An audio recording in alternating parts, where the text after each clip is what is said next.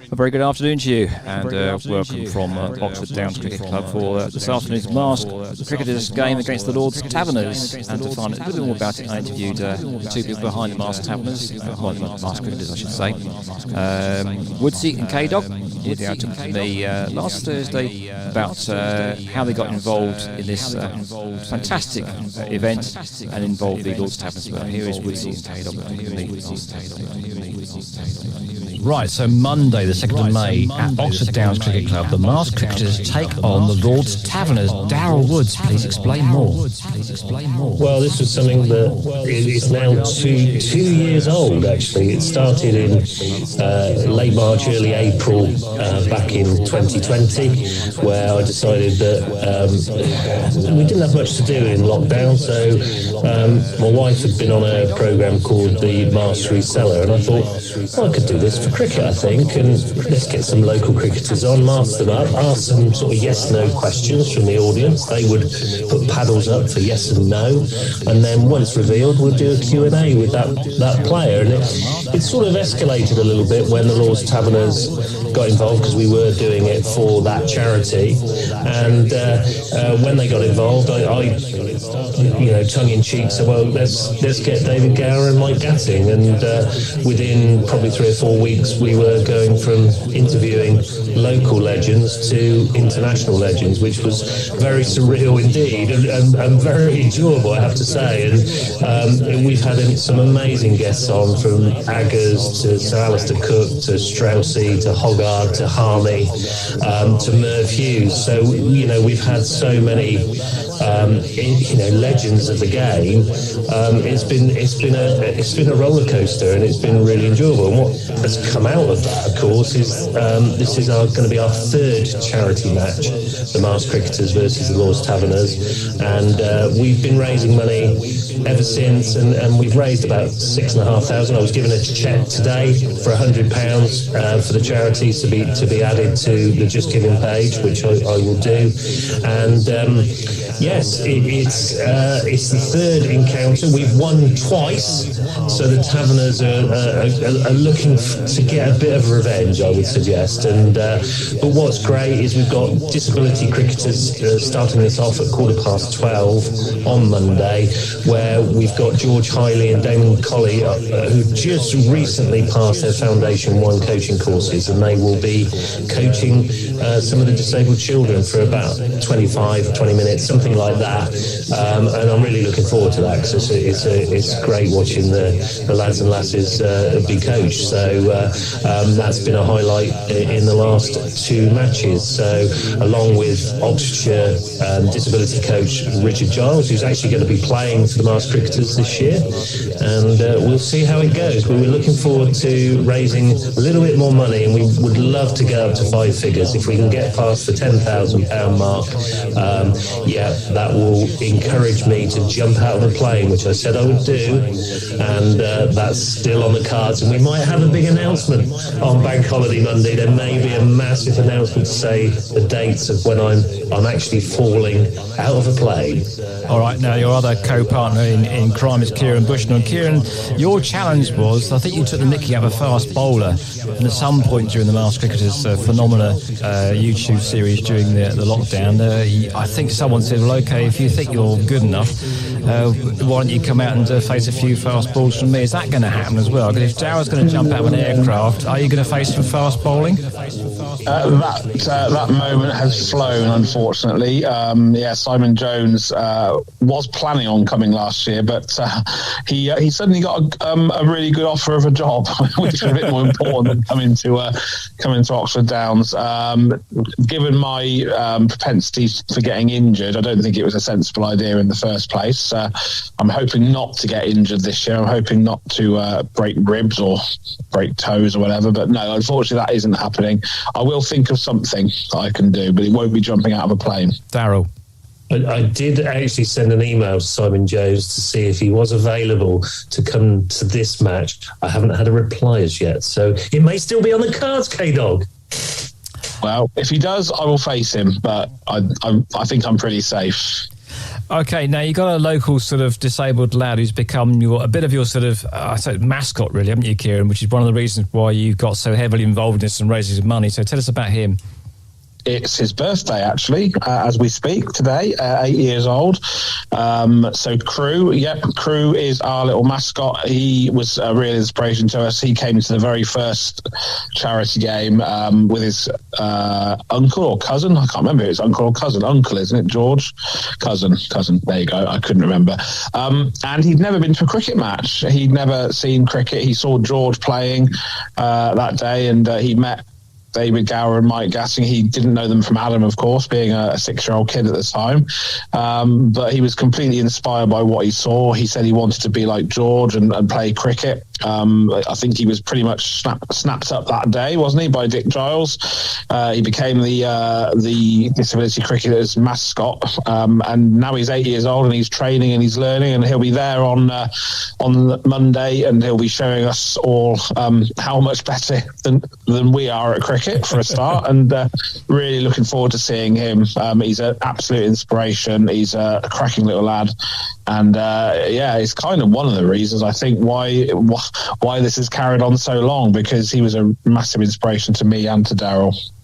Okay, and the YouTube series, which I say was a phenomenal series, is still available on YouTube, isn't it, Daryl? So if you want to actually go back and see some of the fantastic outfits you used to wear and some of the brilliant guests and interviewing that you put together, how do people find out the back catalogue of the Masked Cricketer, and more importantly, how do they give some cash towards the charitable foundation you put in place? Yeah, absolutely. All available on our YouTube channel. You can see, it was a strange one, actually, the dressing up, Colin, because I only dressed up as a sort of James Bond. I was quite sophisticated in the first one. I thought I'd dress up for the occasion. Then it went all a bit Peaky Blinders for the second episode, and I really couldn't stop after that. I've spent a small fortune on fancy dress costumes along the way. And, yes, there have been a couple of repeats because I've forgotten to get a new one, but it's been good fun. But you can watch all these silly clothing that I've been wearing. The outfits have been quite good fun. We've had a bit of a laugh at the start, very silly, very, very silly, because we do throw this program together. You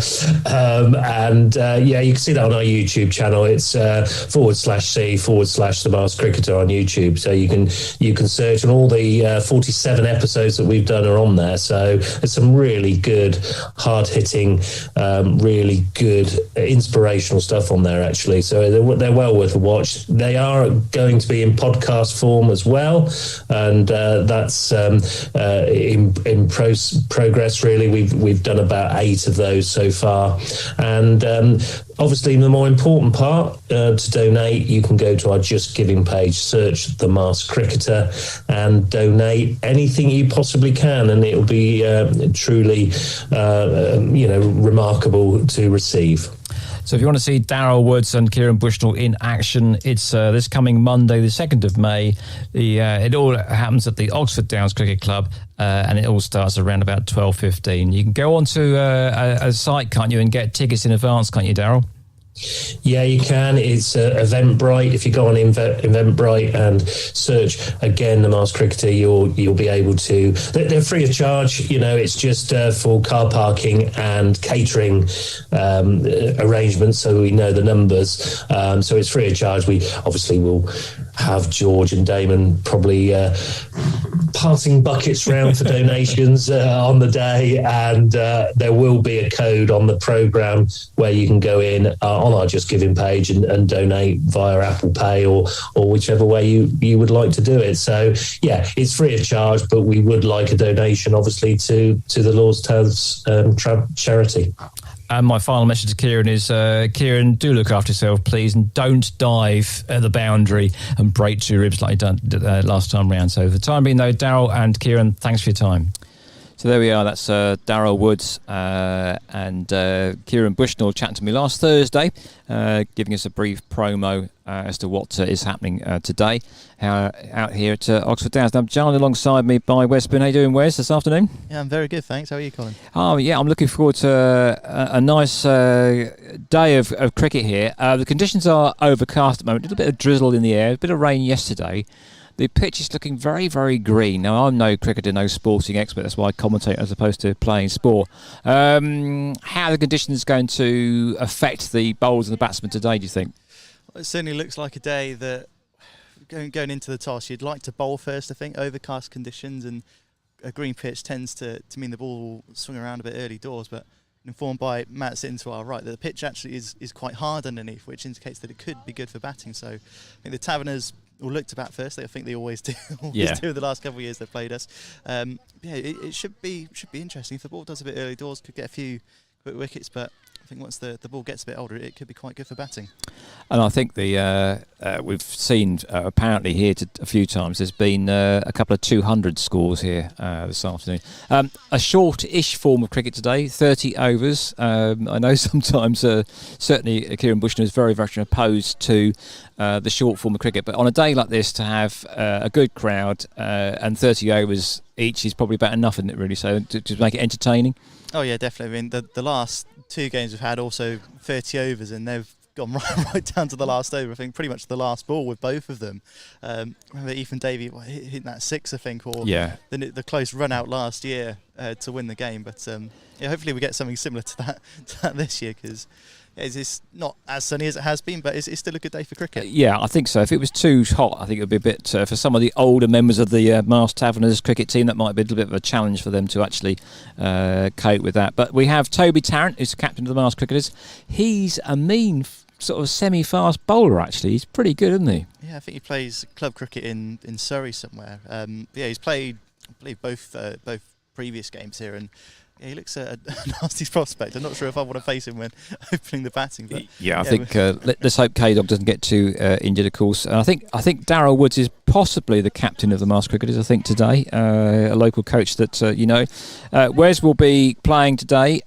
We think Mike Gatting will be the umpire along with Julian Huntley. I'm Colin Ride. We will be joined by BBC Radio Oxford's Gaia Dimitrov. Hopefully she'll come and give me a little bit of a hand here this afternoon, because we're going to be probably seeing first off before 12:30, I think, when there's a bit more of a crowd here, a demonstration from Oxford Disability Cricket with Dick Giles. Dick Giles is out there in the centre at the moment, and that's going to be fantastic. So hopefully we'll get Dick Giles over here to go through that and tell us a little bit about disability cricket, because this is what it's all about today. It's raising money for the Lord's Taverners and Oxford Disability Cricket. And as I say, you heard earlier on, sorry, there's a bit of an echo there if you've tuned in earlier on. We're still getting used to the bits of kit that we've got out here today. There's a massive wires all over the place, and we've got headphones all over the place here, but we are outside with Matt Bones alongside me as well. He's making sure that the streaming service is up and live. We will be live throughout. Hopefully we'll have some updates as well this afternoon from a couple of cricket football matches. Oxford City are at home to St Albans. They're still in fifth, the playoff place there, and if they stay there, that means they'll be in a playoff for the promotion up to the conference proper next Wednesday week, actually, over a week's time at home, we think against Eastbourne. So that'll be a good one. Meanwhile, North Lee, I think half the village of North Lee has disappeared to Ware today, because they are in the final of their promotion race, going up, I think, from step 4 to step 3. Eddie Odiambo out there, and a 42-year-old Jefferson Louis, who I had the pleasure of seeing a couple of weeks back when North Lee beat Didcot, I think 3-0 on the day, and he came on for 15 minutes towards the end, and a great cameo appearance there from someone who clearly knew what he was doing. A great striker. I was willing him to score so it'd make a headline I could report back to BBC Radio Oxford. He didn't score, but I think he did lay on the third goal. So that's something we'll hopefully be keeping you abreast of. We've got a laptop here as well, which we should be keeping you abreast of the snooker between things. Lots of stuff going on here. Anything else that takes our fancy during the day. But we will probably keep quiet a little bit now. We'll leave you just with the lovely scenes here. You can see on the cameras here. Hopefully the internet will keep going this afternoon, as long as it doesn't get hacked by the Russians, I suppose. And I'm told today we've got an innovation out there on the stumps. We've got whizzy stumps. Have you come across these before? These whizzy, they light up when the ball hits them. Yeah, I mean they're they're brilliant stuff. Okay, I had a quick demonstration there. There's 600 quid a throw, so no one's going to nick the stumps as a souvenir this afternoon. Otherwise, they'll be held to pay with the chairman of Oxford Downs Cricket Club. But they do, and they're not just the sort of teeny ones that light up a little bit. Okay, you've seen in the other ones. These ones, it's the whole stump. It's like a light show. Yes, it's fantastic there. And I suppose one thing to ask you as a professional man involved in cricket down with Hampshire now as a part of their social media team, Wes. We've talked to you about the conditions. We think it favours the batsman. So if the masked cricketers actually do end up winning the toss and decide to bat, they should be on for a significant score. Overcast conditions, though, how will that affect the bowlers and the batsmen today? And is the light good enough for them to actually, hopefully won't get a ban through bad light, will it? But I mean, seriously, it's overcast today. How's that going to affect the play? Yeah, the conditions certainly now look more akin to bowling, slightly bowler-friendly conditions. It'll be a tricky few overs for the opening batters, whoever they'll be. Just get through that new ball, see off the shine of that new ball as well. Let's play the ball on its merit, and as we say, we're joined by K-Dog and Woodsy. We are joined by K-Dog and Woodsy. So we've done your little promo. It went out a little bit earlier on, so we've heard about what is going on today. But let's just make sure we've got the mics up for you guys. So we've got a pretty good crowd today, haven't we, Woodsy? Do you think? Well, it's getting bigger, isn't it? As the day goes on, I'm sure that will increase. We've got most of the disabled parents watching the disabled cricketers behind us doing some catching, which is absolutely brilliant to see. And they've got two new coaches in George and Damon orchestrating things there, I think, helping the lads and lasses there. So it's really good to see. It's kicked off the day in a good way. And you've been playing cricket Saturday, I think, so you're very brave to come out again as well. So you did quite well, didn't you? Hoping to put a big score today, Woodsy? K-Dog, rather? Well, Woodsy did quite well, because Woodsy always does, and I'm sure he'll tell you about his 4 wickets and his runs. But I'd to talk about that. I did play on Saturday. Yes, I enjoyed myself for a change. I didn't retire after one day's cricket, which is very unusual. There was a bit of a sweepstake going on online. How long will it take for me to retire? Somebody said 3 o'clock. Somebody said, don't forget to take your toys and your pram with you. Oh, dear me. You're getting a bit of abuse on Twitter already, are you? I was. It's a fair comment. Did I say something like after you've lost the toss? Yeah, but I wasn't captain, so it didn't matter. And we did lose the toss, but I wasn't captain, so... Right. Have you already had the toss, have you? Or not? No, we've not. No, Toby Tarrant has arrived. Actually, he's the captain of the Lord's Taverners today. Son of Who Wants to Be a Millionaire? Chris Tarrant. So, good man. Yeah, that was a pretty good impersonation there. No, that's no, don't get with the day job, Darrell. No. Okay, so you are captain of the masked cricketers, yes? I've decided, I was trying to persuade somebody else to do it, but he was trying to persuade me, Colin, but I am now the captain. All right, so we've got a few names I recognise. We've got Kieran Bushnell, clearly. We've got Westbit, an import from Minster Lovell Cricket Club as well.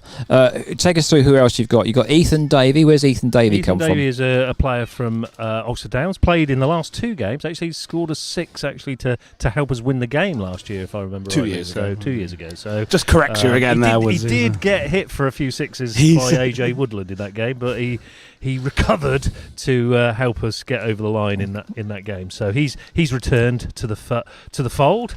What about James Mockler? James Mockler's not here today, unfortunately. Okay. He had other commitments, unfortunately, so we're not seeing James today. Nick Rivet then?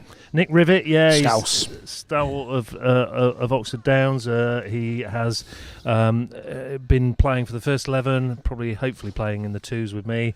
But yeah, useful cricketer, Nick.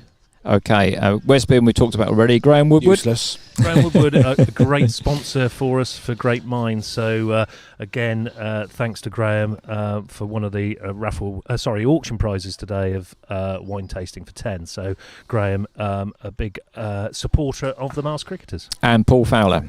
Paul Fowler has done an incredible amount of work behind the scenes actually at Oxford Downs Cricket Club this year, and I wanted to reward him to play in this game.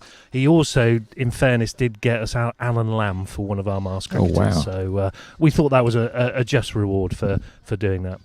Okay, and Patrick Daniel. Legend. Patrick Daniel, obviously definitely a star of Oxford Downs Cricket Club. Does a little bit on the ground. Does a little bit on the ground. Let's hope he's not listening. Just a little bit around the ground. He panics about everything. He wants everything to go well. He's passionate about this cricket club, which is brilliant. And again, just a reward for just a good guy. And hopefully he can play in a bit of a friendly game of cricket and enjoy the outcomes. Okay, so we've got Sam King as well. Sam King, I'll just say he adds a bit of ballast to the side. So you've got me one side and Sam the other, just to balance the outfield out. We both carry a little bit of timber. Okay. But Sam King, if you remember last year, got his body literally behind everything and stopped. I remember a ball off my pies that was absolutely wellied towards him, and he stopped it. I think the ball took Sam to the boundary with him, didn't it? Almost. It did, I think. Yeah. All right, fantastic. Dick Giles he's out there doing the disability demonstration at the moment. I'll be out with the radio mic in a minute, so Dick Giles can actually take us through what's going on across there. So Dick Giles is out there at the moment in his very, very professional-looking strip. And last but not least, Joe Clapton. Not here. Okay. But So who have you he's got been instead? replaced by a young man by the name of Isaac Hall, who is going to be our wicketkeeper today. We spent all day with him yesterday. Yep. We're spending all day with him again today, which you're mad, Daryl, spending 2 days with Isaac Hall. That's not good. But he's a county under-18 trialist at the moment. He's a very capable, very good umpire as well. Not quite as good as umpiring as me, but no, actually he's a lot better than me. He's more qualified than he is more qualified than me. That's not hard, is it, to be fair? So Isaac will be keeping wicket today, and looking forward to it. Okay, and you were missing one other player, is that right? Can you remember who that is making up the final squad? No, he's gone blank, hasn't he? No. Mind you, he is wearing a Wurzel Gummidge outfit, so he hasn't got much between his ears, has he? Really? I wasn't wearing the Wurzel Gummidge. No, have I missed out anybody at all? No, I think you got 11 there. I think you had the 11. Yeah. No, we're all right. We'll pick up a little bit later on. Yes. Look, Kieran's counting. We've got 11, Daryl. 11. You don't just throw this together. Oh, yes, no. Okay, gentlemen, I'll let you get on. Right. Thank you so much for that. Let's just make sure we mute the right mics to go. That's the end. Yeah, go on. That's the end guest, and that is me. I'm going to try and go out. Wes, you're going to have to sort of cue me in, I think, a little bit here. I'm going to give you the headphones, which will work. And we've got to just do a little bit of juggling here. I'll take these off, right? Put those round there like that. What I'm going to do, you got them, that's fantastic. Okay, so and I'm going to pick up the radio mic, which is there, which hopefully is on. It is on. Okay, I'm going to do that. I'm going to now turn my mic off. This is all very good, isn't it? It's going very well. Very professional. We don't have this setup at Hampshire, I'll tell you that. Let's do that.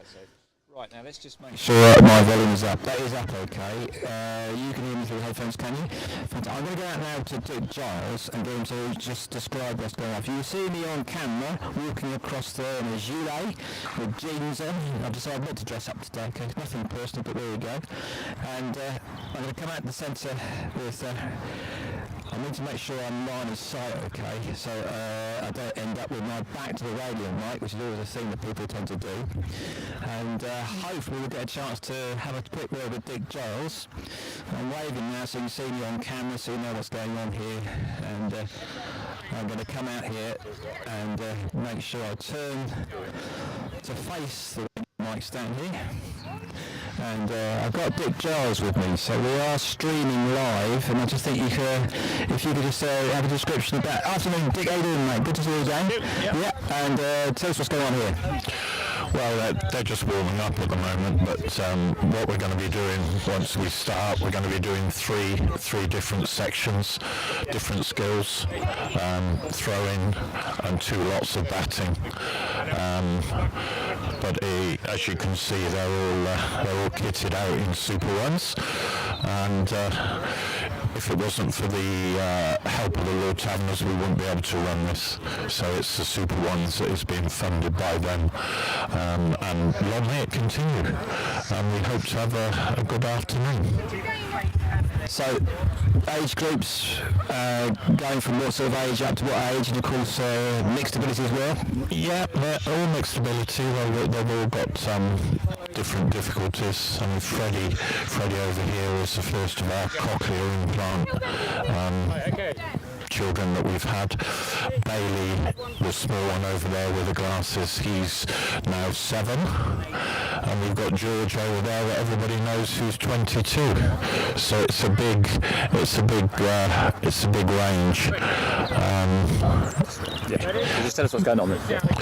Well, all they're going to do, Chris is just organised and just do a relay of throwing between 2 teams. But as I say, it's just a little warm up what they're doing. So. One of the things that fascinates me is that I learned for the first time about table cricket. Yeah. And table cricket is something which is exactly what it sounds. It's a game of cricket with proper rules, bats and everything else okay. But the final, if you get through, is actually at Lords, which I find incredible. That's right. Yeah. We've got through. We've done the Oxfordshire final, which was won by Abingdon College, and Damon actually is in that team. And they are actually playing in the regional final at Stoke Mandeville on the 13th of May. So in 11 days' time, they'll be there, and hopefully if they get through, then they will be representing Oxfordshire at Lords in June. So I think it's fantastic. I mean, Lords is a fantastic place. The fact they're giving over it to a disability sport is, I think, a wonderful testament to how much effort people put into make this sport accessible. And I say, when you look at the Lords Taverners website and see the amount of access that's available to people, right way through lockdown as well, you guys were still doing a tremendous job through lockdown. And one of the things that caught me, actually almost brought a lump to my throat really, was when I interviewed you back during lockdown, when we were doing our sort of lockdown programme. You said one of the worst things you had to do was to say to these kids that they couldn't have cricket training anymore because of COVID. And the first thing one of the kids said to me, have I done anything wrong? Yeah, that's exactly right. They wondered why they couldn't go on a Wednesday, Thursday or a Friday. They thought it was something to do with them, and it was important that we kept it going throughout the period. Obviously, it was difficult getting into schools and colleges, but we managed to keep the hubs open, and we've got 4 hubs in Oxfordshire, in Oxford, Bicester, Abingdon and Witney, and all the kids that are here today and young adults, they come from those hubs. And from then, they will go on. We've got 3 representative festivals between Oxfordshire, Gloucestershire and Hertfordshire in June, July and August. So these will all be representing Oxfordshire in those festivals. And there is a big difference in the talent range, obviously, because some have just started, but they're so keen. It's brilliant, Well, thanks for that, Dick. We'll let them do their talking, I think, so in terms of what we're seeing, and let's look for a good outcome today. The Masked Taverners, cricketers, we're giving the Masked Taverners a crossbreed there, and the Masked Cricketers have been doing quite well. I think they've won a couple of the games so far, and but Toby Tarrant, if he wins the toss today, I reckon the Taverners could actually put on a good score anyway on this wicket. I would have said so. Yeah, I would have said so, especially if I'm playing, but hopefully I won't have to. But well, we're looking forward to a good game this afternoon. The time of Dick Giles, thanks for your time. Thank you. Thank you. Okay, so I'm going to go back there. Hopefully get the thumbs up from Wes to make sure that we are all still working. We've got the thumbs up there, so that's working. And as I say, this is a demonstration of Oxford Disability Cricket. And all age groups. And I think I'm going to come back for what's called a comfort break, Wes, I think, at some point here. So I'll tell you what we might do. Since you've got a nice laptop in front of you, do you want to just do a little bit of... it is, I don't think I've started snooker again yet, but I'm going to hand over to you just for a short while, Wes, to do some updates about what's going on around the county today. Give Oxford City a plug. They're at home St Albans, and of course North Lee, who are out at Ware today, taking, I think, 3 coach days. The entire village is disappeared. But for the time being, Wes, I'll hand over to you, and then I'll be back with you once we've had a comfort break, young man. Okay. Yeah, of course, the World Snooker Championship final going on at the Crucible Theatre in Sheffield today. Rodney O'Sullivan last night led Jeb Trunk by by quite some margin. I can't remember the exact score, actually. But yeah, as Colin said, both Oxford City and North Lee in action today. Last home game of the season for Oxford City. Just internet's being a bit slow at the moment, but do bear with us as we just try and get these scores up. We've got the disability cricketers in front of us, throwing the balls at the stumps. See how many they can take out.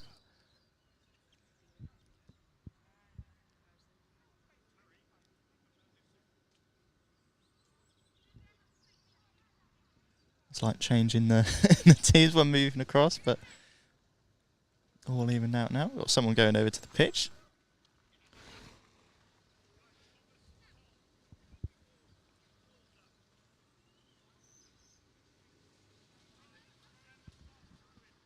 There we go, here we go. About to get underway. Oh, just missed the first throw. Your throwing actions, come on, someone hit one. Yeah, there we go. Oh, that's 2, 3, 4. Oh, stump's knocked down.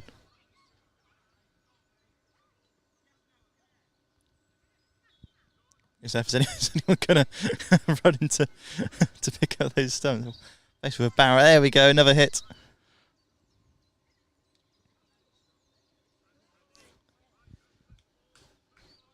So I've got, I think one of the stumps is nearly coming out.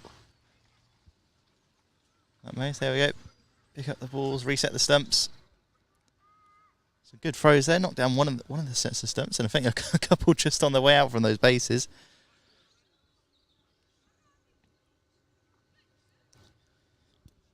In the football, as I said, last home game of the season for Oxford City. They're taking on St Albans at the Velocity Stadium. Between Marston and Headington. I'm not quite sure which sort of boundary in Oxford it's in, whether it's Marston or Headington. Oh, another hit of the stumps. Brilliant stuff. Just missing. There we go. There's another. Oh, one just clipped the top. Oh, middle stump right out. Oh, one just bouncing over.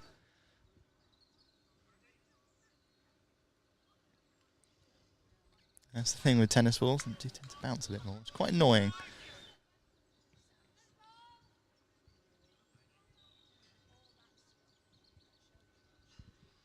Now getting back to Oxford City. 5th in the National League South, in the playoff spots. Taking on St Albans, who's at 9th. 13 points behind City as Colin starts to make his way over again. So we don't have to keep rambling on.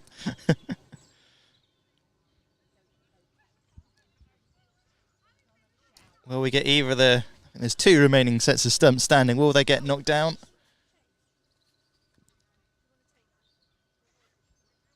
Some good accurate throw on show today. Probably better than any of us will be in the game later on. Actually managed to hit the... Oh, there's one out. Oh, another one just not quite falling over. Another few hits. Here we go. One's knocked down. One's still standing. Oh, one more set.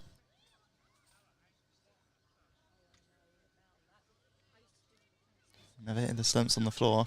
Oh, there's 3 still standing, I think. Can we get it knocked over? Oh, another hit. Oh, not quite falling over.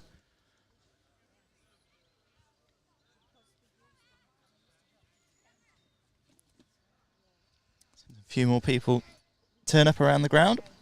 Decent turnout over to our left. And they've moved the pitch over this year from sort of the left-hand side as we look at. And there it goes! All 3 sets of stumps knocked over. Brilliant stuff from our young disability cricketers. This whole event is in aid of Oxfordshire Disability Cricket and the Lord's Taverners, doing wonders for disability cricketers up and down the country, but specifically here in Oxfordshire.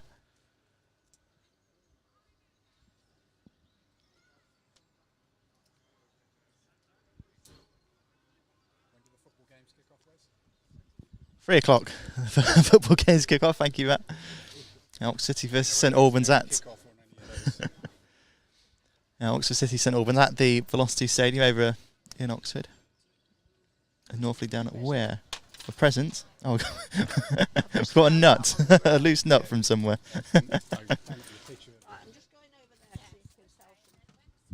We've got a few more people walking around behind us now.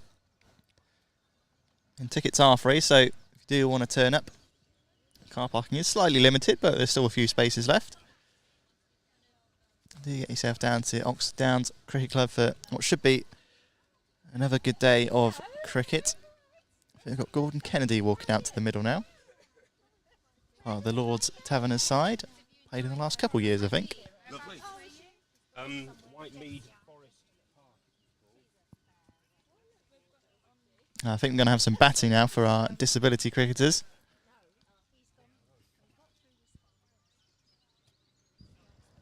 Yeah, they definitely do go through the whole range of skills, don't they? And I think that the enthusiasm is fantastic. The fact that they get out there, and I think the thing about cricket is, it doesn't matter how good or bad you are. There's a team, and you get a chance to do something, don't you? If you can just run about a bit and throw something, you're probably okay, aren't you? Sounds exactly like our third team. That. Yeah, and. Again, looking forward to a good afternoon, and I mean, hopefully, I think we're told that there should be sunny intervals. I don't think there's going to be a downpour this afternoon. So, but the Lord's Taverners are making their way into the bar, as one might expect. I think this could be one way that the masked cricketer could nobble the opposition. I think this afternoon by making sure that they partake of the liquid refreshments this afternoon, and. I've also been told we're getting an actual tea for a change, a good cricket tea. Well, I'm looking forward to that. I've brought my own sandwiches as well, but we shall hopefully see that. So I will probably be going out to the centre again. Now we know the radio mic works. So this is a technology we're using for the first time here to actually talk to both captains, and also I think Mike Gatting is going to be the umpire as well today, so have a chat to him as well. See if he's open to any bribes, as long as the money goes to charity. As long as don't give me out LBW, I'll be happy. Okay. Well, yeah, I suppose so. But I think just so that they're going to be generous, I think today is probably unless they really want it to win. I think the Lord's Taverners. Then I keep on calling it the Masked Taverners. Yeah, I know. Anyway, we're now trying to do what looks like a bit of a golf thing here. The ball being put onto the top of a sort of stump there, and they're going to knock it off. This is George, isn't it? This is George. This is George, isn't it? Harley here. He's the coach. He's the one who's helping the spin. Oh, got a left-hander in. Oh yeah, get him in the team. One for Darryl to keep an eye on. Oh yeah, good shot. Good shot. Yeah, so I'm a right-handed bowler, left-handed batsman, which I'm told so always. Are you really? I'm told that always messes up. Not that. Brilliant shot. Yeah, that's going to go all the way for 4. Ooh. First boundary of the day. Yeah, my dad's the opposite. Bats right-handed, bowls left-handed. There you go. A bit weird. What I'll do is around I'm going to just see if I can get the mic to Matt. I'll hold the mic and you chat. Okay, so good afternoon, Matt. Matt is in charge of all the streaming technology today. If you saw the amount of wires we got here all over the place, it's an amazing there. It all got plugged up okay. We did experiment with it last year. It works. So the radio mic works as well. At the moment, touch wood, sir, all your technology is working, isn't it? Yes, yeah. The last piece of the jigsaw puzzle I just got going, it was the link to the scoring, so you can actually see the graphics with the score on, and hopefully that will work. It should update ball by ball, but it's the first time I've connected to this new laptop, so it's all initial test. Yes, it's going to be tested as we go along, but yeah, I'm pretty confident. All right, so what's going to happen is that I think Matt and myself are going to be the anchor people today to try and keep you informed as to what's going on. We're going to be trying to multitask and do a bit of PA work too. I think, Matt, you'll probably do the PA, won't you? I think so, yeah. I think you'll do the PA. Yes, and also when boundaries are scored and that, we'll play a bit of music to make it like a T20 game. And when new batsmen come out, so I'll be jumping over to do the sound effects on that as well. So I think I've also got some spare mics here today, some good ones. Wes is holding a pretty good mic now at the moment. We're prepared today. Yeah, we're prepared today. So I'll hold out an effects mic today, so that'll be going out on the streaming as well. So that'll be pretty good this afternoon. We've got a small but subdued crowd here at the moment. Hopefully we're going to get a few more people coming down. I think that this was one of the few events people get out to during lockdown last year, so it's very, very popular. It's always a good afternoon, and cricket tea too. I'm looking forward to that. I tell you, I mean, cricket tea. We had a little sort of thing about cricket teas, didn't we? So right, this is Toby Tarrant, I think, coming out of the centre. Are they going to do the toss? Do we think? I believe so. Yeah, Guinness in hand. I'll tell you what I'm going to do then. I'm going to mute my mic and then. Yes, I've got a bit of feedback there, is that okay? Right, so off with the radio mic then. And thumbs up if you can hear me okay, it's working great, right, fantastic, so.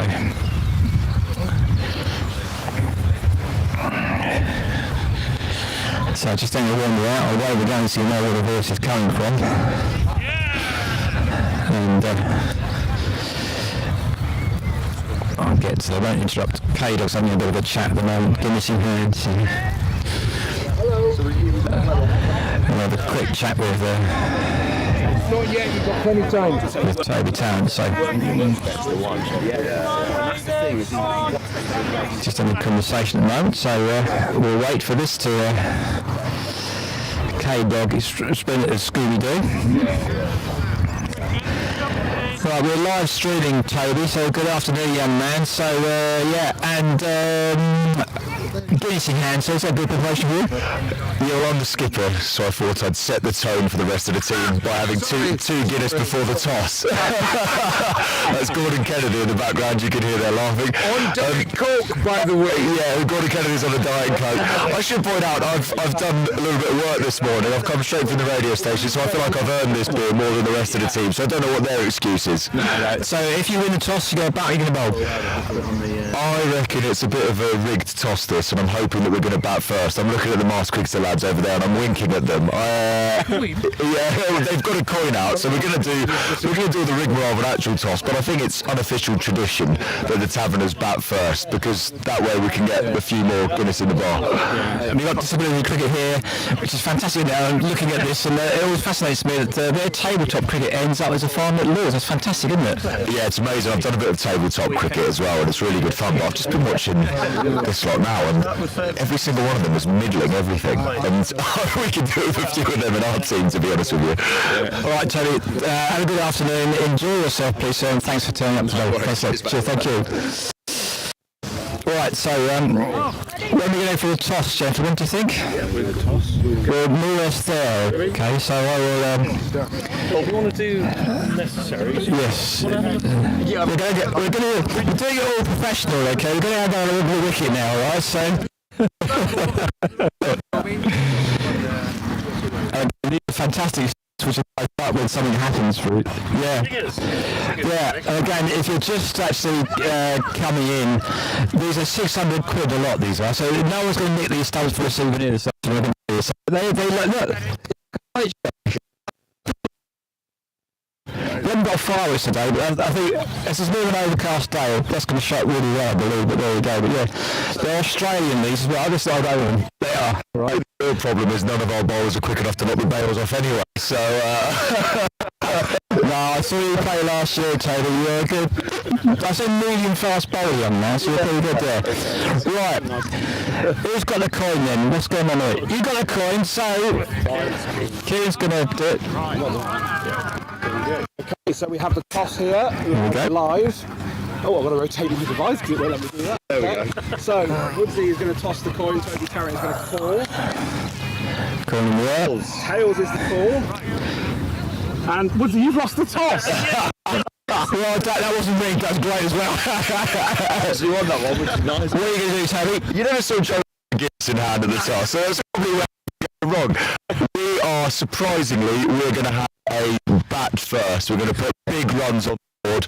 This absolute road that somewhere is behind me. And then we'll kill them out and we'll all be in the pub by about 4 o'clock, I reckon. That sounds like a really good plan. You think that happened, Woods, or not? I was just thinking, actually, if Rooty had got dressed as a scarecrow, might have been quite a good idea, wouldn't it? Actually, in the Caribbean, we might have had better luck. I don't know, but looking forward to. I thought they might bat actually today for some strange reason. I don't know why.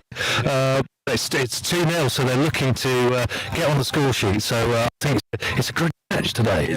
So. Gentlemen, no spitting, no kicking, no gouging of eyes, please. So clean old game and raise plenty of money. Thanks you. Back to Wes. Wes, if you're listening, no, he's not listening to me.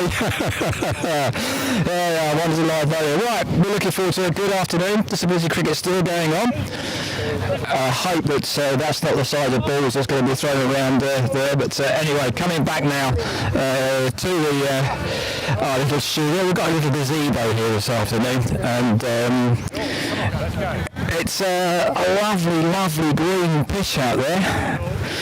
And the Lords Taverners, Toby Tarrant, captain, has won the toss, elected to bat.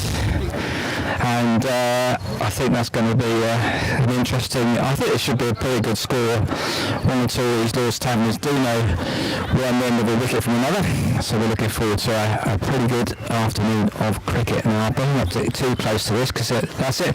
Right then, Wes.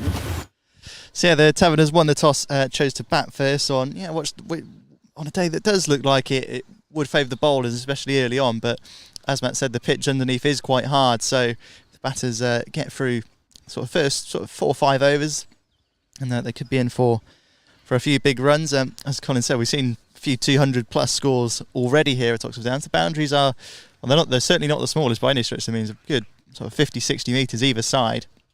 Now, we're a bit more central than we have been the last couple of years. It should be a good day out, and we'll have to wait and see. I mean, I don't know if I'll be bowling much today, but no, I think I think if you get too much, very, very hot sun, it must be debilitating if you're out on the boundaries there for a long period of time. But Toby's come straight from the studios. I think he's is it Radio X? Radio X, yeah. Yeah, he's following his dad's foot. I'm not entirely. I was going to ask him whether it's his dad's genes that have led him to broadcasting. That's clearly the right thing there. But whether his dad ever played cricket in the past, well, I know he's a good Lord's Taverner supporter.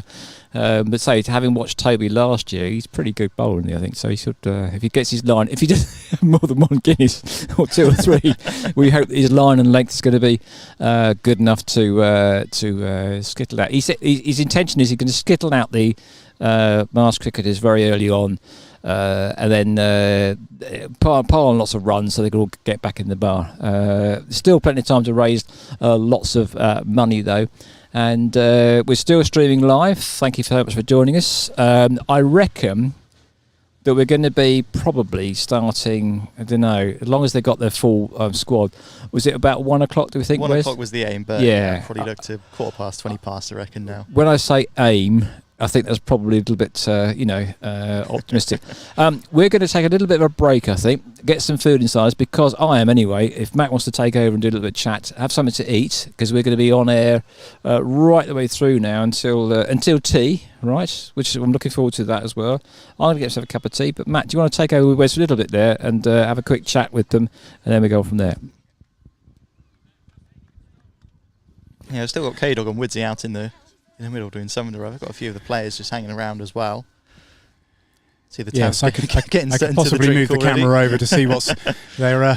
There's 2 distinct groups on the pitch at the moment. I've zoomed in on the youngsters there. They're doing a very good job, and we've got the players over doing a pitch inspection, and also the light up stumps. I think they were flicking those just to check they were working. Yeah, I don't think I'll be quick enough to knock them off. My loop be off spin, but sure, good to see some of those light up as we go through the day.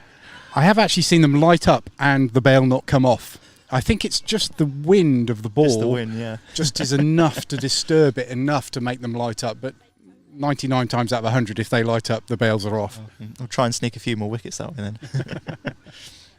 Or the way the bail can flick up and come back onto the stumps. Quite a rare occurrence. I've never seen it.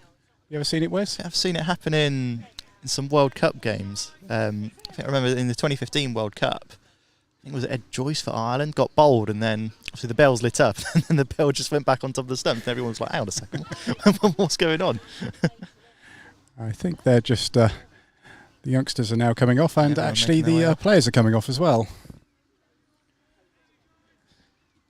As I said to Colin, we're using some, the scorer today, Helen, the best scorer in the world, has got a new laptop, and it's always a little bit nervous to make sure I can get the score from it. It's looking good so far, but until she actually hits the button to say start the innings, I'm not no idea. 100% confident. So as soon as I've got the teams available, I will put them up on the screen. That's exactly the same situation we have at Hampshire. It just gets to 10:30 on a Thursday, start of the match, and just waiting for that toss and tee, and we have to keep refreshing the page as they press start game. Yeah, just people want to know the team. Do they use Play Cricket to score as well, or do they use a different? Yeah. Okay.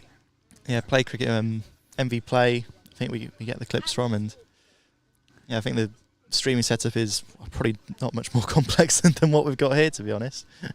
Yeah, I don't actually use the Play Cricket streaming service. I actually use something called Live Studio 6, which I then pick up the scores from the electronic scoreboard file that Play Cricket produces. So not quite as neat as using completely Play Cricket, but it does give you a little bit of extra flexibility in terms of multiple cameras and putting adverts up on the screen, which is great for our sponsors. Not that there's any sponsors today.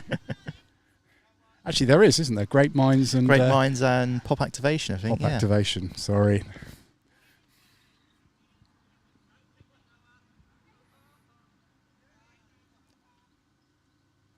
So somebody on the chat was asking for a pitch report. It's flat. That's probably the best way to describe it. We've had next to no rain here for the last month, along with the rest of the UK. And although it's looking very green, we've got a full schedule of rolling and watering in, which has made it flat. And I also think it helps that the players have had more nets this year than the last couple of years, because we had a lot of low-scoring games. I don't know whether you saw that at the county level at all, Wes. Lower scoring games because they just weren't able to practice as much? Certainly back end of last year there were a few low scoring games, but certainly the start of this year, I mean, pitches have seemed to, as you say, quite flat. I mean, Hampshire have scored 400 plus on, I think, about 3 occasions. With them really well, but yeah, certainly back end of last year, sort of September. I think the season almost finished in October last year, where obviously the pitch is a bit damper, obviously used quite a bit, so they weren't the best quality. But we'll have to wait and see what today produces. I mean, hopefully the Taverners choosing to bat first, they won't go and score 330 overs, but for anything round about the 200 mark would be that's a good score, 230 overs. Particularly where the boundary rope is, you have got a slightly short boundary off to the field side of the pitch, to the right-hand side as we look at it with the camera. We played on pitch 1 on Saturday and yesterday, and there was 200 plus runs, but they had 10 more overs yesterday, so we played a 40 over game both days. Yeah, got the train back up from Winchester yesterday, hoping to play in a friendly yesterday against Blenheim. Got to the ground 11:30, chucking it down with rain, and obviously Minster Level having the windrush at one end, a few puddles on the ground, which wasn't ideal. Hopefully, as long as today stays dry, we should be in for a good game. It was cold yesterday, though. The wind was cold. Freezing, yeah. I was glad I wasn't playing. I played on Saturday, and it was beautiful. It was kind of that Goldilocks temperature, not too hot, not too cold. I was actually at one of the drinks breaks, I was thinking, I better put some suntan lotion on for the first time this year, because otherwise you end up a little bit red. Even though it's deceptively okay, you end up with a sunburnt face. Yeah, I've brought my long sleeve shirt for today and a cable on it as well, so hopefully I'll be able to stay warm. Yeah, it isn't the warmest of days here for cricket, but as long as it stays dry, that's all that matters, I suppose. Right, if you just forgive me for a second, I will have a quick look. Helen hasn't hit start match yet, so I can't see the teams.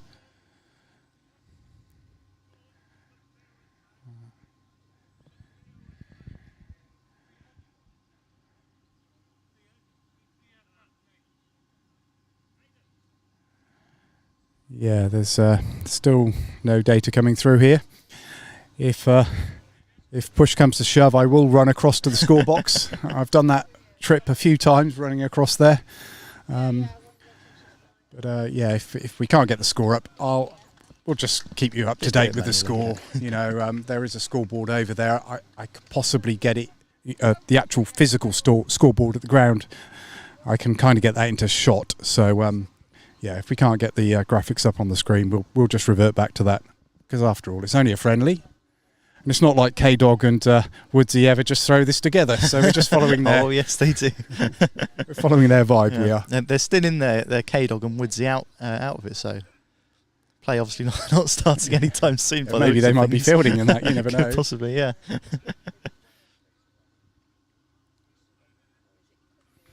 So they're just going through another drill here by the look of it. It looks like they'll roll the ball in and throw at the stumps.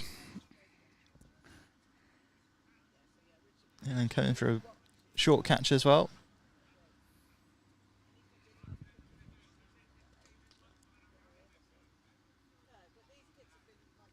Yeah. Good attack and good throw. I catch the ball as well. Brilliant stuff. So will you be playing much for Minster level this season at all? Potentially. Probably a handful of games. It's obviously county cricket beckons me most weekends. But yeah, I should be able to make the trip up to Minster level every now and again. I do like playing there. Still want to play there. Do you coach any of the youth teams there? I've seen you sort out with of, yeah. Help out with the under-11s. Do that for the last about 5 or 6 years now, I think. It seems to have flown by. More of an admin role this year, but I know Kieran wants a helping hand with some of them, because although it is a small group, some of them obviously go to school together, so tend to chat quite a bit and don't tend to listen to us at bit points. of crowd control occasionally. Yeah.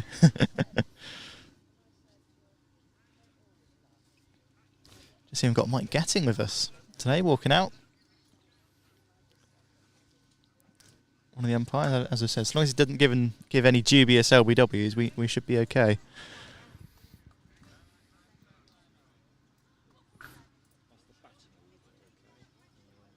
So there's a few there on the thing that goes through that one.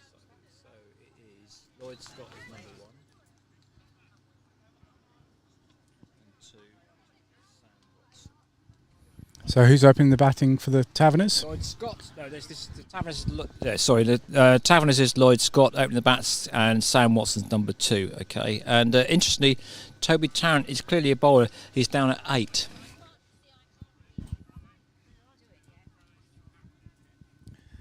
So I think Mike Gatting's just off camera here. I'll just rotate the camera around so you can. We'll have a He's got a very recognisable stance, hasn't he? I think he's built to be an umpire these days, don't you think? So he's got that sort of and he has a very languid finger, and he raises it to give people an out as well. But yeah, good stuff. So at the moment, there's no sign of much going on apart from this disability cricket going on here. The Lords Taverners are showing not too much intention to get on, are they? More interest with the bar. I think they are more interested in the bar. So we'll keep quiet for a bit and let you just soak up the atmosphere here at Oxford Downs, and then we can come back to you when we see a little bit more action out on the wicket, which shouldn't be too far away now. I think it's just past 1 o'clock here. There are no floodlights here this evening, are there? So hopefully we should be back. Get a few torches out. So we'll take a little bit of a break, and then we'll be back with you as soon as we see some action out on the wicket. For the time being, though, from myself and Wes, thanks a lot.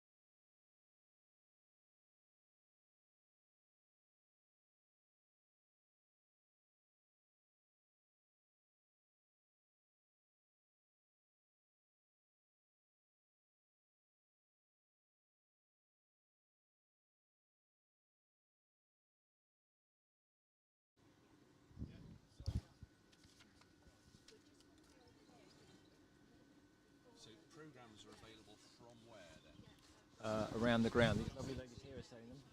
So they're going around the ground.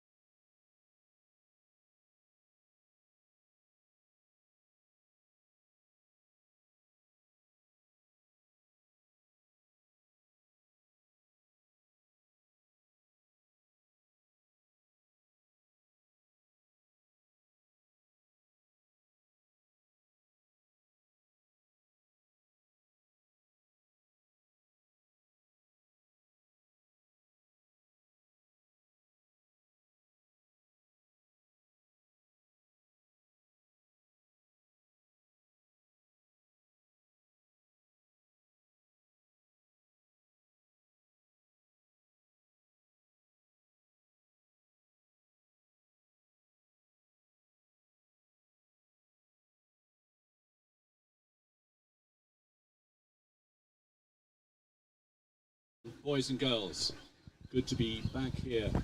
Stanley. In last year's fixture, the Lord's Taverners against the Masked Cricketer 11, which is not easy to say when you've had a couple. But good to see you all. A little bit of a change in the weather this year. I seem to remember it was roasting hot last year. People well wrapped up this afternoon.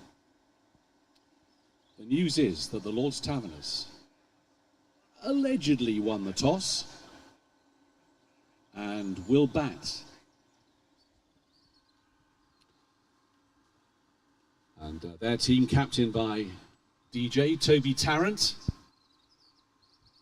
And I'll fill you in on their lineup as we progress. We'll be off fairly soon. I mean, what's 20 minutes late, for goodness sake, for the start of this afternoon's proceedings.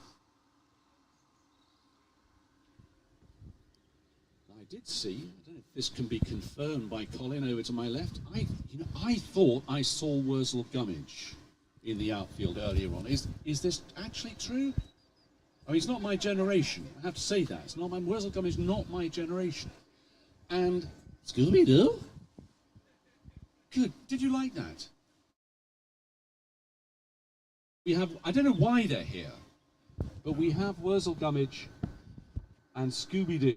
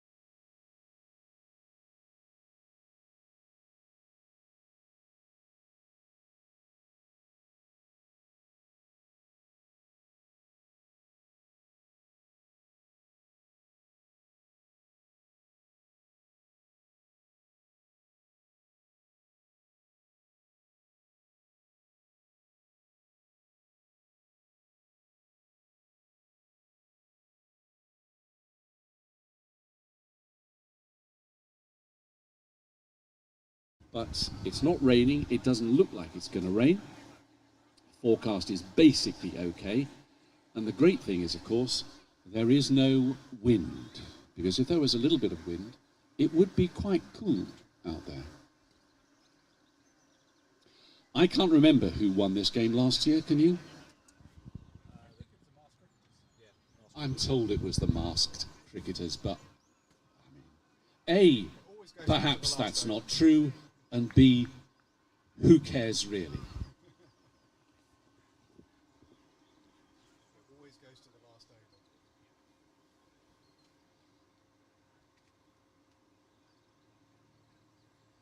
So amongst the Taverner lineup this afternoon, say Toby Tarrant, DJ, son of Chris Tarrant. He was working this morning in the studio. He looked pretty bright-eyed when he arrived. Also actor Gordon Kennedy. Lloyd Scott, who's done more extraordinary fundraising stunts than anybody, I was going to say, on the planet, in the solar system, in the universe. Still got one or two up his sleeve. Lloyd's with us this afternoon. And Gus Mackay, for example. Zimbabwe cricketer. These days heavily involved in that other game of rugby union. But I'll introduce the players as they take part in the action.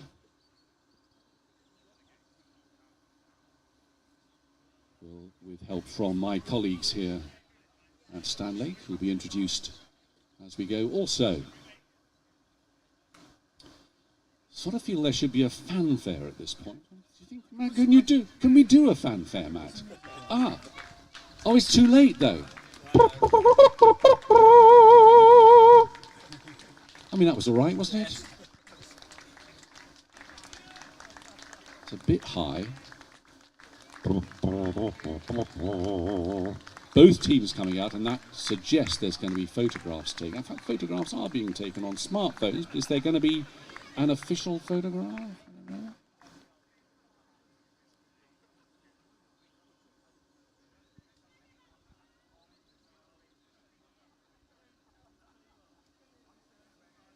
And the eagle-eyed amongst you will have noticed that one of our umpires this afternoon has arrived, Mike Gatting of England and Middlesex. Umpiring this afternoon with a familiar figure at Taverners games, Julian Huntley, who's raced out there. There's Mike Gatting on his way out, who injured himself grievously yesterday afternoon. Wait for it. Watching snooker.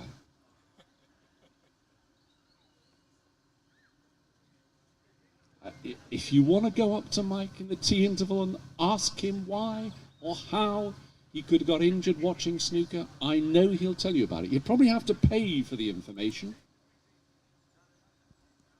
into the Lord's Taverners kitty, but by all means ask him.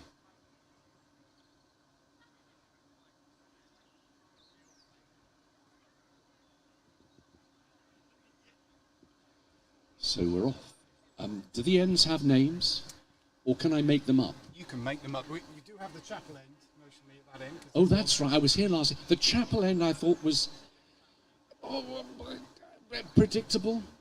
I mean, it's not really at the end, is it? It's off to one side. I mean, did we call it the Birmingham end? Isn't Birmingham up there somewhere? Well, it's a bit more over that direction. Oh, right. Well, now you're being pedantic, Matt. This end, house car park end. You cannot call this end the house and car park end. You cannot do that. Well, I'm going to work on this. Actually, we could have the Wurzel Gummidge end and the Scooby-Doo end if we actually park them at either end for the duration. Now, I need a few names now, and Colin will tell me who's opening the batting for. Lloyd Scott is at the far end, at the non-strikers end. Sam Watson. And Sam Watson is about to face. And off we go. Pleasing noise off the bat. held up in the long grass. Oh, I shouldn't have said that, should I? I shouldn't have said that.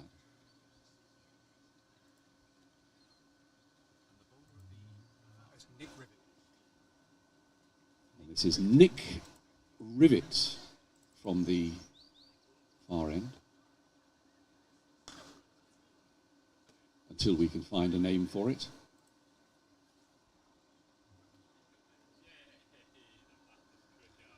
I mean, Matt, what is there over there? What town is in the distance, directly behind the bowler's arm?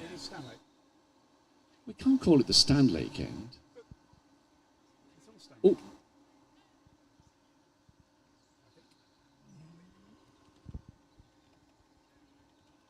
No, I'm going to go with Scooby-Doo and Wurzel Gummidge. Okay. The far end is going to be the Scooby-Doo end. And the opposite, the Wurzel Gummidge end.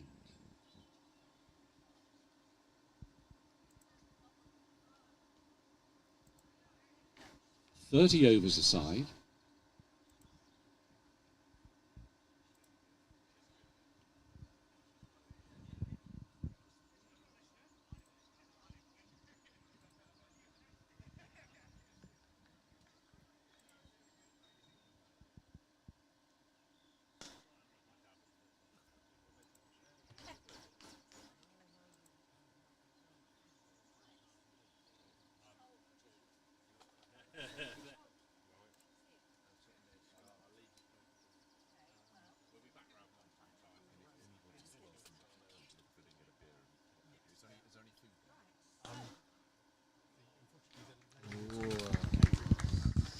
First boundary of the day.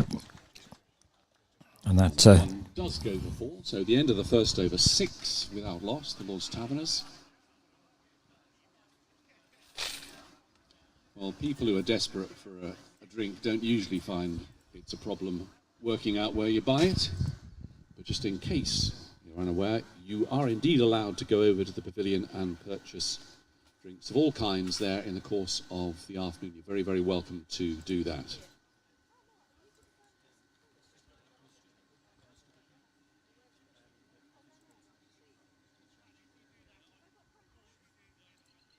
And not only do we have Wurzel Gummidge and Scooby-Doo with us this afternoon, we also have Mr. Whippy. That's probably the most exciting news I've heard so far. So Mr. Whippy is here.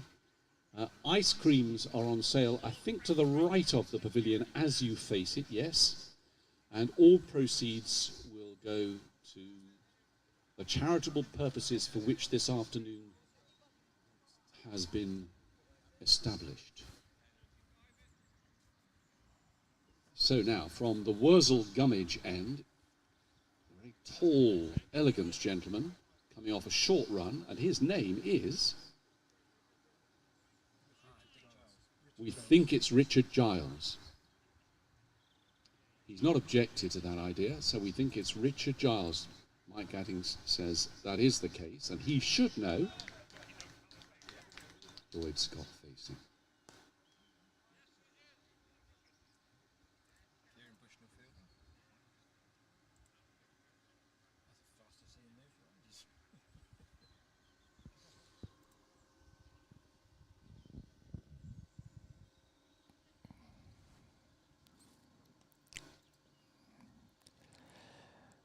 I think at the moment the Lord's Taverners are being kind to Dick Giles's bowling efforts. Lloyd was telling me it's 20 years since that famous occasion when he did the London Marathon.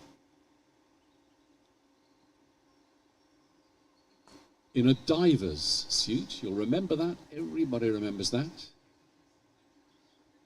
It took him about 3 weeks. But he got there. They banned that now, that sort of thing. You've got to do it all within the day.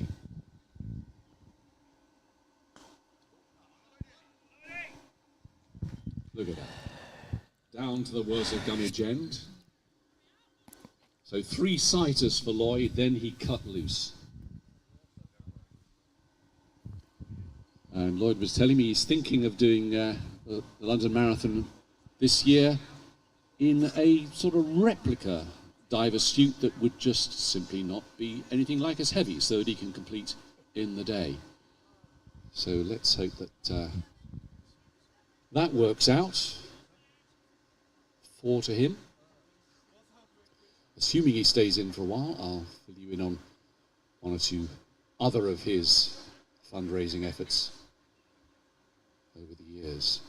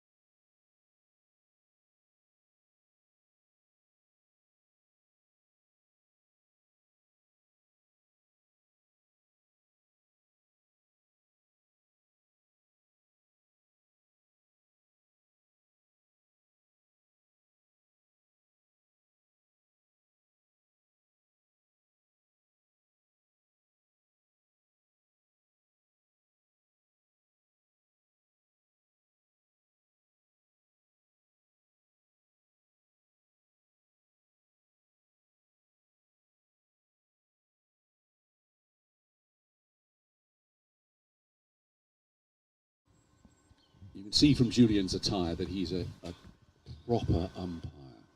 Yes. Always immaculately turned out.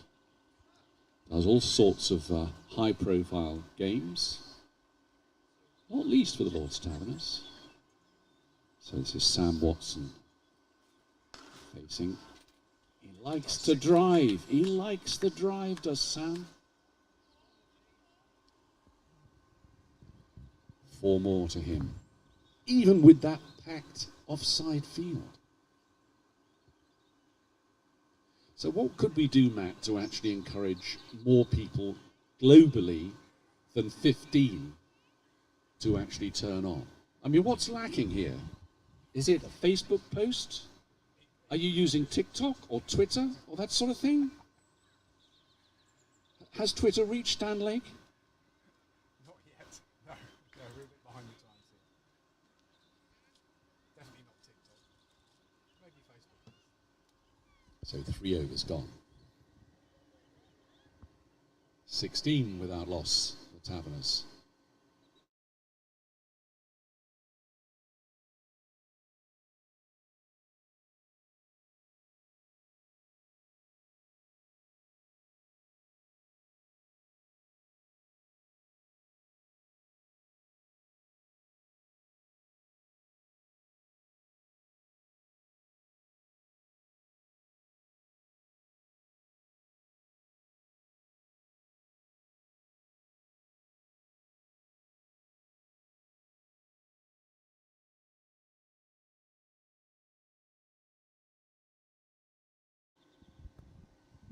look, sashaying down the wicket.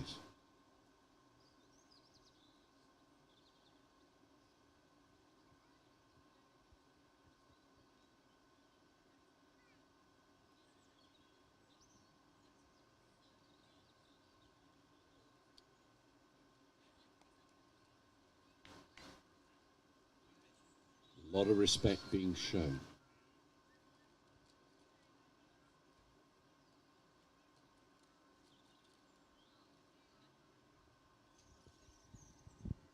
So we'll do something different in this over, just to make sure that everybody's involved.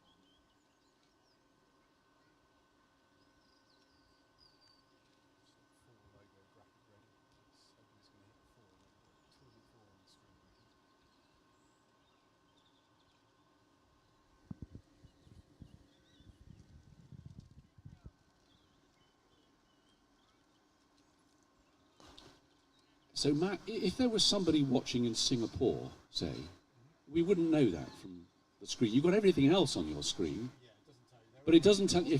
So if there was somebody in Singapore watching, we wouldn't know. But there might be. There might be. Has it gone up from 15 yet?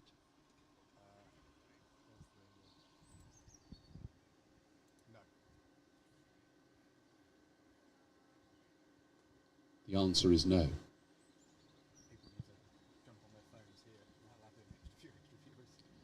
Yeah, if anybody's got a smartphone with them, of course you have, could you just go on to the live stream? Could we get it up to 18, perhaps?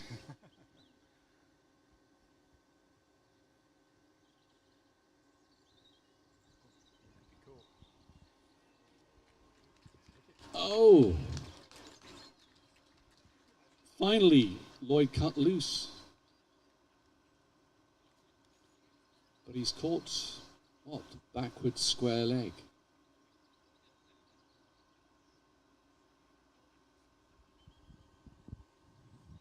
Having scored 5. So Richard Giles strikes. Right, should we do something now? Okay. Move across in that direction and maybe jump on the street. And I'll do a little bit of music with people coming out. Absolutely. Just walk through.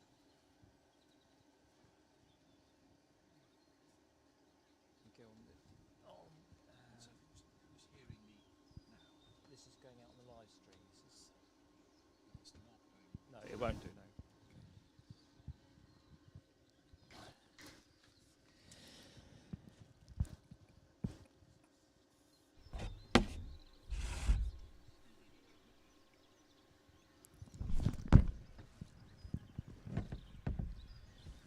So we've now switched across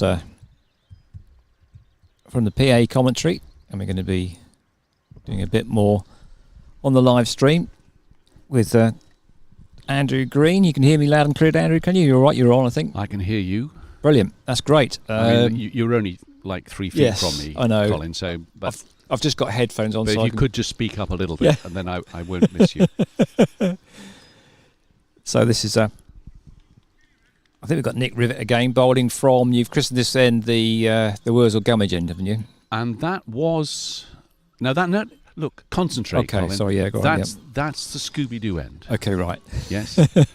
But that was a lovely late cut off the medium pace of Nick Rivet down to the trees there. A nice line of horse chestnuts over there. It's a beautiful setting, isn't it? It's a lovely place to sit for an afternoon.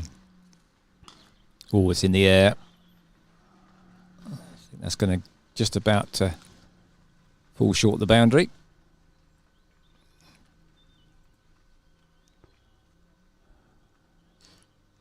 While we're here to enjoy ourselves, Andrew, there's also some serious cricketers amongst this teams, aren't there?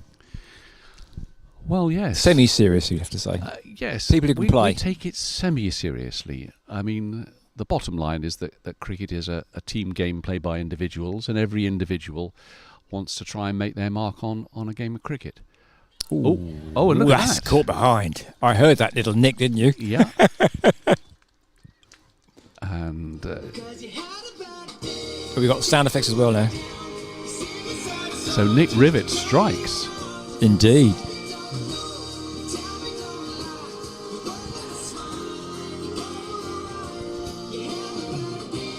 And who's departing from the wicket for the Lord's Taverners? Sam Watson is out. He looked pretty good while he was there. He did indeed. 16 scored in pretty rapid fashion. And that second wicket goes down in the 5th over. I believe this is John O'Gordon coming out as a third batsman for the Lord's Taverners. If I've got that correct, tell us about John O. If that's what you've got. Indeed. Unless they've switched it, but this is what I was... Toby Tarrant, the captain, told me this was the running order, so if it's all wrong, then you can go and blame... He's had 2 pints of Guinness, mind you. He won't mind being blamed. Okay. We think... It looks a bit like Ian Plumley to me. Okay, well, they've switched it then. But I could be wrong. I mean, it's a fair distance out there, and I do need to have an optician's appointment quite soon. It is still Nick Rivet coming into bowl. Oh, swing and a miss. A wide. So an extra. All extras are, of course, more than welcome.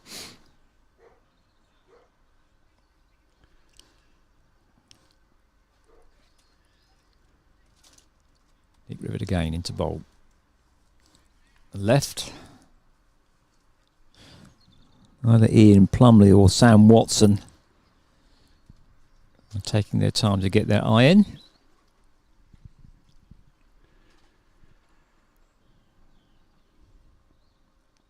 Nick Rivet into bowl again. Oh, that's a nice boundary. Didn't take him long to get his eye in, did it, Andrew? No, well, the very first ball he faced, there was aggressive intent, was there not? Indeed.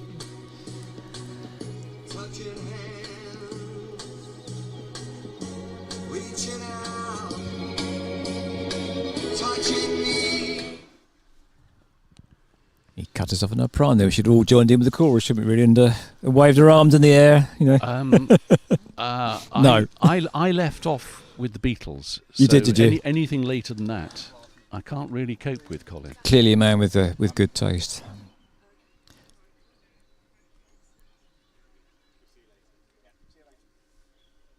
Now then, we think this is either Ian Plumley now facing, is that right, or Sam Watson? Have your Specsavers, or John O'Gordon? Is your Specsavers... number 3 would be John O'Gordon. Okay, in that case it is John O'Gordon then.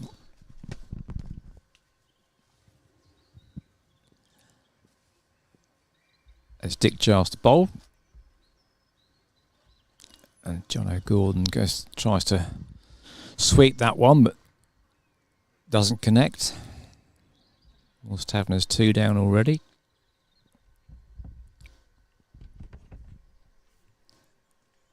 And this time around he does connect, and it's Kieran Bushnell out there. He won't get that another boundary. Last year Kieran Bushnell did save a boundary, but it cost him 2 broken ribs as well. So he's not going to be as energetic and athletic as he was last year, I think, because it did cost him. We took the mickey out of him, and in the end, he did have 2 broken ribs. Anyway, Dick Giles to bowl again. Oh, hang on a minute. Something wasn't right. Someone's moving around the sight screen. Activity at the Wurzel Gummidge end. Indeed. It's John O'Gordon facing.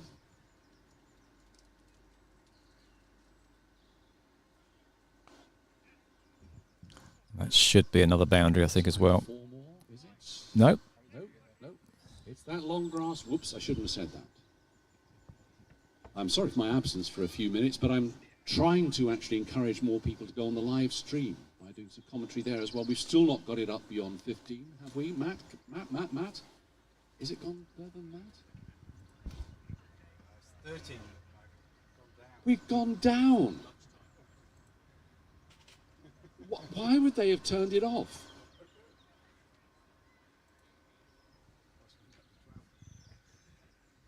Or perhaps that's my fault. Just varies up and down as people choose.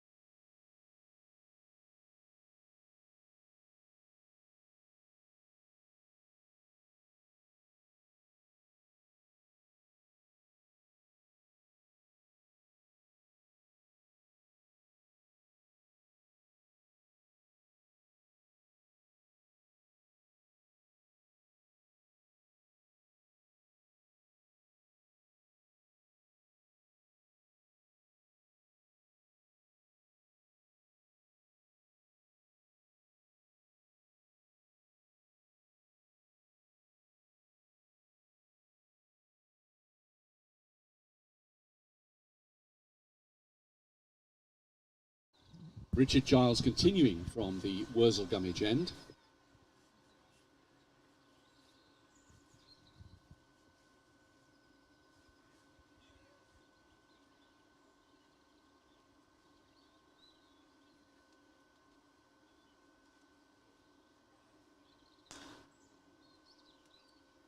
And that's going to hit me any second now. Whoops, almost. Well fielded by that shopping bag, just down to my right. Healthy blow from Ian.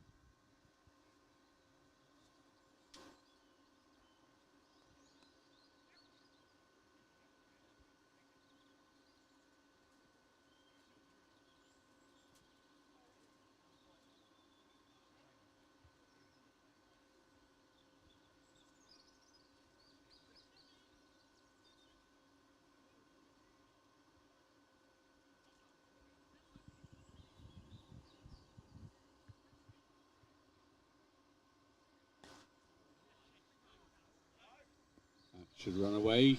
4 more to Jono.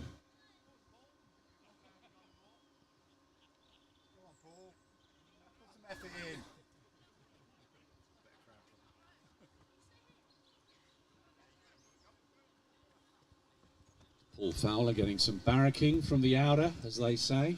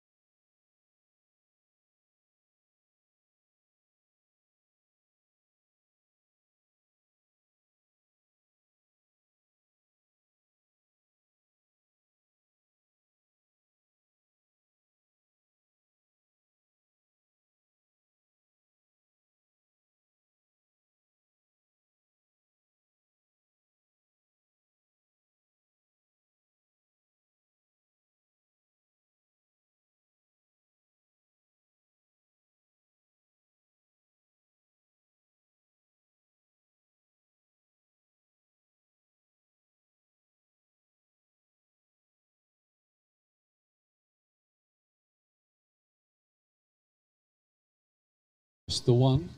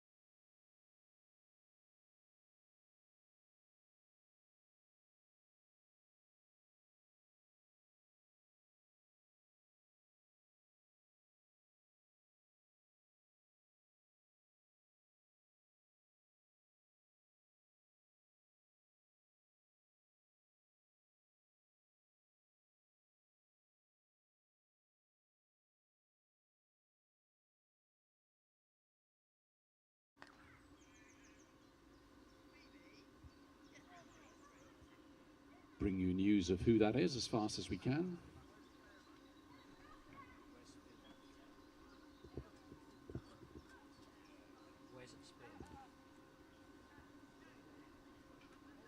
This is Wes Spearman. Plays for Minster level cricket club and commentates on the Hampshire stream, doesn't he, for Hampshire cricket? Hampshire County Cricket. He's down at Hampshire County Cricket Club. He's part of their social media team.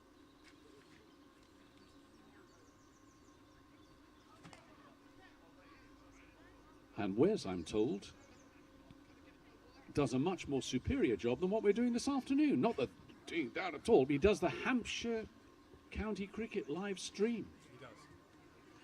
I'll bet they've got more than 15 people watching them.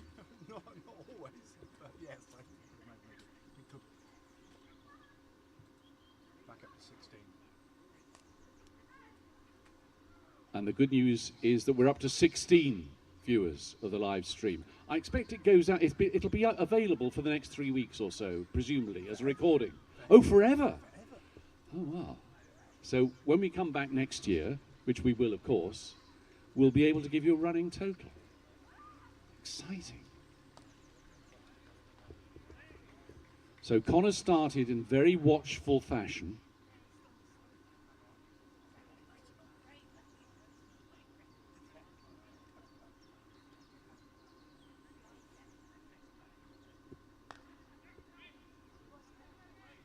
Whereas Ian bludgeons on. Are they coming back for two? No, they're not.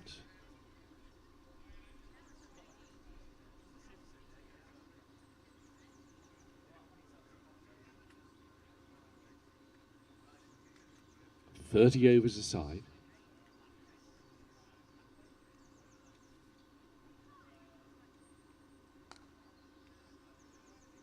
Connor continues watchful. So, 10 overs gone. The Taverners 53 for 3. Have to say, that's one of the great developments of the last 2 or 3 years. Is it the last just 2 or 3 years? Live streamed county cricket for free. I love having it on a screen while I'm working, with the sound turned down, of course. Choose your game, travel around the country, decide on a good moment to drop in to this game or that game.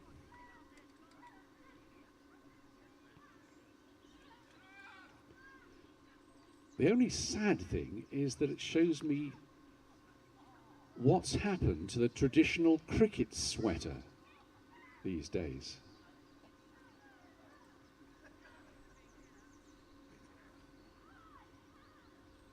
Oh, and those stumps light up again. Ian Plumley goes.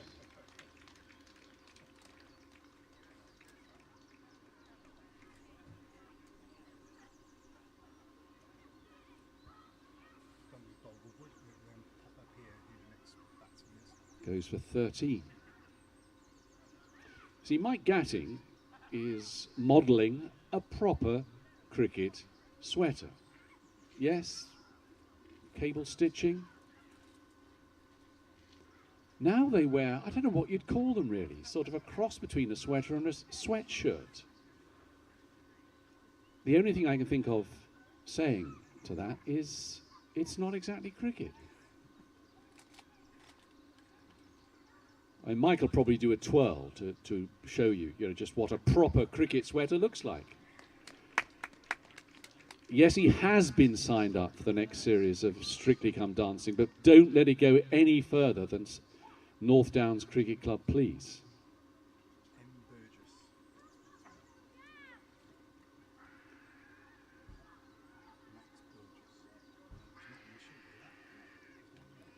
So this is Max Burgess, who's batting number 6 for the Lord's Taverners this afternoon.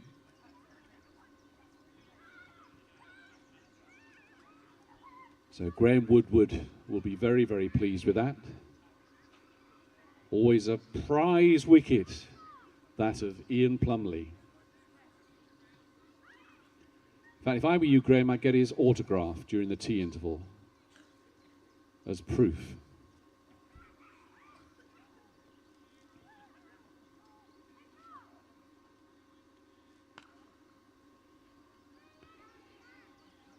So I'm going to ask Matt, do you use the lit up wicket stumps in every game here?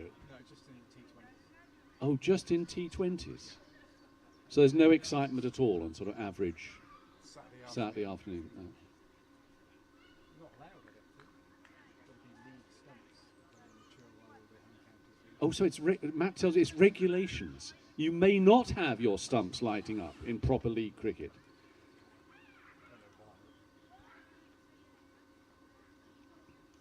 They're imported all the way from Australia. That's gone. Just the 4, but that gets Max off the mark. A late arrival in the Taverners side. I suspect he probably plays cricket around these parts, as I believe Connor Sanderson does, but somebody will come and tell me I'm quite sure if I should say more than that.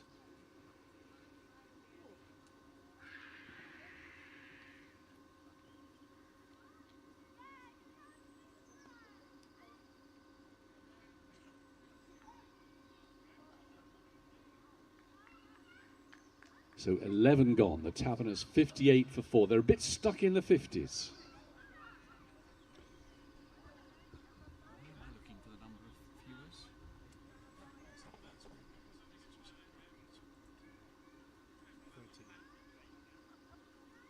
Yeah, we're back down to 13 viewers. Do you think if I interviewed Wurzel Gummidge, would that help? What do you think, Matt? Yes? Who'd like an interview with Wurzel Gummidge? He's out there for No demand there at all. So definitely not that.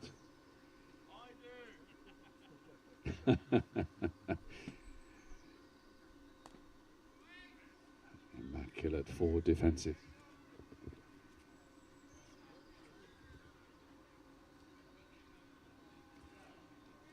It's a tense period of the game now, is it not?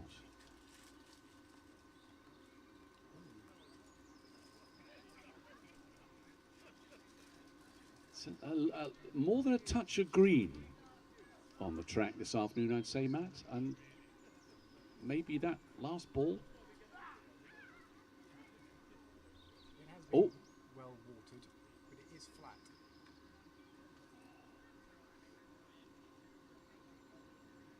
There's been no rain. Well, considering that how little rain we've had in the last few weeks. Ground looking an absolute picture, a credit to everybody here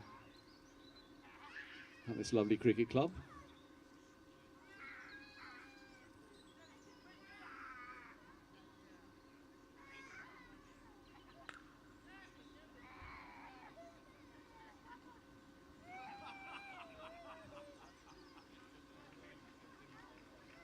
Good throw. Just the one there. We're still not out of the 50s.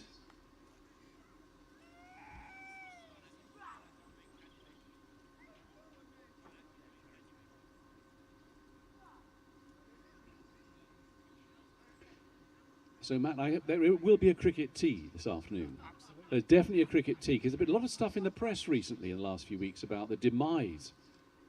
Oh!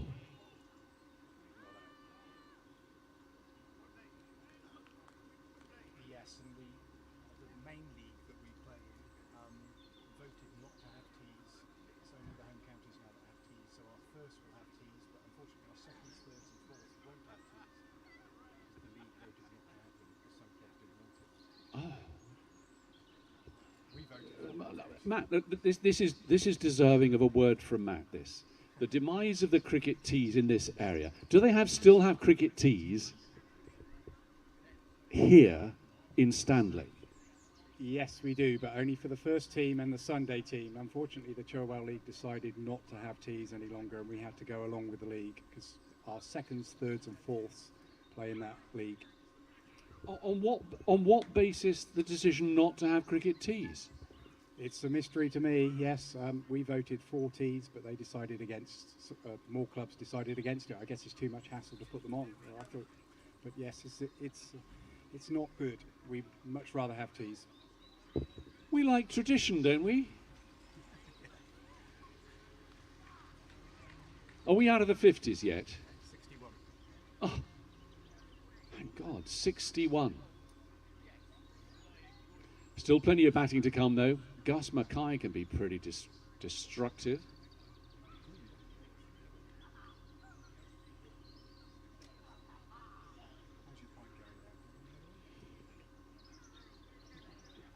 Well, you may wish to send us emails about this subject of cricket tees, or just drop by the commentary point with a comment.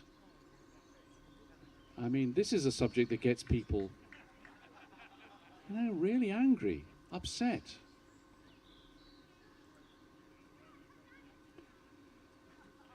Still, there is a cricket tee this afternoon for, well, for some of us, which I suppose is a good moment for repeating that Mr. Whippy is here this afternoon. I mean, ideally, the temperature should be about 83 in the shade. It's not that, but some people would want a Mr. Whippy anytime. Any time of the year. Oh!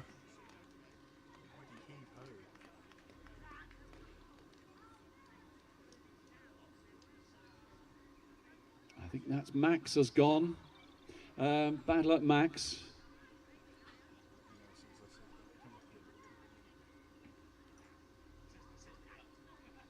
And Mr. Whippy is to the right of the pavilion as you face it, I gather.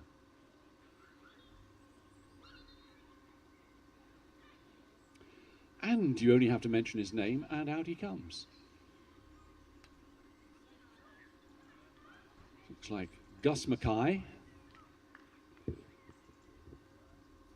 Very familiar figure in Lord's Taverner colours.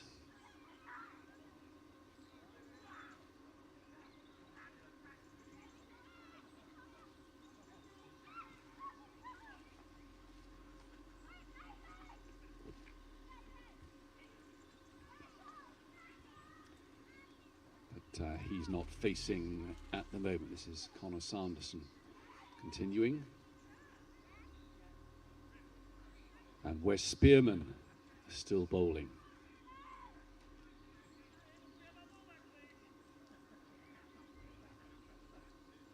Leaves the two men out.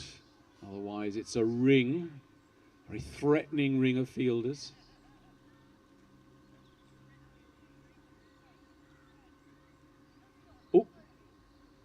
And missed.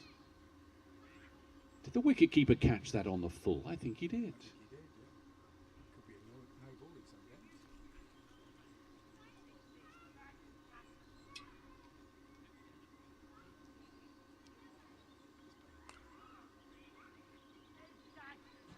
Has that run away? No. No, it has. Oh, no, it stopped with a foot. Stopped with a foot. The old-fashioned method. It's always best. And a good throw again. Talking of the wicketkeeper catching the ball on the full mat, when I was sort of under 10, I think it was the Victor comic that I used to have. And they ran a comic strip series about a bowler who was discovered on a beach.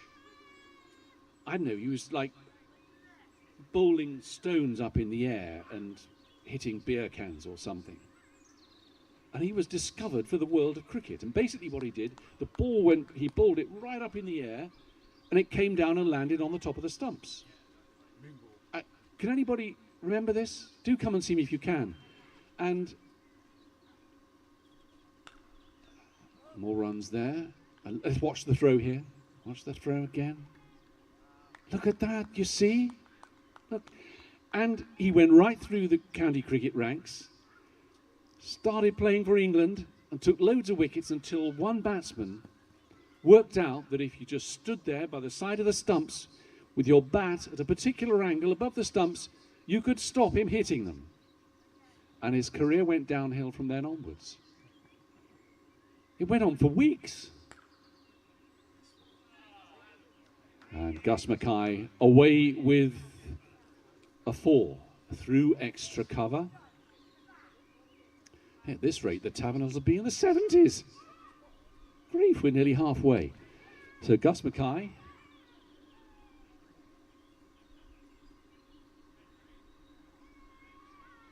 Born in Zimbabwe.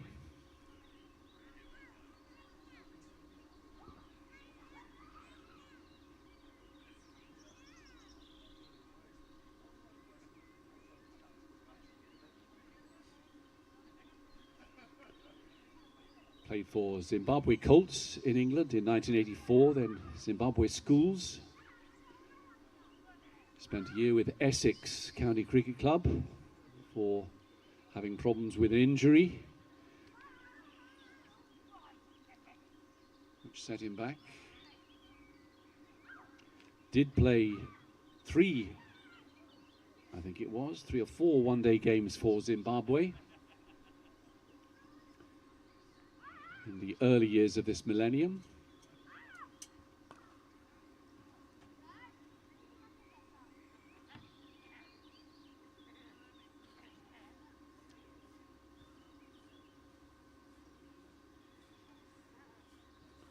More recently, he's had various jobs in administration of both cricket and rugby. He's been CEO of Harlequins and Managing Director of Surrey County Cricket Club.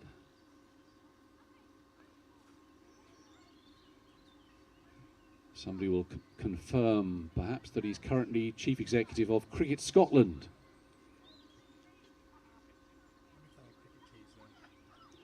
Well, Matt's just asked the question. Would they have cricket tees in Scotland? Would they take a different approach under a Scottish nationalist government? I think they may. What would a haggis roll taste like? Quite tasty, I'd imagine. I would have thought that'd be all right, wouldn't it? Oh, we're in the 70s. Up in the air again. Oh, what a catch. that is a cracking catch. Taken by Graham Woodward, I believe. A cracking catch.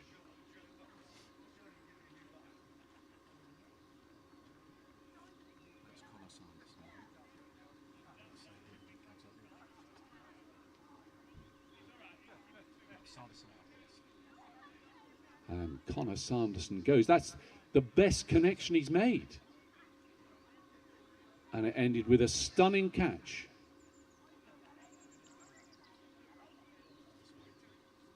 Corn bowled Graham Woodward.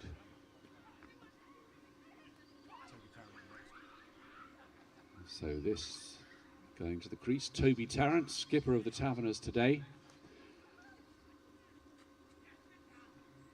Been playing for the Lord's Taverners since he was a young kid. Right back to the days when he was just 6'2".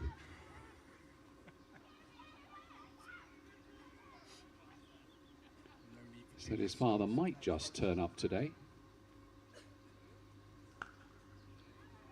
Good connection.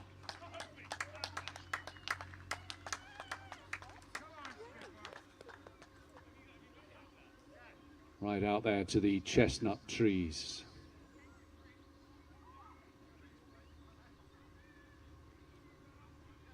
A drinks break? On a day like this? I know what it is. They all want a Mr. Whippy. That's what it is.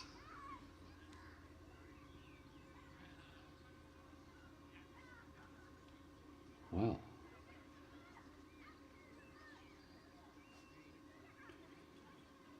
Well, a good moment to talk about the Lord's Taverners. We heard about the wonderful work that the masked cricketers have done. 10,000 quid at least they've made since the start of COVID, which is fantastic to hear. The origins of the Lord's Taverners go back to 1950, when allegedly a group of thespian types and journalists and others would drink themselves silly in front of the tavern bar, as it then was at Lord's. And the idea was hatched that maybe they could play a little bit of cricket on Sundays. Maybe they could persuade a few well-known cricketers to take part.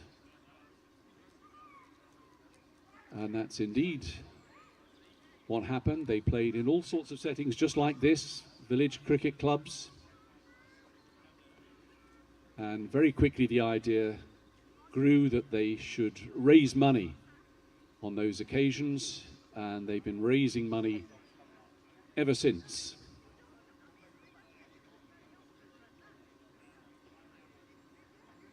And the beneficiaries being youngsters and the young disabled. Vast amounts of money has been raised over those, well, over 70 years now. The cricket goes on, but there are all sorts of other ways in which money is raised by the Lord's Taverners. Various sports are represented, for example, golf days with some pretty starry headliners. I know they play out here at, is it the Oxfordshire? They call it the Oxfordshire Cricket Club. Is that what it's known as? Is there a no, a golf club called the Oxfordshire? I think there is. Maybe I'm wrong. Somewhere near here there is a golf club where I know the Taverners do play charity golf. These days, and for many decades now, there have been lady Taverners, and they have their own fantastic ideas on how to raise money, celebrity events, fashion events, away days, cruises. Yes. Who wouldn't want a Lord's and Lady Taverners cruise? So this event today is helping to put yet more money into the Lord's Taverners coffers. And the beneficiaries around the UK, yes, but beyond as well.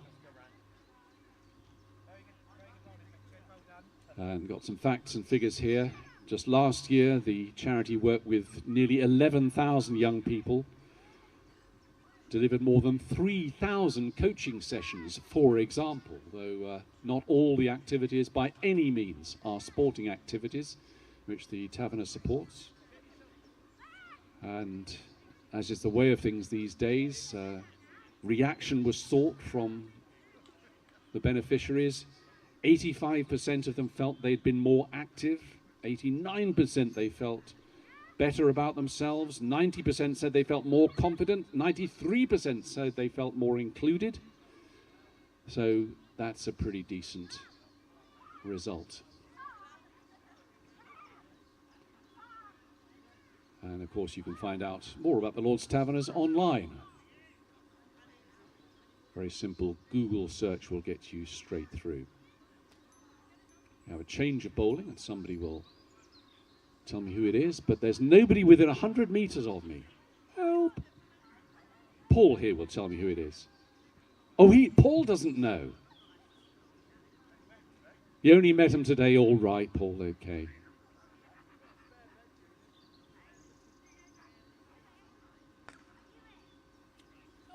That's the part of the boundary that Gus has earmarked. 4 more to him. 6 wickets down. 79 now. We've just gone past the halfway mark, hence the drinks. Thank you, Paul. This is Sam King. I think it's off breaks. There's a little bit of Fred Titmus about his run-up. Am I right? Somebody, yes, Paul is nodding. There's a little bit of Fred Titmus. I hope Sam King's got all his toes, though. Famously, Fred Titmus lost some of his toes in a boating accident. Don't ask me to describe what happened, just use your imagination.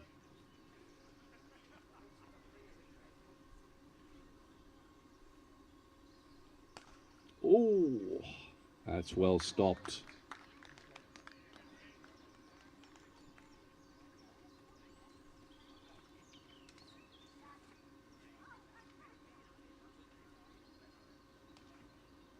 Oh, that looks like the first 6 of the day. 6 to Gus Mackay. Now, will that ball come back?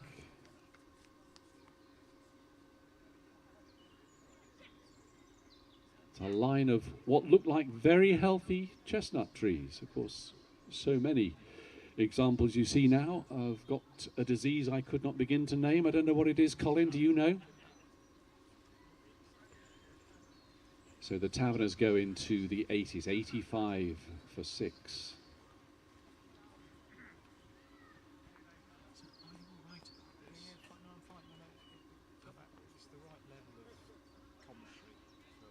Because people can see it after all. I mean, that's the thing. It would be different. Get a bit different mix than we can do to combine it. Yeah, you're right. It's the right level of commentary.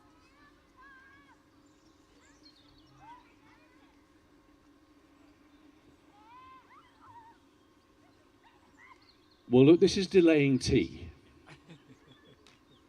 Hurry up, would you? Does anybody know what is for tea? Is somebody going to come and tell me? Apart from sandwiches, thank you for that very kind suggestion. Cake, of course, is the important thing. My wife isn't here today, so I can say to you here, and I know you won't pass it on, she doesn't believe in cake.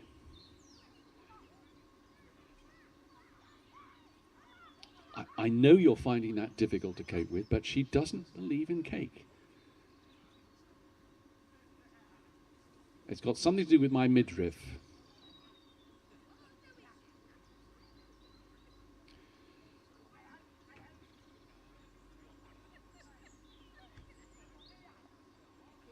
Well, looks like we have a change of bowling at the far end. We could at least get that right, I guess. And Paul doesn't know. Do you know anything, Paul? Could be Darryl Woods.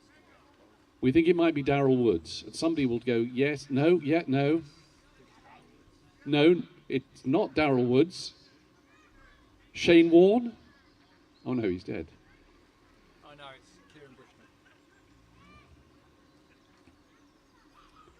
Kieran Bushnell.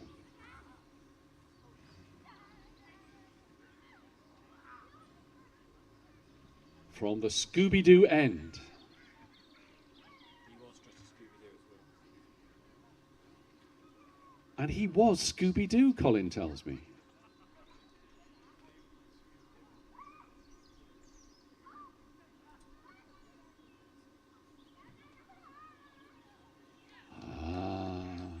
This takes us back 18th century cricket, round-armed.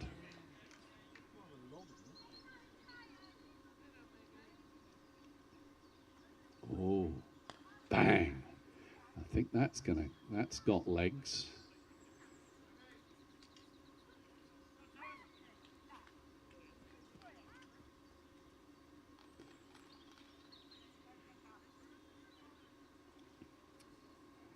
Almost takes the Lord's Taverners into the 90s, which would be fun. Look at that. I like, oh, is that gone as well? No, Toby is just standing there. I love the way that Kieran almost kneels as he delivers. I mean, it's not good for your laundry bill, but look, watch. It's like he's saying a prayer as he bowls. Please, Lord, could this light up the stumps? But it was a wide.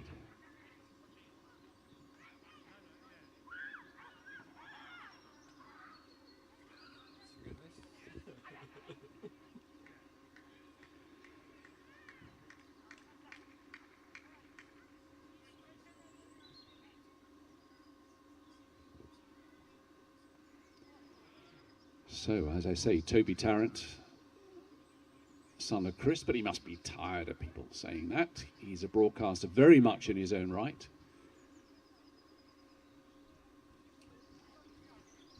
Started his national radio career with Capital FM, doing their early breakfast show back in 2014.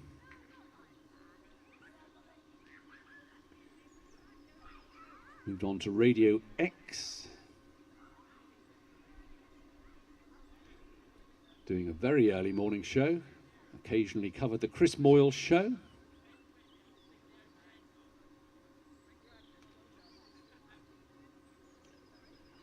And then moved on to the mid-morning slot because the listener reaction was so extraordinary.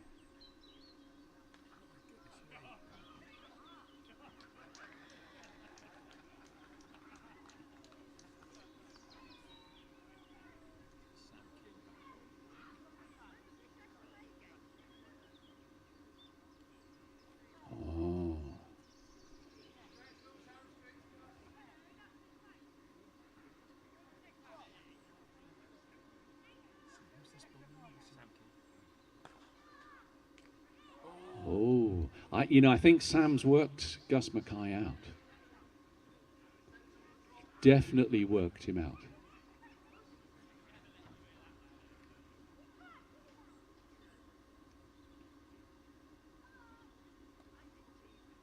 Yeah, definitely.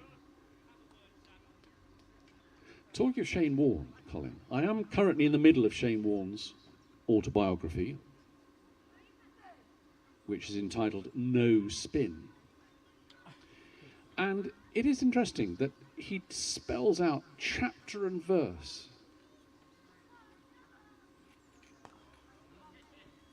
Is that going to make it? Paul. Oh, Paul, that is sensational. And the throw. Oh, have you hurt yourself, Paul? Are you all right? He's got a grace. Oh, that is the champagne moment of the day so far.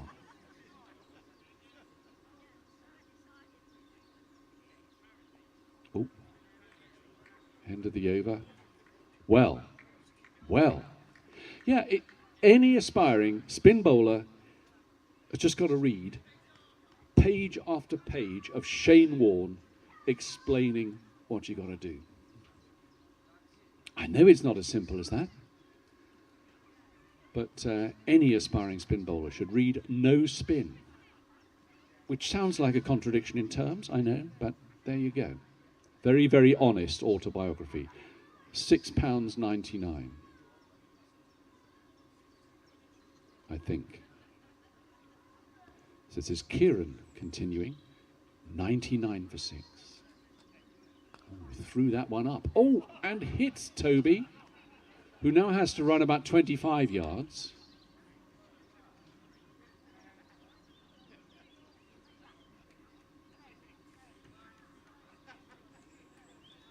And that's the Taverners 100. 3 people already started applauding before I even pointed it out. They know their cricket here in Oxfordshire.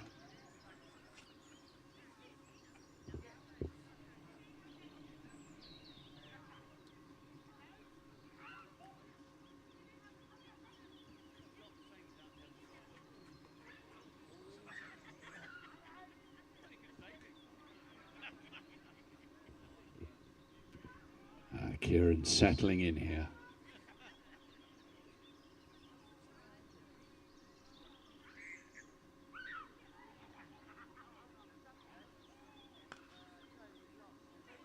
That same spot, has it gone through? Has it gone through again? It has gone through again. Julian Huntley signals 4.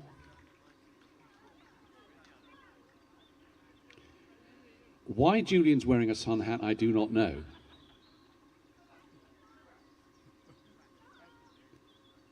Do you think he's follically challenged? Oh, look at that. I could have predicted that. I just sensed Kieran had worked him out. I don't think it got up, though. I think you could say that. And as I say, Toby Tarrant was 6'2" when he was still about 9. What he is now. But I know he'll have enjoyed that. You'll see him bowling a bit later on. He'll appear from behind the sight screen. That's how long Toby Tarrant's run-up is.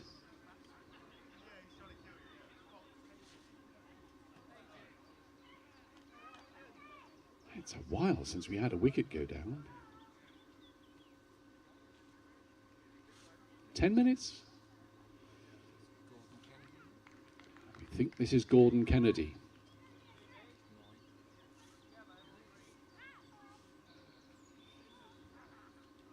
Again, a very familiar figure in Taverner colours.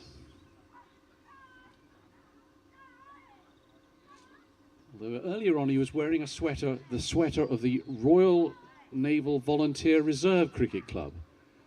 I've never seen one of those before. But then I don't suppose I would, really. Would have. Kieran again. Oh. Gordon.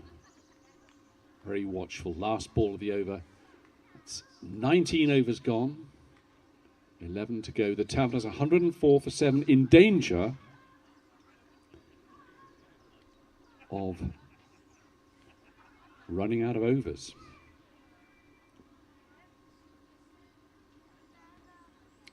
Gordon Kennedy grew up in East Lothian. He went to George Watson's College. That's in Edinburgh.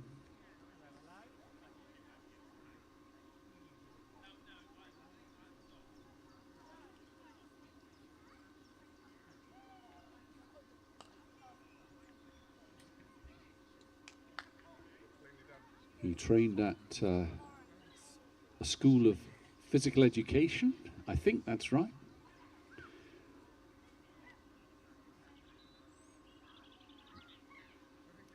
But we know him as a familiar face on television and in films.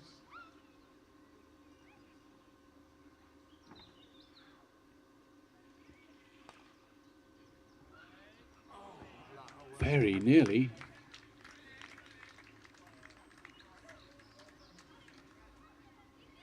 You see, he thought, I can't let Paul Fowler get the champagne moment of the day. So he flung himself to his left, but failed to hang on. Still, Paul's moment is the champagne moment of the day. Gordon Kennedy now to face. A lot of you will remember him as Little John in the BBC Robin Hood series. Oh, that's a decent connection. Bad luck, just the one.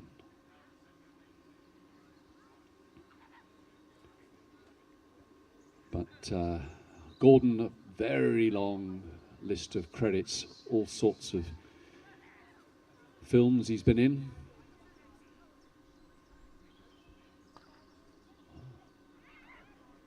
You could almost say that was a Yorker. Dennis Lilly would have claimed it was.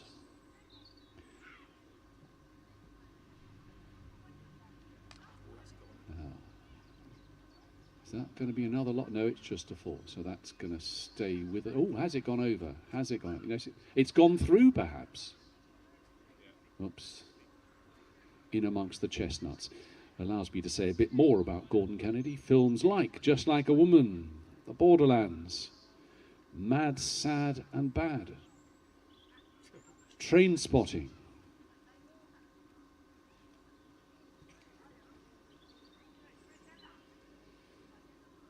Also been a rugby coach with London Wasps Colts. Has appeared many times on Test Match Sofa, which is, I think, a bit like guerrilla cricket. I think it's the same sort of thing. And his older brother is a proper rugby union player. So, discussions now with Gus Mackay. So 2 Scottish names out. They'll be able to tell us whether or not there are still cricket tees in Scotland. I like to give people something to take away with them at the end of the day, and just to have that sorted would just be a nice thing, wouldn't it?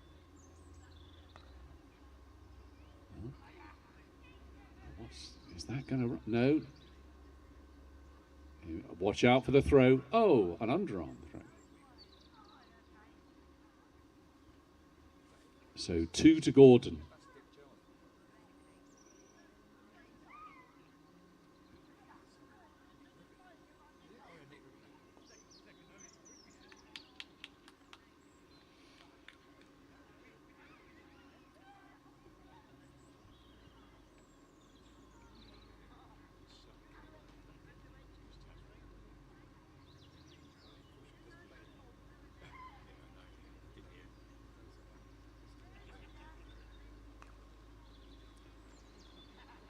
Like it's going to be just the one. Now, will we get that? No, we're not going to get that full-blooded throw. Another 1 to Gordon.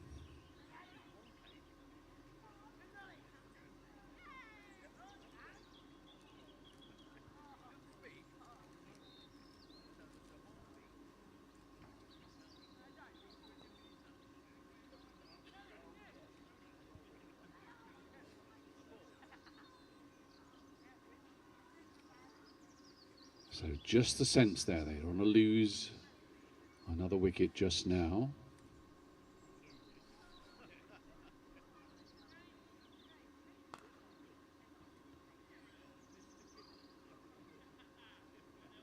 And just the one there as well.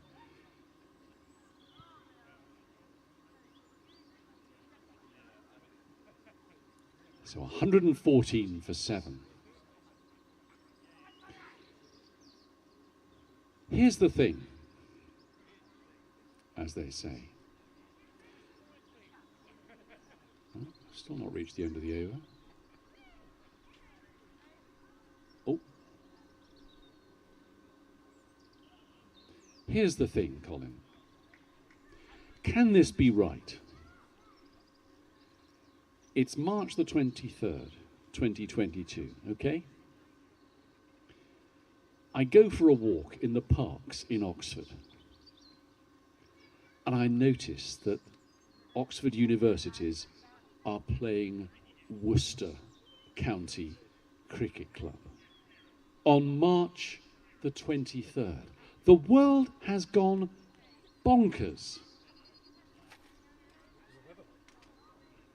Oh, well, Matt, yes, the weather was sort of okay, but quite soon after that, we were back in the freezer.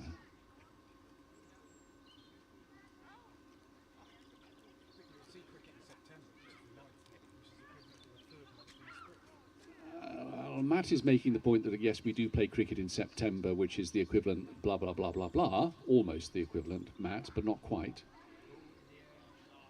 Oh, that's 6. I think it was a miss-hit 6. Could I say that? Yes, Gus is looking at his bat. It was slightly miss-hit 6. But, you know, the world's warmed up by September. That's different. And there's a guy playing, I forget who he's playing for. Is it Sussex or whatever? Masood, who's already on May the 2nd scored over 700 runs in county cricket. No good will come of it.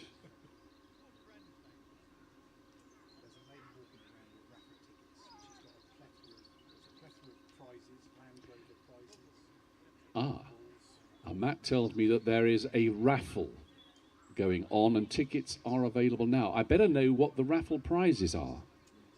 I'm sorry to ask that, Matt, but, you know, it does. I mean, it's a cruise to the Bahamas. Come on. It's Land Rover promotional stuff, umbrellas. Oh, well, look at this. Land Rover accessories. So it might be, for example, driving gloves. It might be. Might be, yes. Oh, right. So it's umbrella. There's a Land Rover umbrella, and who wouldn't want one of those? Books. And there's a sign. Cricket books. No, I don't think they are. I'll go and take Oh, Matt's going to go and take some pictures. But those tickets are being sold now.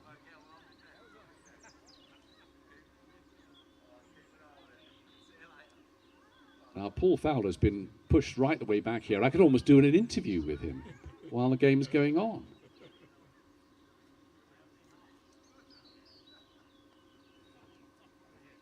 Which, funnily enough, is what they do in the Indian Premier League, isn't it? And I think Shane Warne used to do it. He used to say, I'm now going to bowl a slider, whatever that is. But, talking of that, I can remember in the 1960s, the BBC wired up Dennis Compton at a charity cricket match. And Dennis used to bowl leg spinners, and he said, I am now going to bowl a googly. I've no idea if that's what did come out, but there's nothing new under the sun, as they say. So this is still Kieran from the Scooby-Doo end. 123 for 7, but you can see that for yourselves. Gus Mackay facing. Bang, and that's going to go as well. Gus is not really running for that. It's gone again.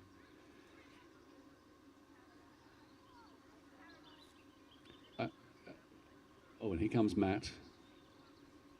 And Matt, that is a proper score box over there, I presume. Human beings used to sit in it. No, it's always an electronic one. Oh. When we had the new ground built. Oh, that's gone up. Oh, it's underneath it. It's underneath it. Well, I wouldn't mind seeing. Does the live stream do action replays? It sometimes falls over if I do it, but yes, it can. Oh, so we could have it. We could, if I really pressed you. But that would have been interesting to see. Bang.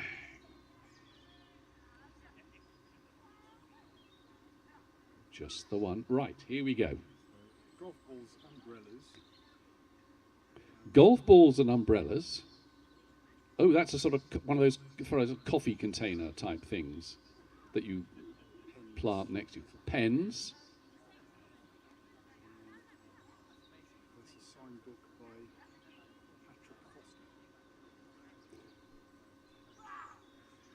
Patrick Foster. I guess this is appropriate for a cricket match, is it? Might Bite.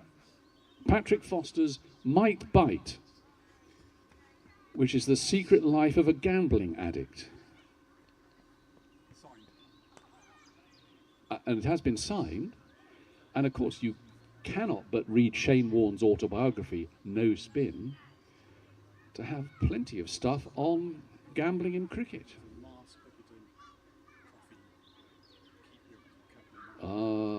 A masked cricketer mug. Limited edition? One of one, I think.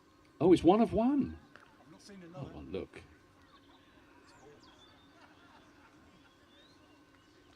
A 4 to Gordon Kennedy. We really are not going to hear the end of this.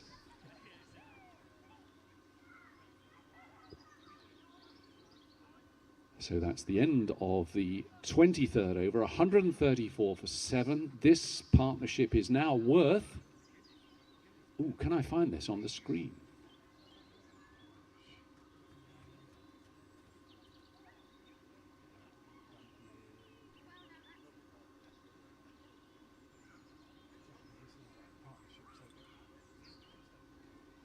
Yeah, there's too much information on my screen.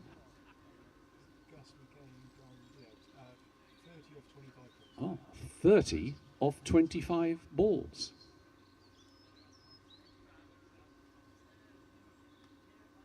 And we have a change of bowling at the Wurzel Gummidge end. And who is this? Not the return of Richard Giles, is it? Right, thank you very much. So you do know some of the names, Paul? Yeah, okay. This is Patrick, a.k.a. Paddy Daniel. Paddy to his friends.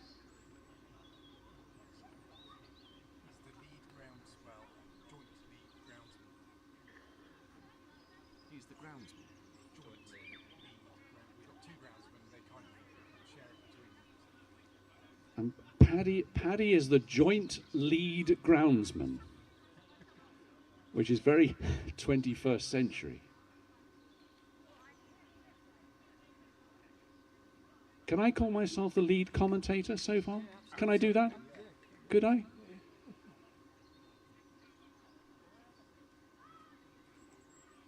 Well, I think I will from now on.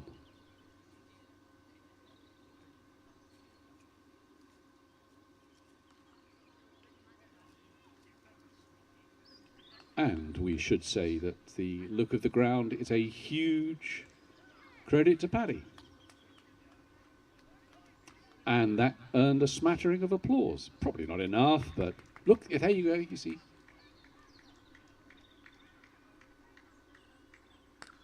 Bang, through that slot again.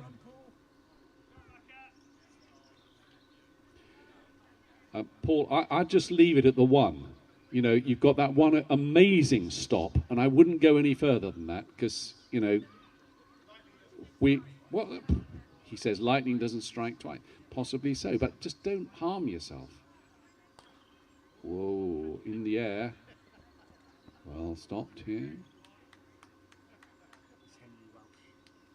Stopped by Henry Welsh. Henry, yes. Not Harry. Henry. He's Harry and Henry. Oh.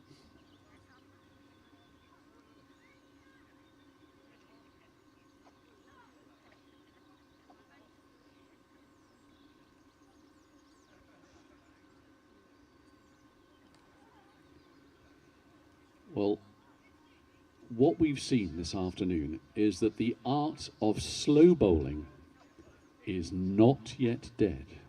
Am I right, Matt? Definitely right. I think that's absolutely right. It's a sort of cradle of slow bowling, Stanlake, isn't it? I mean, it's clearly nurtured here. 143 for 7. Partnership now worth 39 of 31 balls.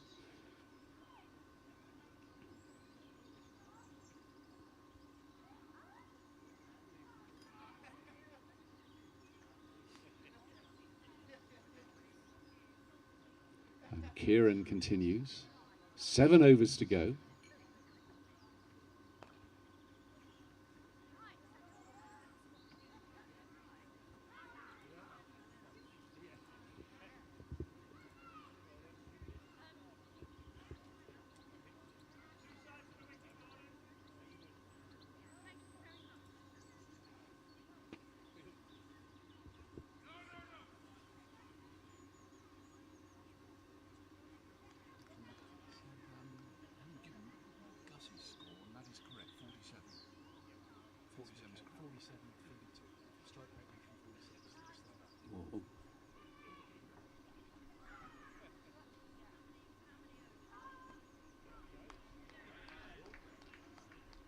Gus stuck on 47.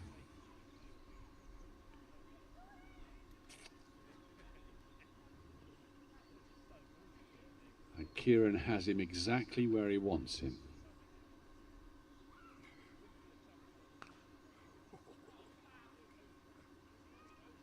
Just the one, you see. What did I say? Just the one.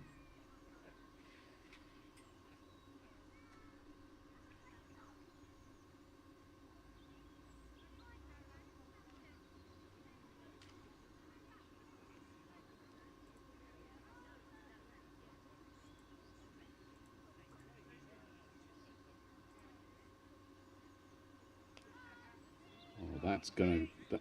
This is extraordinary. Gordon will never stop talking about this innings.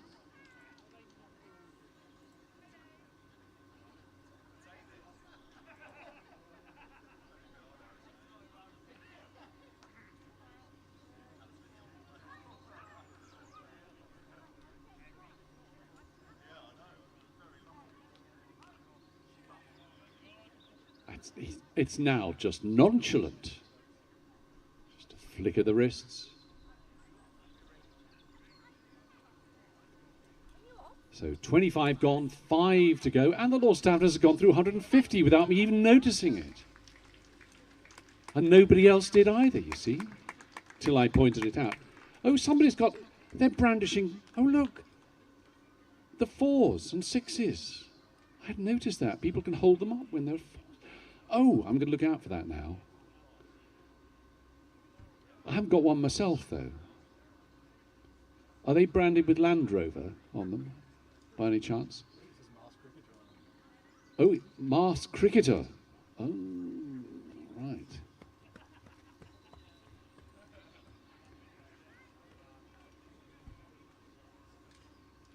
So.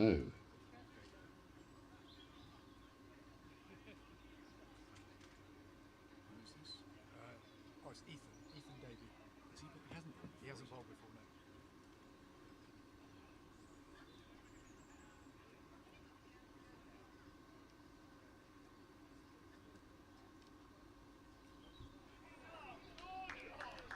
It's unbelievable. In the 20s. So yet another slow bowler. That is the bottomless well of talent here at Stanlake. Ethan Davey from the Wurzel Gummidge end.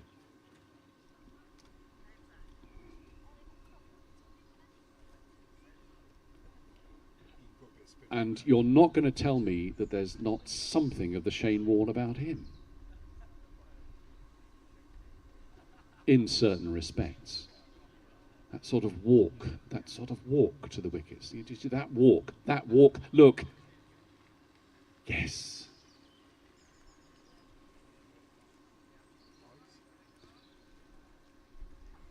Did I say it's a very good read? Shane Warne, no spin, £6.99.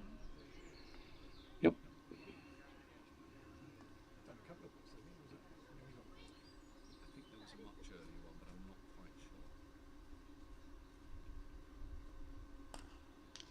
Go on, Paul. Go on, Paul.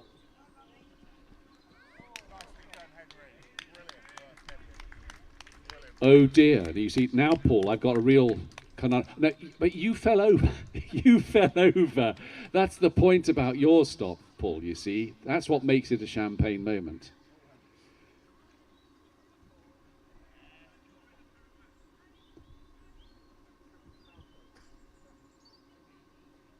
So when that happens again, Henry, you've got to fall over, right? Otherwise, you stand no chance.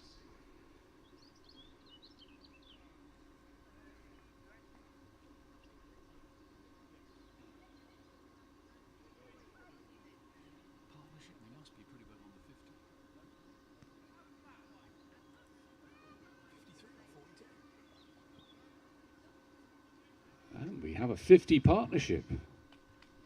Yes, you have to applaud again. I'm sorry. I know it's boring, but get on with it, please.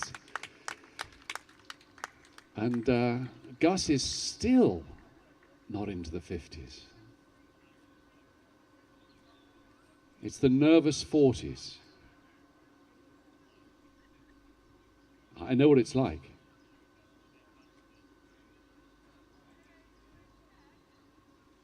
Four overs to go. 157 for 7. And this is the moment to start talking up the Lord's Taverners bowling. Fearsome. Well, one of them is. Just struggling to go beyond that one. Gordon again. Look at that. Now we're going to get a throw. We are going to get another of these throws now. Yeah. Look at that. You see, look at that. Somebody will tell me who that is down there.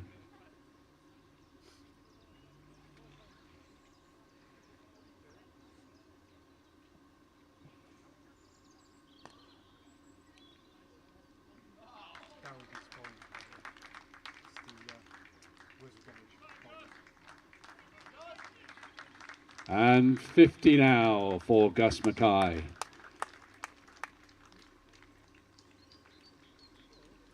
Pretty good stop down there.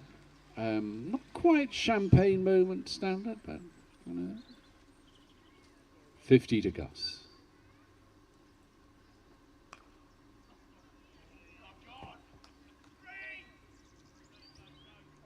Yes, they come back.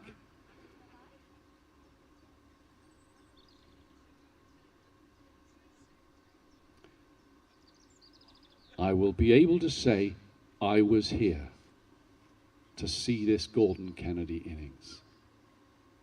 I will tell my grandchildren.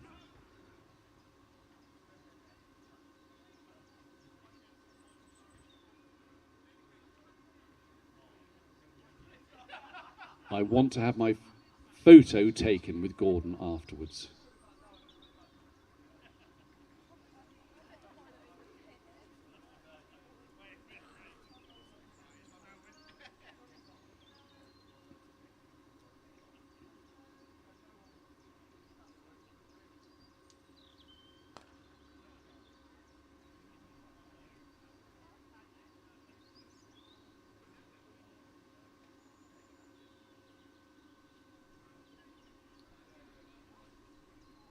"27 gone, 3 to go, and then it's tea. Oh joy.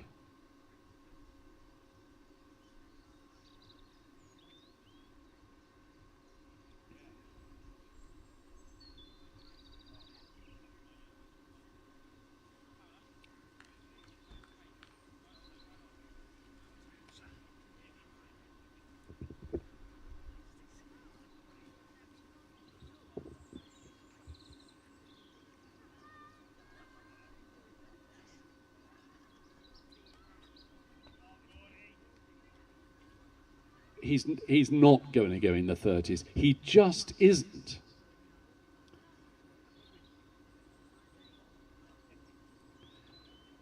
Oh, Taverner reinforcements just arrived in the shape of Charlie Ross, who doubtless is going to auction something this afternoon. Come on, what are you going to auction, Charlie? What do you think? Oh, oh, oh, oh, oh, oh, oh. Well, that's quite a catch. But I got this thing about Paul Fowler's stop, and I don't want to go past that. No, Paul says that's the champagne moment. Oh, we do have things to auction. Charles, we do have things to auction. First of all, we're going to auction your old cricket sweater that you're wearing. I think we could... Oh, oh, sorry, no, it's all right, right. No. And many congratulations to Gus Mackay for a round 50. No, it's a very nice sweater, Charlie. What's it off? The Fallow Bucks Cricket Club. Is that a play on the word Bucks? It is indeed. It was the team run by David Tomlinson, the actor, who used to arrive in his Rolls-Royce DT4. And I remember trying to tell a joke in the pavilion. He tapped me on the shoulder and said, I'll do the jokes if you don't mind, Charlie. That's Charlie Ross. He's only been here a minute and he's name dropped already. Anyway, great to see you, Charlie. Cracking innings from Gus Mackay, which turned things around, you know. We'll wait and see what happens in the masked cricketers. 11 innings, but decent total now. This is Casey Dawson. Bowling from the Wurzel Gummidge end. No, batting. Green, batting.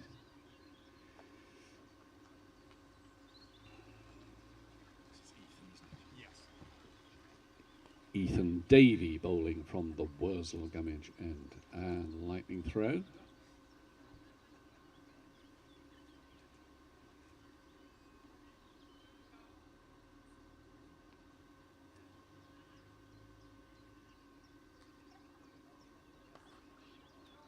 It's up in the air.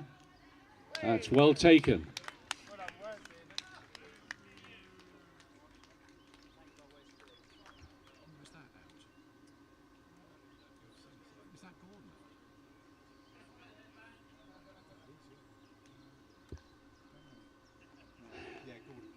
And Gordon hits the ball in the air pretty well for the first time. Gordon, ideas above your station, mate. But an imperious knock. Could anybody stand for Gordon Kennedy, please? Around the ring. Could you stand for him? Just one or two of you. I'll stand. A knock like no other.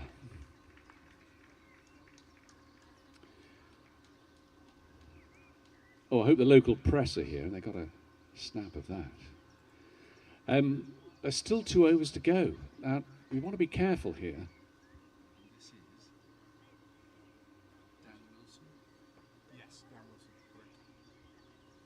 This is Dan Wilson replacing Gordon. 2 overs to go. 2 overs to go, guys.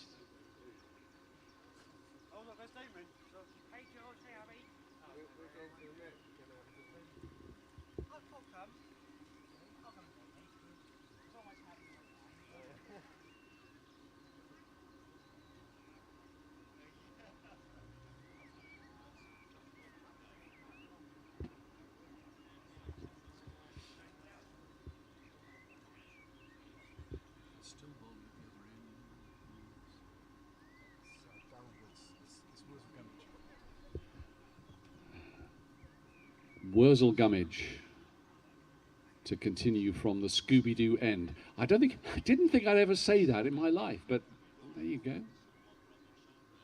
Oh, that's a decent connection. And taken.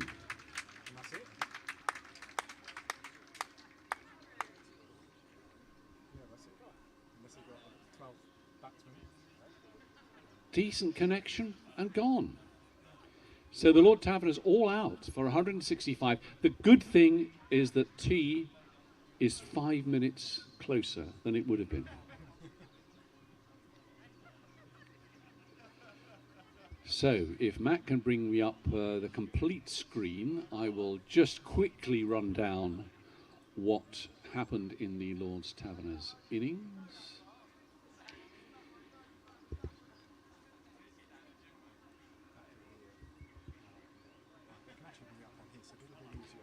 So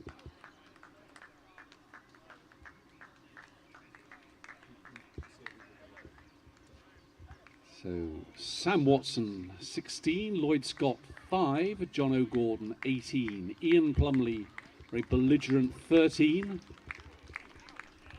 Connor Sanderson an unlucky 9, Max Burgess an even more unlucky 4, Gus Mackay 50, Toby Tarrant 16, all in 4s, very impressive.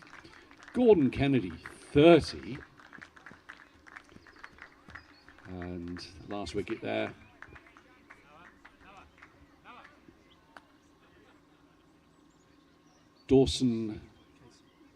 Casey Dawson going for 1, caught on the boundary by Nick Rivet, leaving Dan Wilson not out. So 4 wickets for Graham Woodward. I read that right. 2 for Ethan Davey.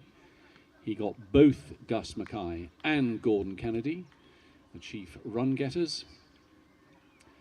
And then 1 wicket each for Nick Rivet, Richard Giles, Kieran Bushnell, and Darryl Woods.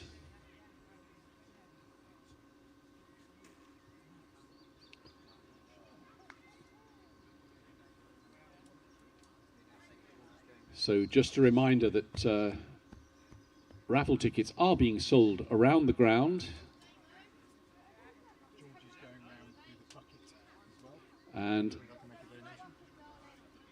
in the time-honoured fashion, a bucket is going round simply for contributions to the Lord's Taverners and to the masked cricketers themselves. Money going to a very, very good cause. A couple of good causes. Please do support as best you can.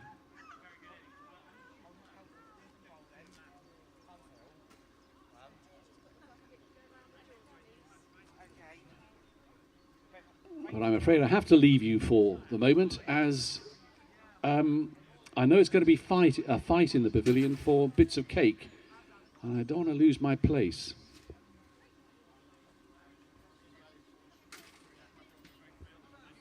But see you in about 20 minutes or so. So we'll say thank you to Andrew Green as he signs off the combined PA and live streaming commentary. And we're sorry if the quality of the audio is a little bit daft because we had a problem with some connections and we've had to put an effects mic out on the stand there. But if you are just tuning in, it's worth a reminder about what this day is all about.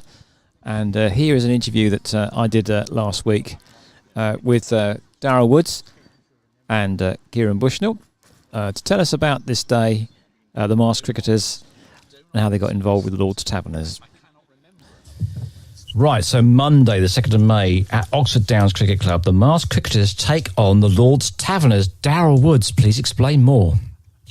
Well, this was something that is now two years old, actually. It started in late March, early April back in 2020, where I decided that we didn't have much to do in lockdown. So my wife had been on a programme called The Mastery Seller, and I thought, well, I could do this for cricket, I think, and let's get some local cricketers on, mask them up, ask some sort of yes-no questions from the audience. They would put paddles up for yes and no, and then once revealed, we'll do a Q&A with that player. And it sort of escalated a little bit when the Lord's Taverners got involved, because we were doing it for that charity. And when they got involved, I tongue-in-cheek said, well, let's get David Gower and Mike Gatting. And within probably 3 or 4 weeks, we were going from interviewing local legends to international legends, which was very surreal indeed and very enjoyable, I have to say. And we've had some amazing guests on, from Aggers to Sir Alistair Cook to Straussy to Hoggard to Harmy to Merv Hughes. So, we've had so many legends of the game.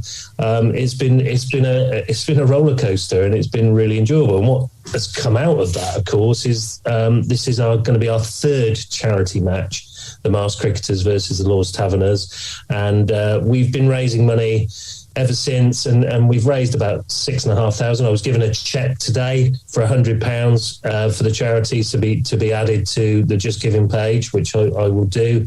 And yes, it's the 3rd encounter. We've won twice. So the Taverners are looking to get a bit of revenge, I would suggest. And but what's great is we've got disability cricketers starting us off at 12:15 on Monday, where we've got George Hiley and Damon Colley, who just recently passed their Foundation 1 coaching courses, and they will be coaching some of the disabled children for about 20 minutes, something like that, and I'm really looking forward to that, because it's great watching the lads and lasses be coached. So that's been a highlight in the last 2 matches. So along with Oxfordshire disability coach Richard Giles, who's actually going to be playing for the Masked Cricketers this year, and we'll see how it goes. But we're looking forward to raising a little bit more money, and we would love to get up to 5 figures. If we can get past the £10,000 mark, that will encourage me to jump out of a plane, which I said I would do, and that's still on the cards. And we might have a big announcement on Bank Holiday Monday. There may be a massive announcement to say the dates of when I'm actually falling out of a plane. All right, now your other co-partner in crime is Kieran Bushnell. And Kieran, your challenge was, I think you took the mickey out of a fast bowler, and at some point during the Masked Cricketers Phenomena YouTube series during the lockdown, I think someone said, well, OK, if you think you're good enough, why don't you come out and face a few fast balls from me? Is that going to happen as well? Because if Darryl's going to jump out of an aircraft, are you going to face some fast bowling? That moment has flown, unfortunately. Simon Jones was planning on coming last year, but he suddenly got a really good offer of a job, which is a bit more important than coming to Oxford Downs. Given my propensities for getting injured, I don't think it was a sensible idea in the first place. I'm hoping not to get injured this year. I'm hoping not to break ribs or break toes or whatever. But no, unfortunately, that isn't happening. I will think of something that I can do, but it won't be jumping out of a plane. Darryl. I did actually send an email to Simon Jones to see if he was available to come to this match. I haven't had a reply as yet, so it may still be on the cards, K-Dog. Well, if he does, I will face him, but I think I'm pretty safe.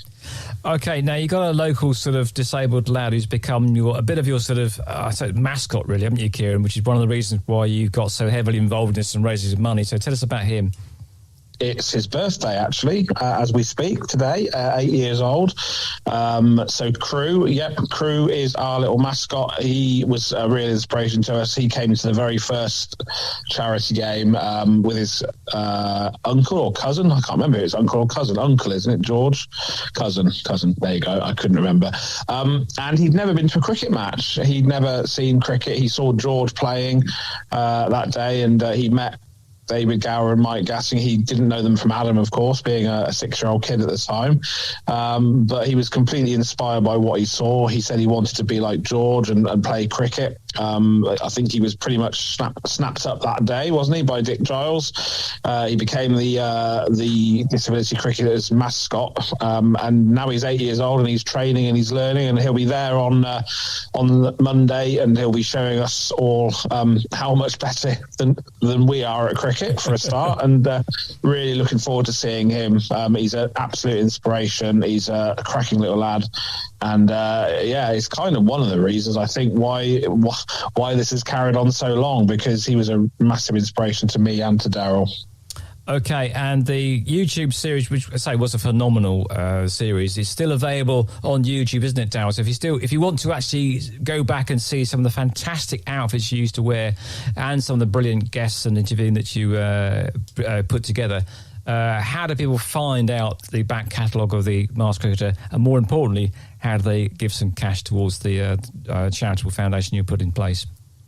Yeah, absolutely. All available on our YouTube channel. You can see it was a strange one, actually, dressing up, Colin, because I only dressed up as a sort of James Bond. I was quite sophisticated in the first one. I thought I'd dress up for the occasion. Then it went all a bit Peaky Blinders for the second episode, and I really couldn't stop after that. I've spent a small fortune on fancy dress costumes along the way, and yes, there have been a couple of repeats because I've forgotten to get a new one, but it's been good fun. But yeah, you can watch all these silly clothing that I've been wearing. The outfits have been quite good fun.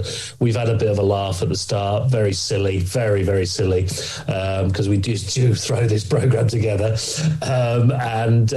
can see that on our YouTube channel. It's /C/The Masked Cricketer on YouTube. So you can search, and all the 47 episodes that we've done are on there. So there's some really good, hard-hitting, really good, inspirational stuff on there, actually. So they're well worth a watch. They are going to be in podcast form as well, and that's in progress, really. We've done about 8 of those so far, and obviously, the more important part, to donate, you can go to our Just Giving page, search The Masked Cricketer, and donate anything you possibly can, and it'll be truly, remarkable to receive.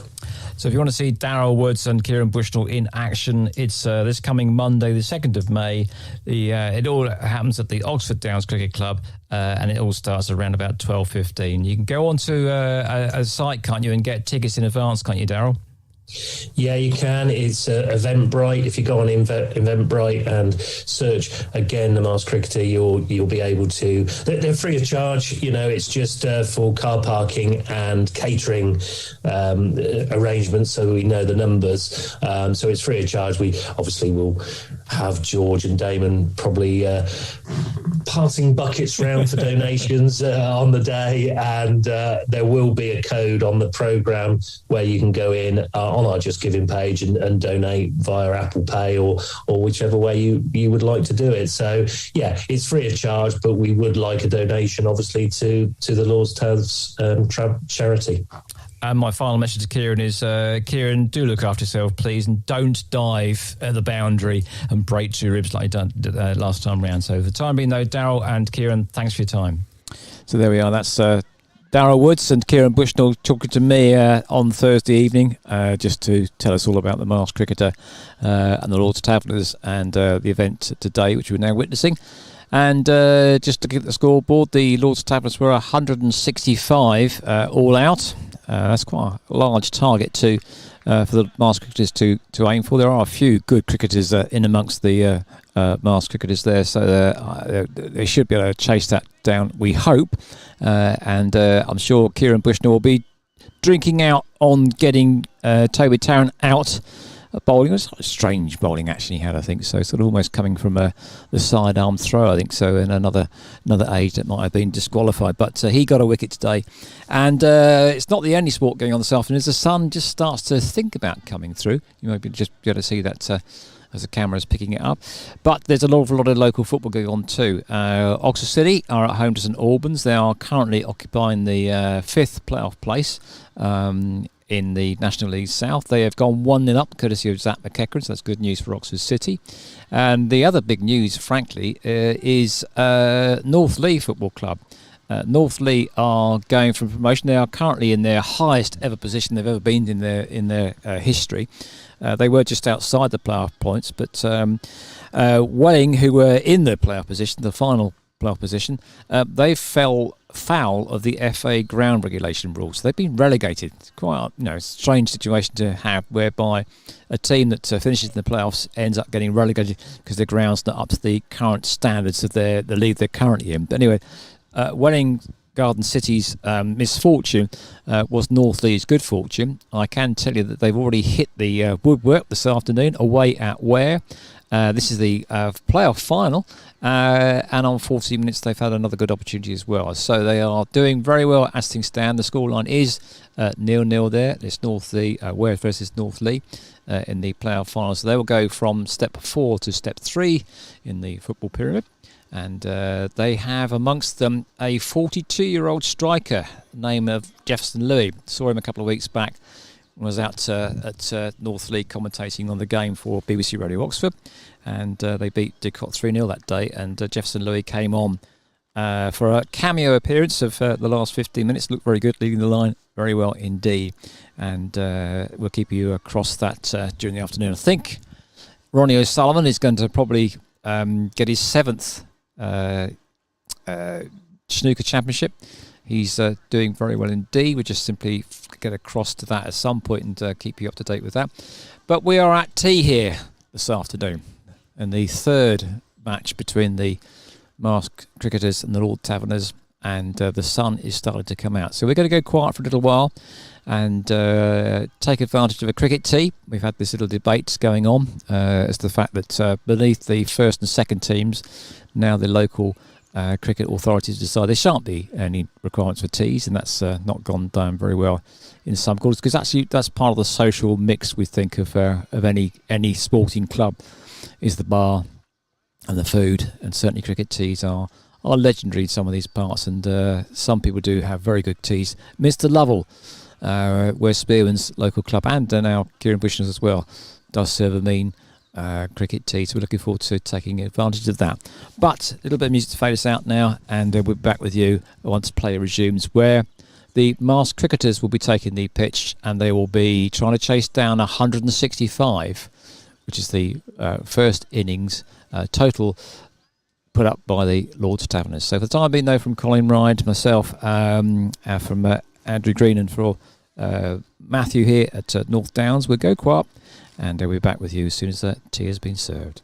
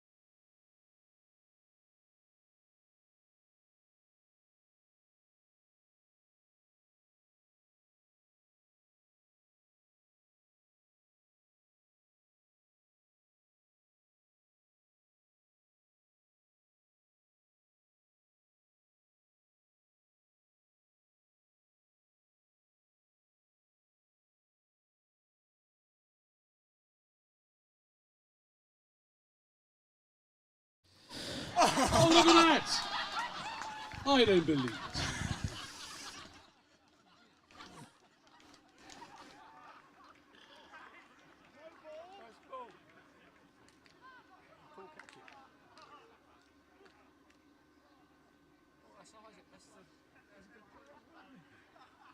Toby Tarrant strikes. You think he'd never taken a wicket?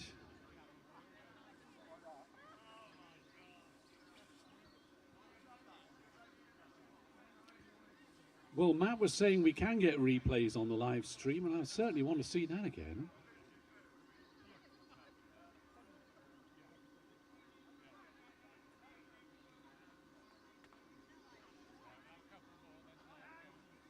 So, chasing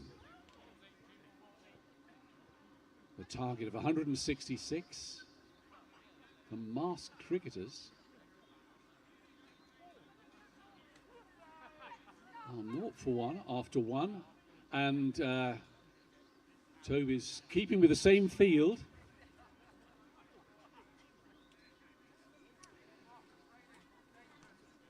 Now, is that 5 slips and 4 gullies, or is it 6 slips and...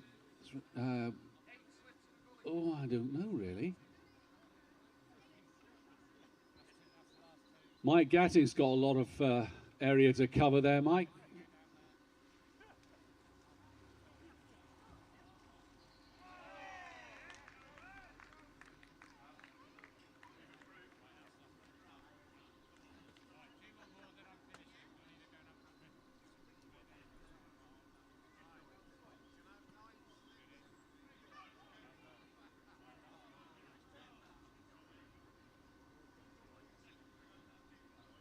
So, sanity restored.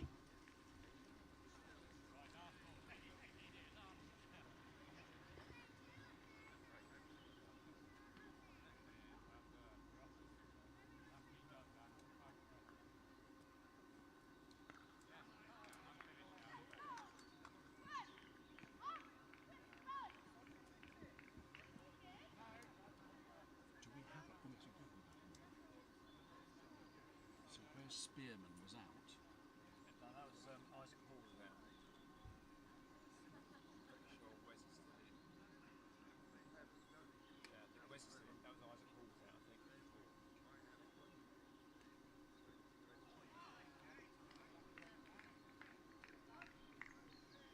And the batsman to go, we believe, was Isaac Hall. That's in and out in no time. Bad luck to him. Sky's darkening.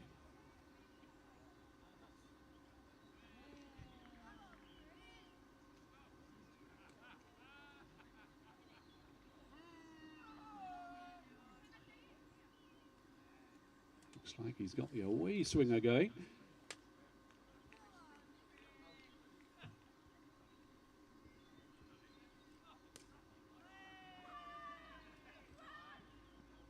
So that means it's Wes at the other end. Yes, it's and that is the This is Sam. This is Sam King batting.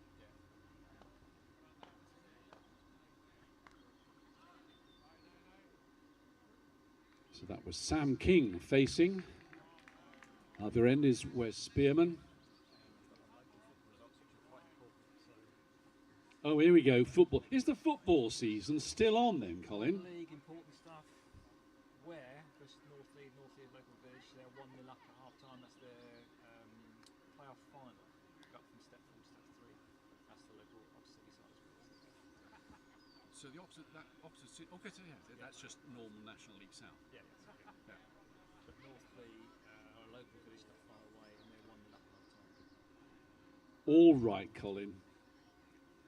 If you must. This is there's a big game going on between Ware and North Lee, which allegedly is a village quite close to here. And it's a playoff game to get from step 4 to step 3. As if I know what exactly that means. And North Lee are 1-0 up at half time.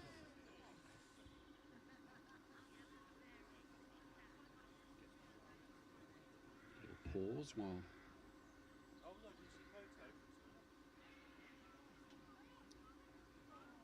And the masked cricketers are away.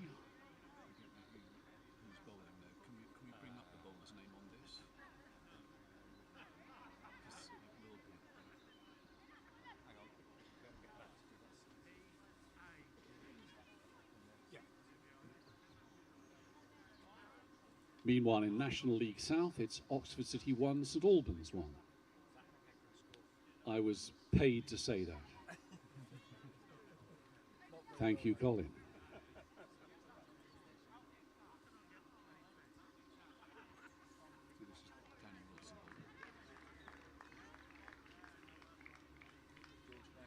This is Dan Wilson from the Wurzel Gummidge end to Sam King.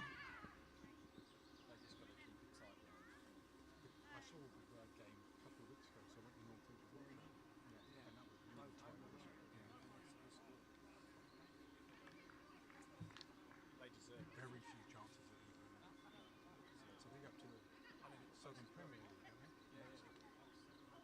This is Southern Premier League South.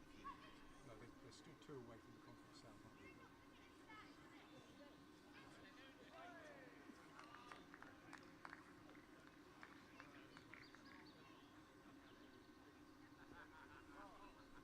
So a little bit of nip in the air now, perhaps helping. A bit of movement from Dan and from Toby. He's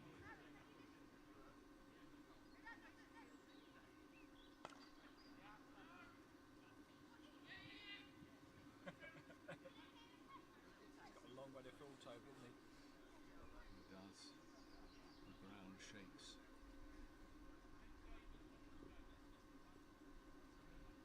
So Sam King away.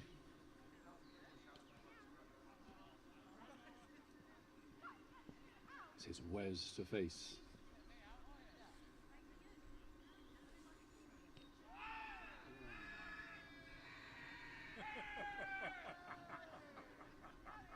Well, last time I saw an LBW given in a Lord's Taverners game was about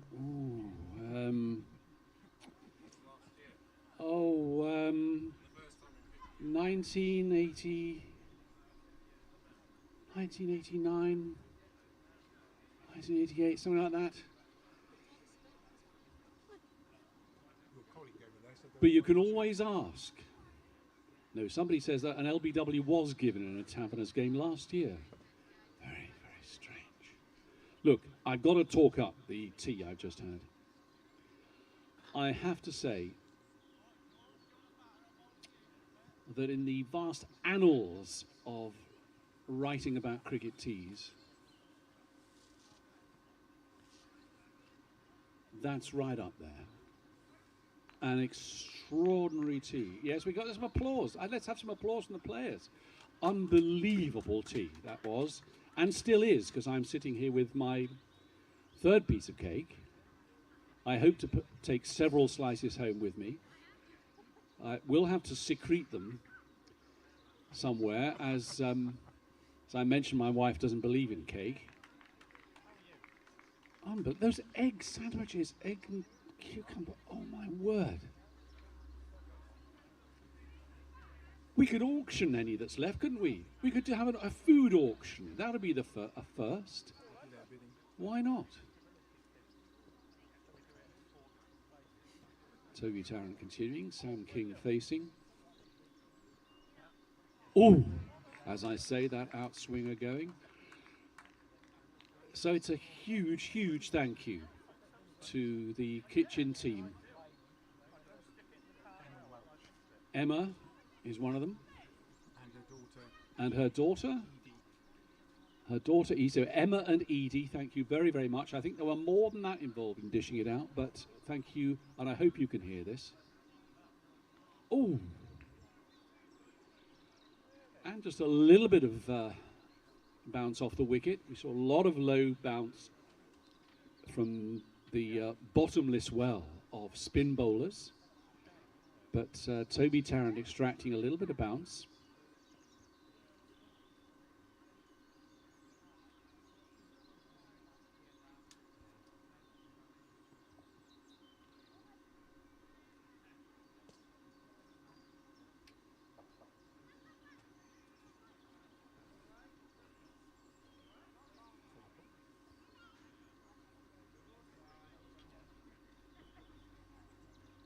I'm getting engaged by that Ware game against Northley now. Now I do want to know the result now, so I'm going to be pestering you. It's still 1-0 to Northley, so that's 3 overs gone, 2 for 1, the masked cricketers.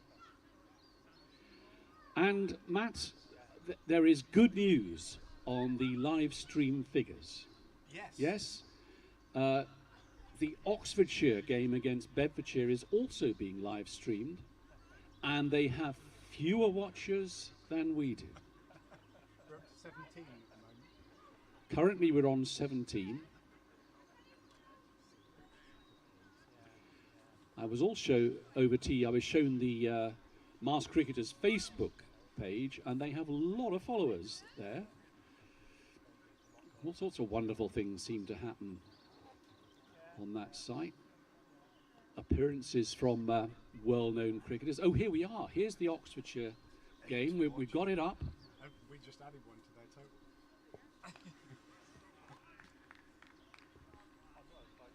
So there's currently 9 people watching Oxfordshire against Bedfordshire.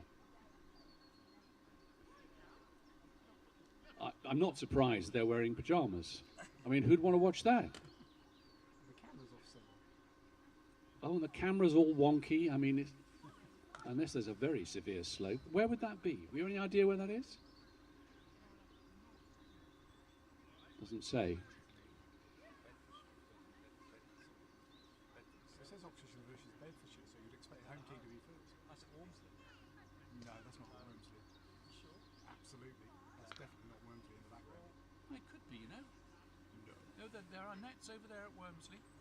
Could be. And There's not side screens like that. And there's Well, a maybe scorebox over here as well. The score box is down there. Sorry, you're right.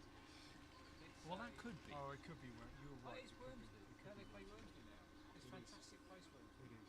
You're right. I take it back. Those sites would be there. Yeah, because they were white.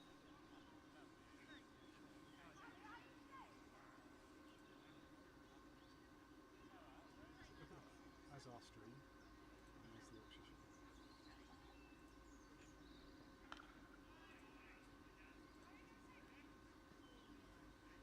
So still a cautious start here.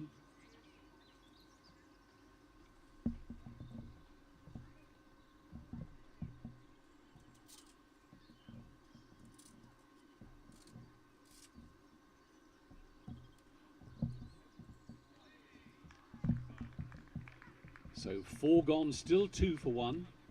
30 overs aside.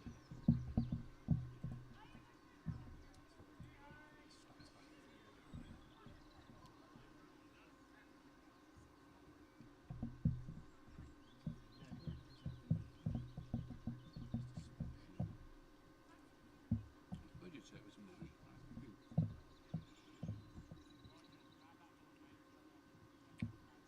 In theory, the third piece of cake just shouldn't taste as nice as the first.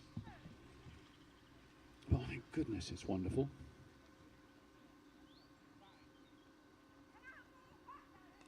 Oh.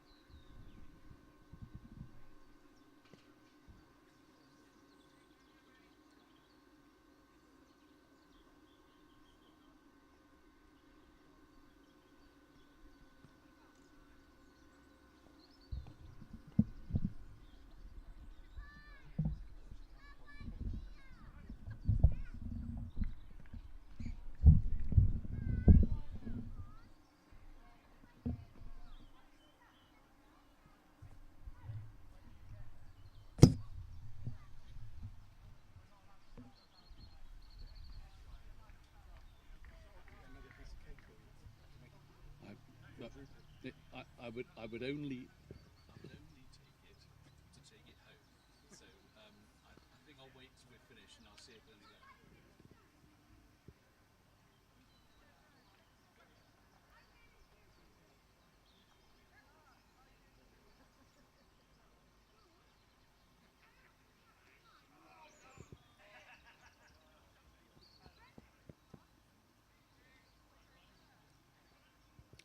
So bye signalled.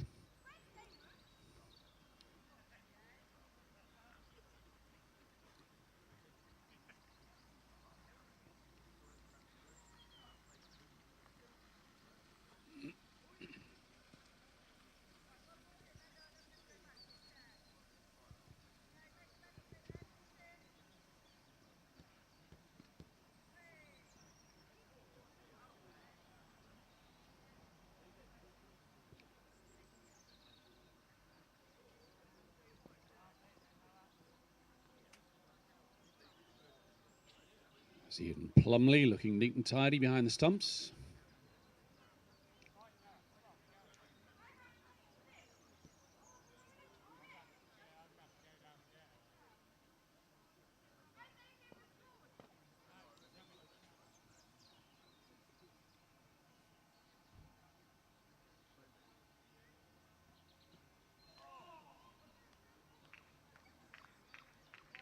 It's been a lot of playing and missing. 5 overs gone 3 for 1. This game marks the start of the Lord's Taverners 2022 summer fixtures. Quite often there's overseas touring to take place during the winter, to Dubai, for example, occasionally. America, every now and again. Yes, they play cricket there occasionally. But the main bulk of fixtures across the summer. Very healthy fixture list this year. Quite a number of games in this area, including, I think it's 2 at wonderful Wormsley, the Paul Getty ground up at Stokenchurch.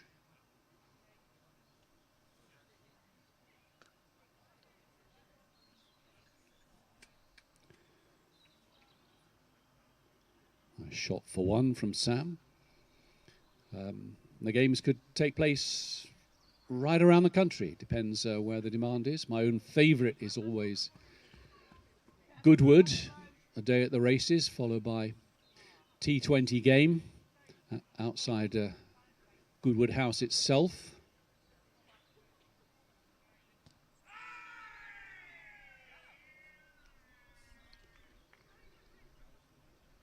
And main objects to have a lot of fun, enjoy meeting people, not least lots of new people, and to raise money for the charity. In really good years, the Taverners have raised, I don't know, over 300,000 just from cricket alone across a summer.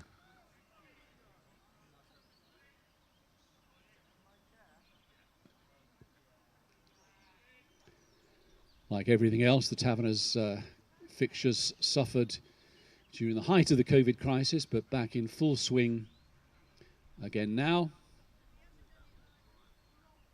And didn't we miss those cricket tees? Oh.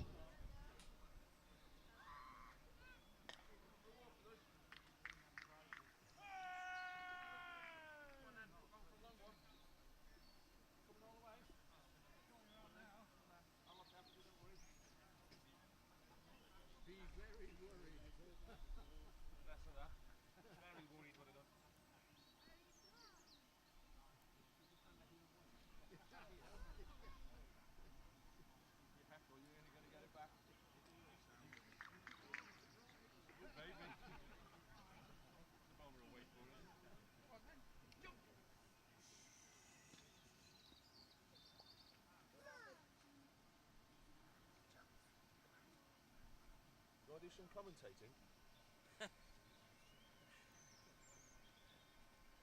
Oh, good leave. Between 1 and 2. Good leave by the... After you.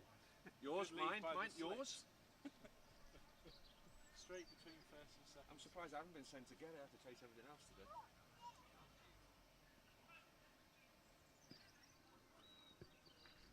So 6 gone.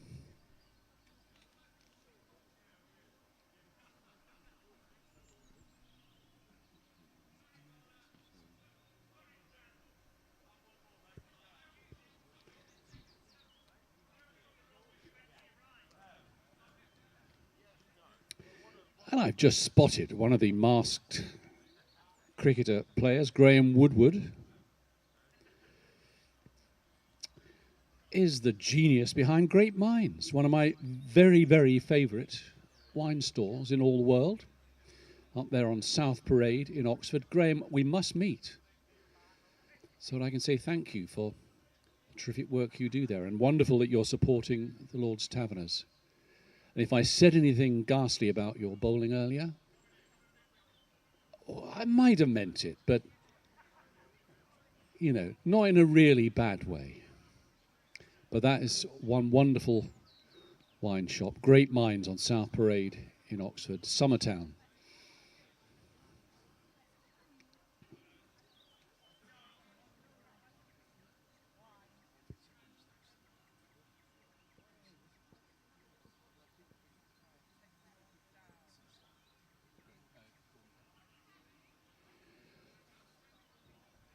Well, look, it's already Gordon Kennedy's day, but it could just about be getting better now, if that's possible.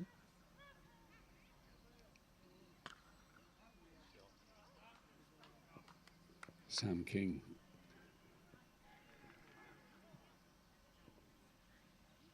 Healthy sound off the bat.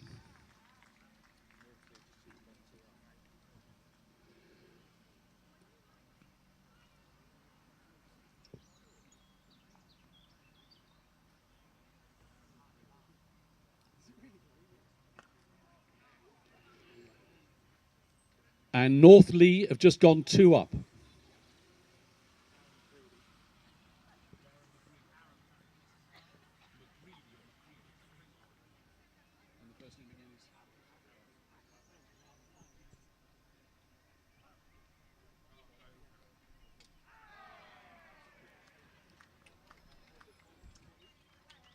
I just don't believe this.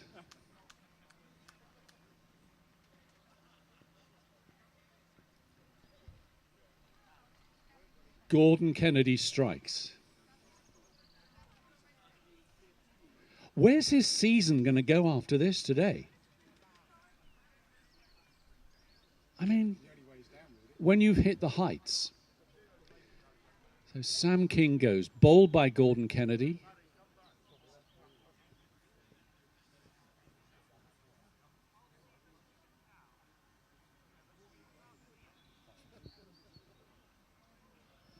Bowled for 5.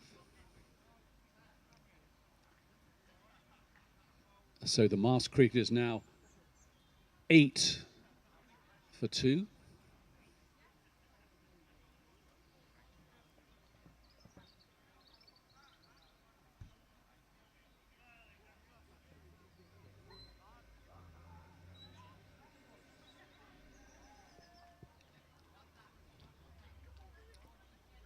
And replacing Sam, this should be Ethan Davey.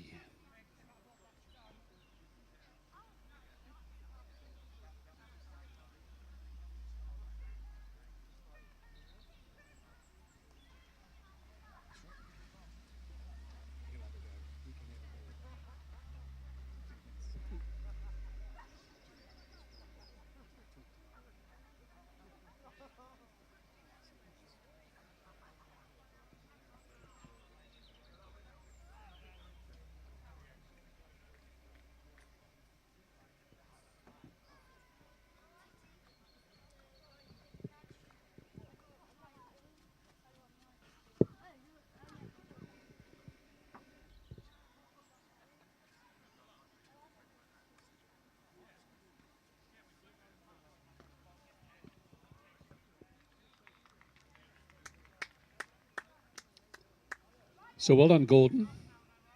7 overs gone, 10 for 2. A long way to go yet. So, Matt, if I'm still around here at 8 o'clock, can I get Antiques? Oh, no, it's not Sunday, is it? I was going to say, can I watch Antiques Roadshow on this? But keep on thinking that today is a Sunday. Neighbours? Watch Neighbours? EastEnders? It's not quite stopped. No, the latest news of Neighbours is that Kylie and Jason are going to come back for a blockbuster final episode. Look, you didn't know that. Look, if I know that. But EastEnders, we get up EastEnders. In fact, we could probably broadcast the soundtrack around this wonderful stadium. Amphitheatre, says Matt.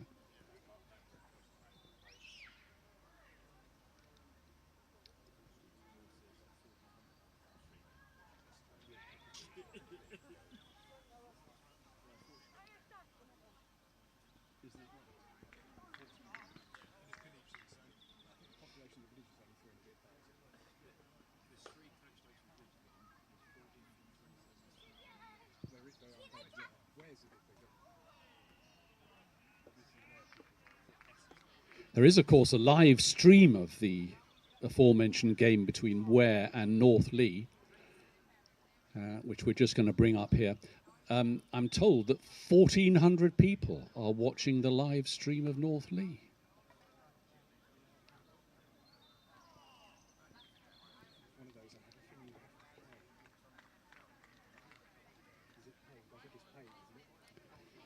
And these are people that have paid for it.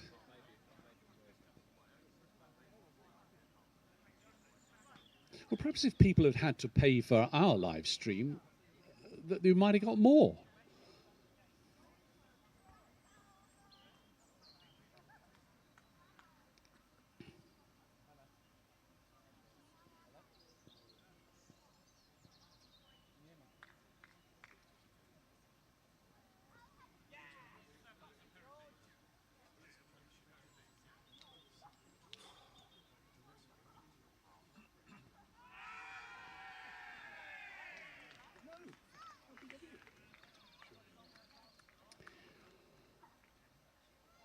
Well, first time since, I think 1989, did I say 1988?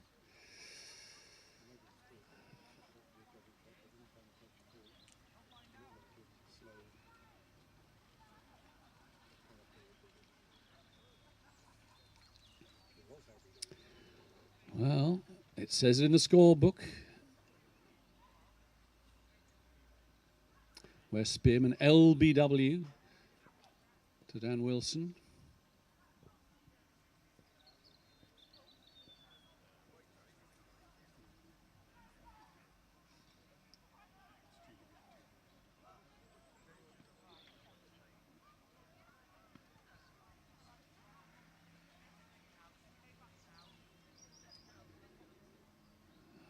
Leaving the masked cricketers on 10 for 3 now. Long way to go.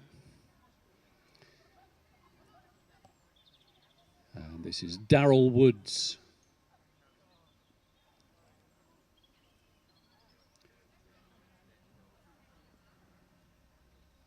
Replacing Wes Spearman. And Gordon Kennedy continues.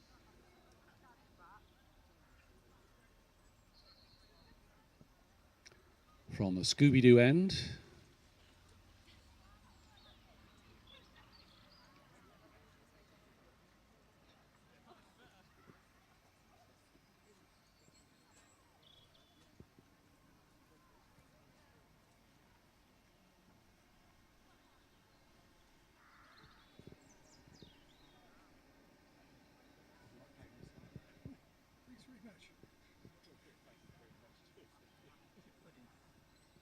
Oh, what?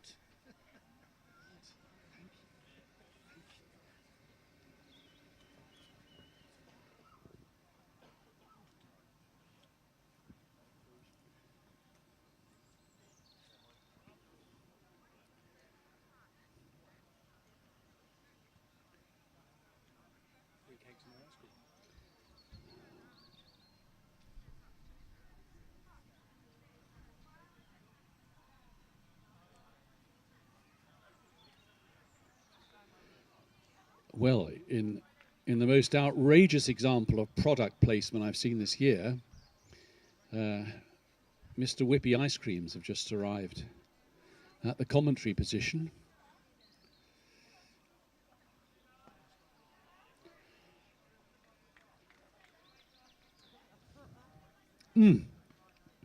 That's all right, isn't it, Matt? That's all right.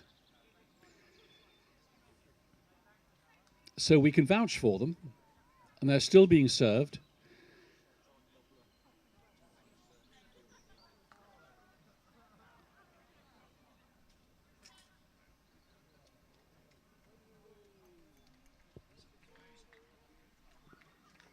That's the first 4 of the innings.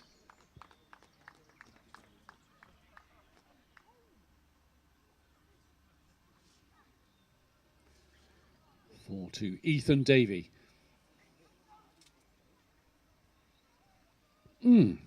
Oh, it's good.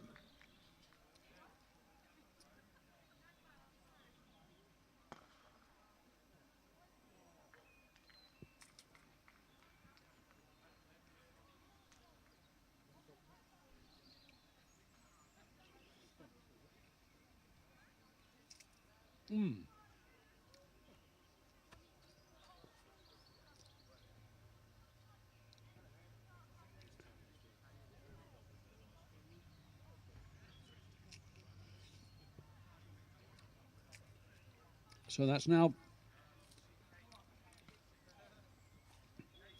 in between bites at my ice cream, 16 for 3.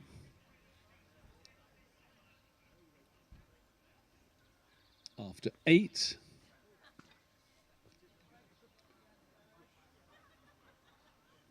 And a change of bowling at the Wurzel Gummidge end.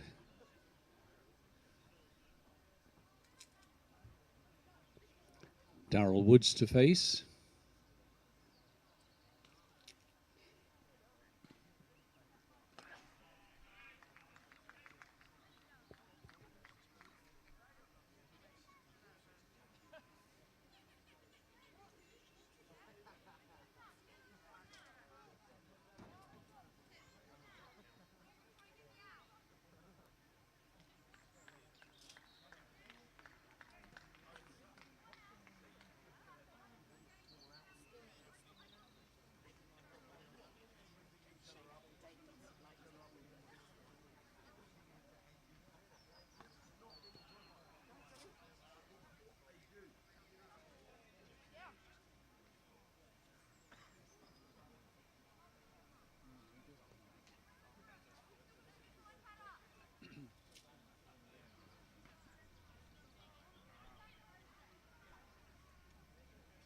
Still be him, I suppose.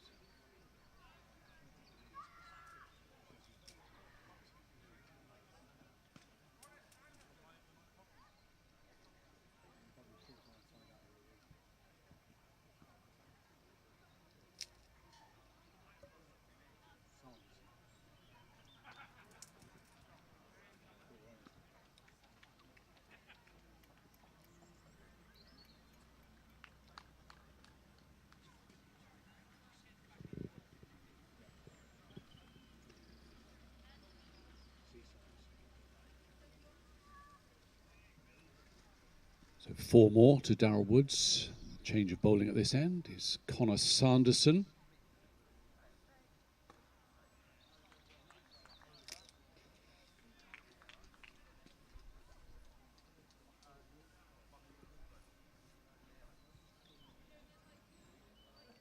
And 10 overs gone. Well, this screen in front of me tells me just about anything you could possibly want to know about the game of cricket that's going on. Can it give me the runs per over required, Matt?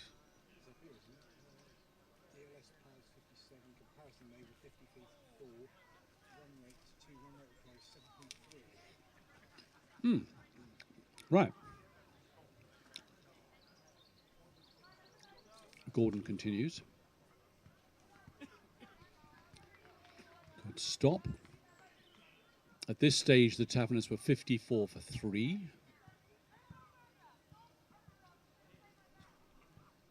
Runs required 7.36 and over.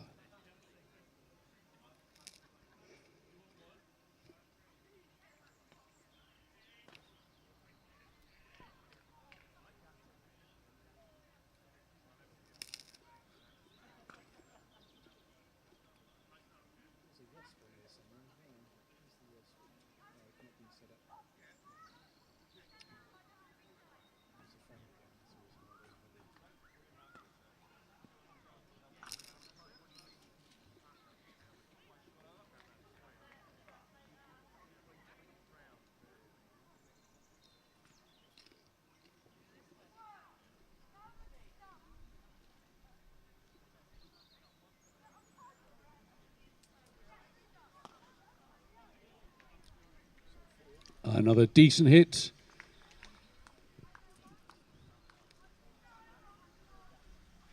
Ethan Davey.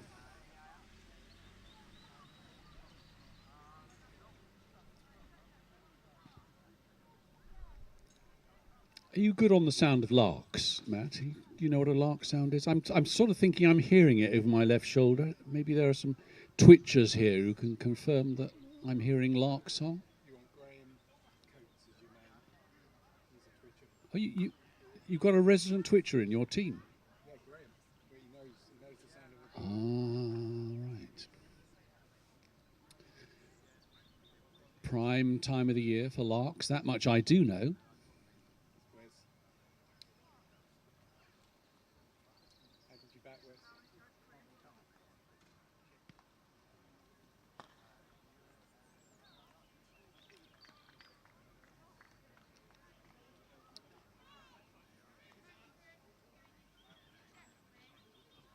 So 11 gone, 24 for 3.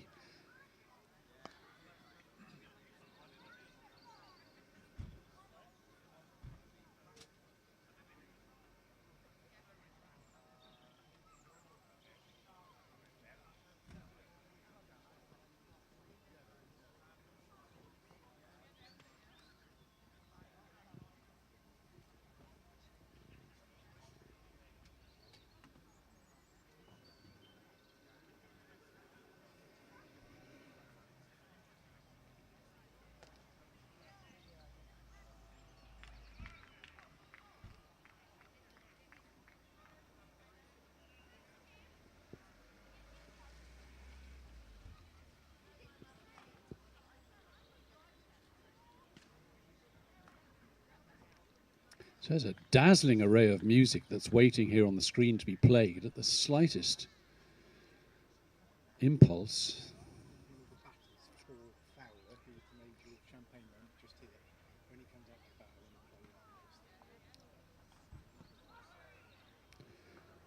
We've got the Fratellis.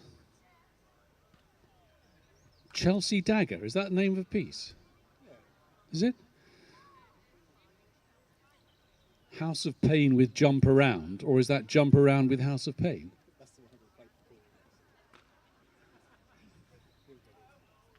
Faithless, is that a pop group?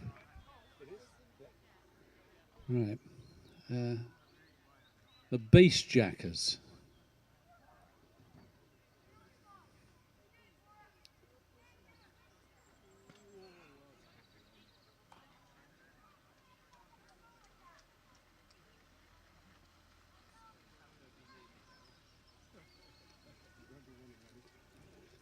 Looks like Darrell in a bit of discomfort there.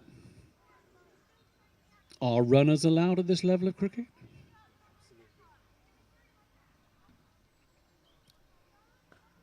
I think I saw that in county championship games they are allowed, but not in test matches. Is that right?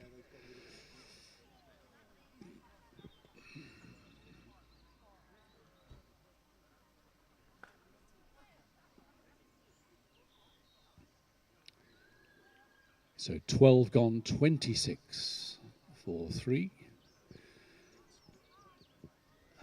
Run rate required now 7.78 and over.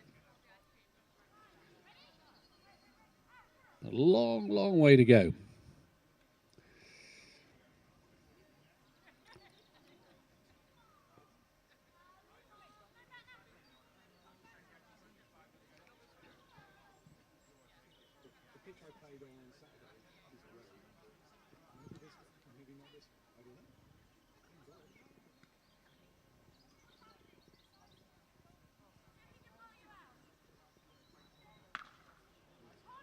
Crack again. That's 6 to Ethan Davey.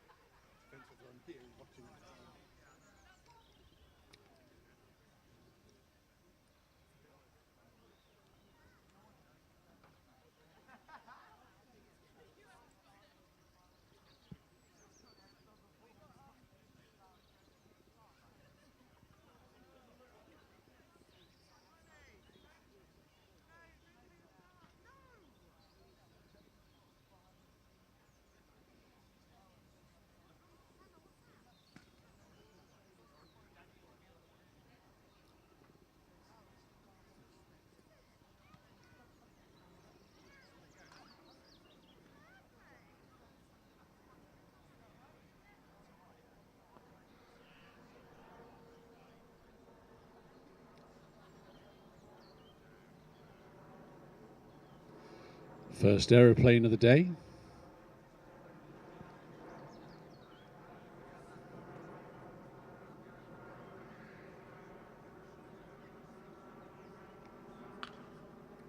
That's another big hit.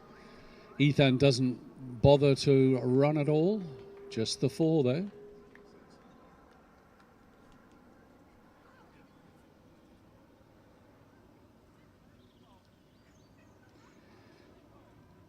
So where can you fly from Oxford Airport? Anywhere remotely useful?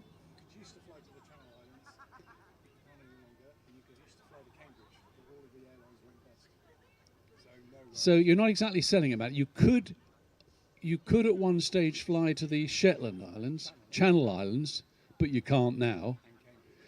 You used to be able to fly to Cambridge, but you can't now. So what's that saying about Oxford Airport?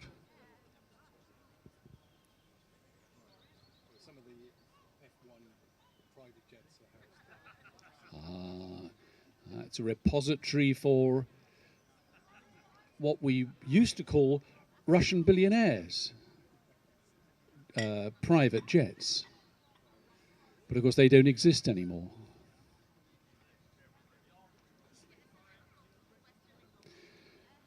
So things looking a bit different now. The Taverners at this stage were 61 for 4. So not completely out of touch with that, not completely. One less wicket down. The field now spread.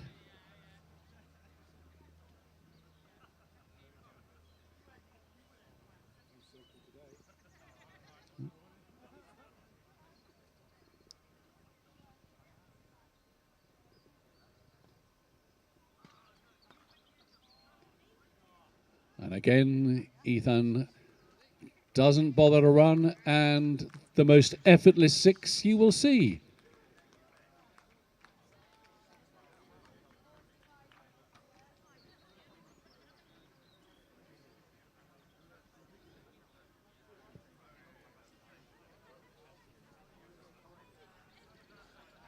So that's 16 off the over so far.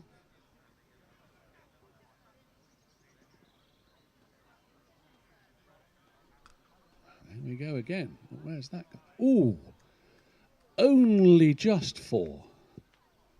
Matter of inches. The over still not over.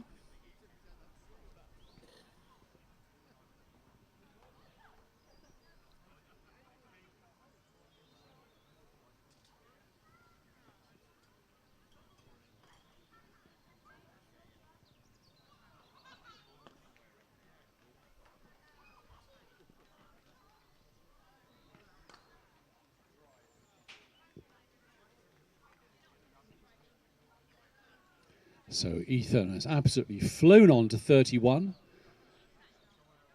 4 4s and 2 6s in his innings so far. He's maintained the strike.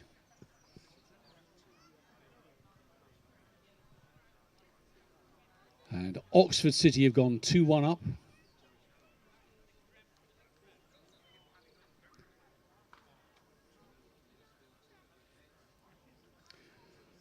Northerly still 2-0 ahead.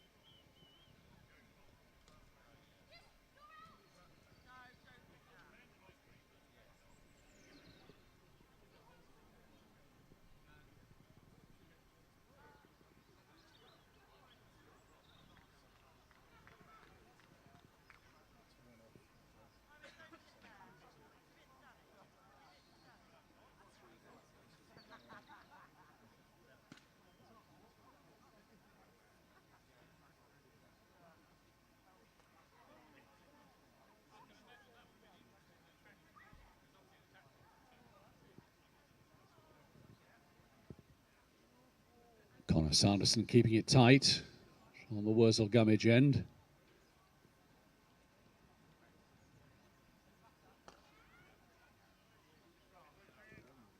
But that's 4. And the masked cricketers go through the 50. I think. Yes, they do indeed. 52 for 3.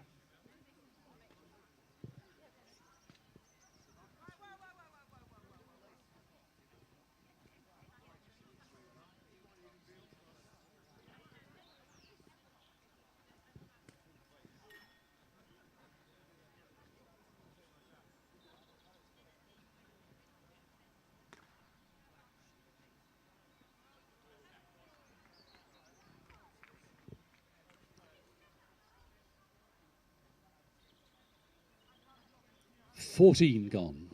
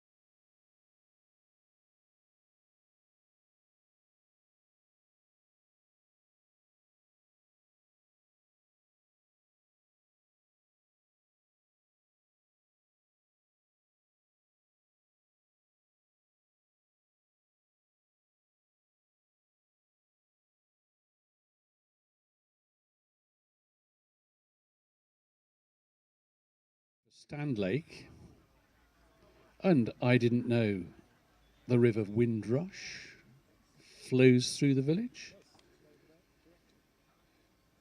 and the Thames is quite close, is it? All right, and it's the Windrush has got a tributary called Medley Brook.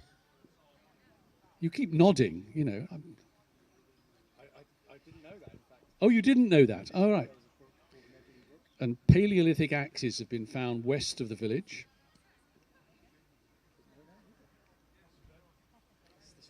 I mean, you are sort of clutching at straws a bit when you start talking about the Paleolithic era, when you're trying to, keep people interested.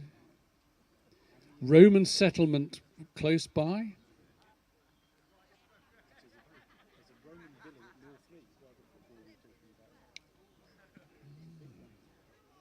What else we got here?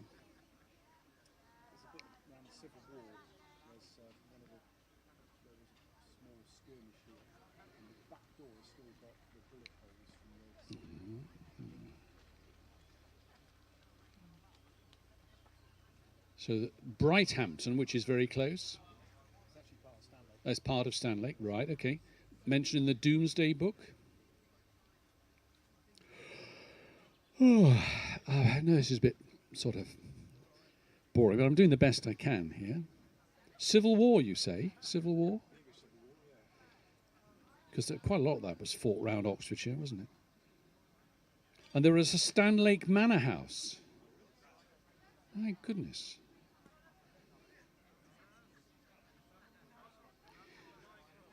With heraldic decoration. Well, if that's all I can find that's interesting about Stanlake, apart from its amazing cricket club, so they tell me.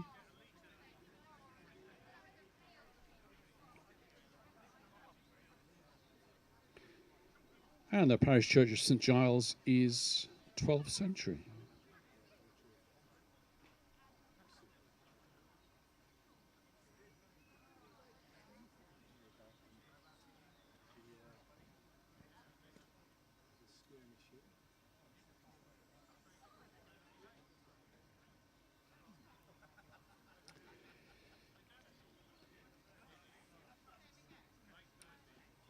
Well, no, I finally found something that's really rivetingly interesting. This is the Wikipedia page, of course.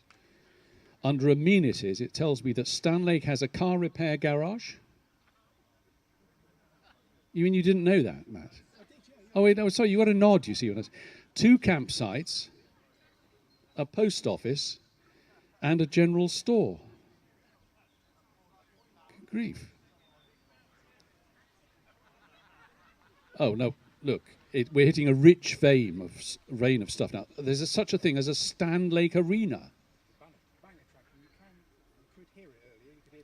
It's a racing circuit. Oh, my view of Stanlake is changing. And Oxford Downs Cricket Club gets a mention. Look at that.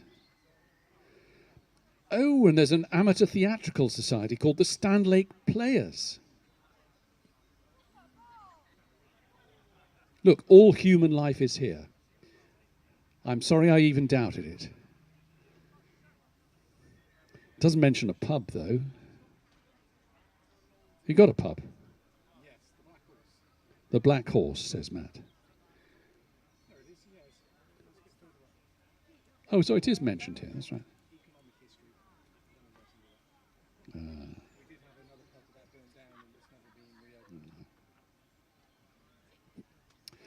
Well, look, I think I got 3 minutes out of that. Do you think so? I mean, I know it was a bit halting and stumbling, but, it's covered the drinks break.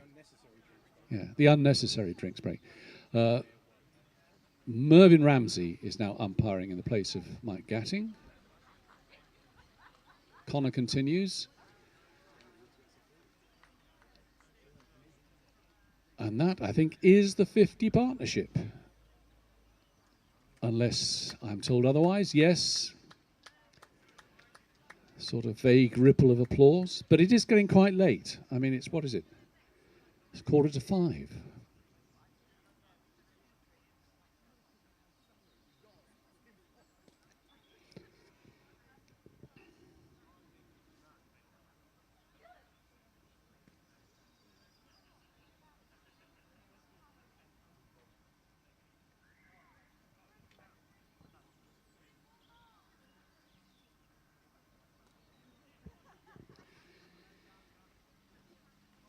There's not a vineyard in Stanlake, though. Or is that Ship Lake? Is there a Ship Lake? There's something Lake vineyard. Right. But not in Stanlake, apparently.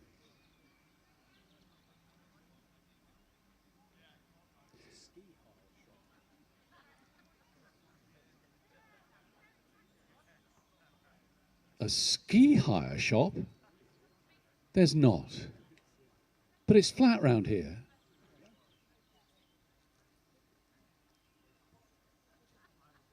So how do you check if your skis will sort of work for you? Extraordinary. Well, look, I think you're missing a trick here. I think I can see a masked cricketer wine label. You can see that, can't you? And you get, you know, Ben Stokes to wear the mask.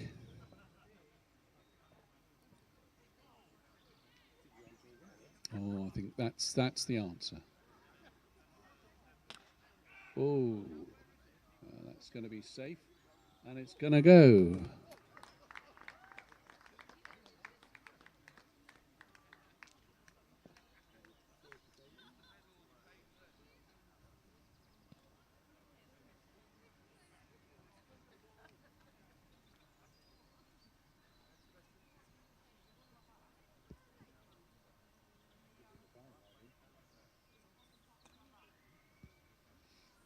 Oh, oh.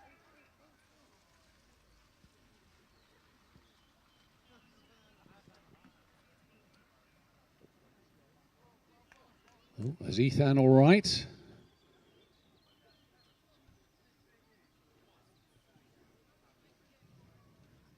I think Darrell might have been struggling if Ethan had gone through with that run. Anyway, that's 16 gone, 67 for 3. At this stage, the Lord's Taverners were 85 for 6, so it's not so far apart.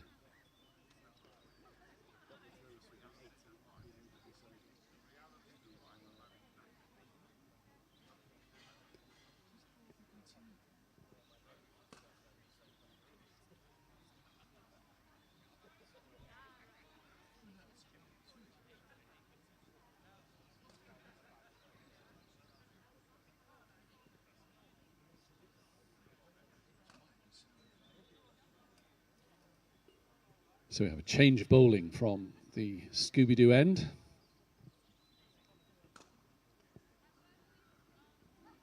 Details forthcoming.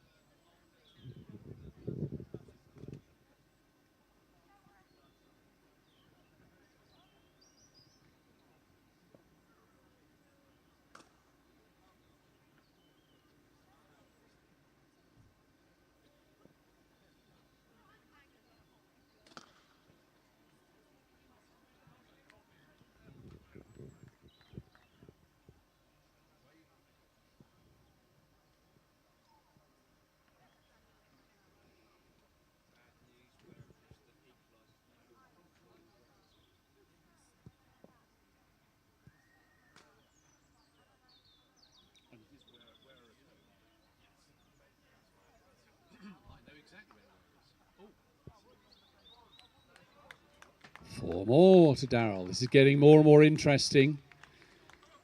Wickets in hand. Crowd to my left have just woken up.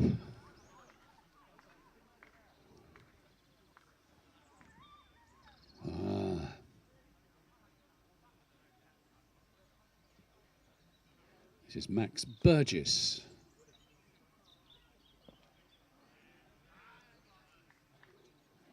From the Scooby-Doo end. There's a game and a half going on at Ware, I'll tell you.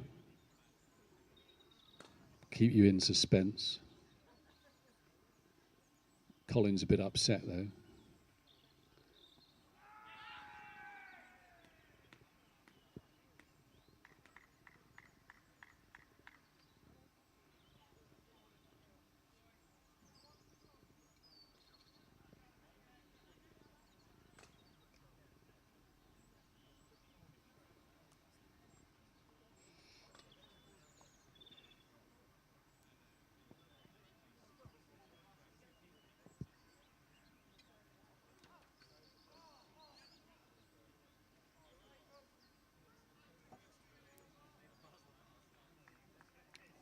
byes, all useful runs.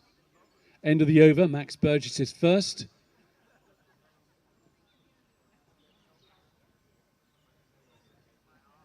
$74 for 3. Taverners at this stage 94 for 6. Yeah, the news from where? It's now 2-all.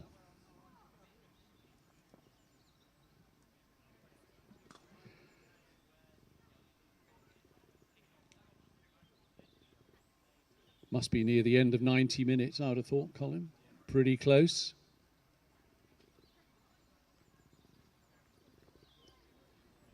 And a change of bowling at the Wurzel Gummidge end.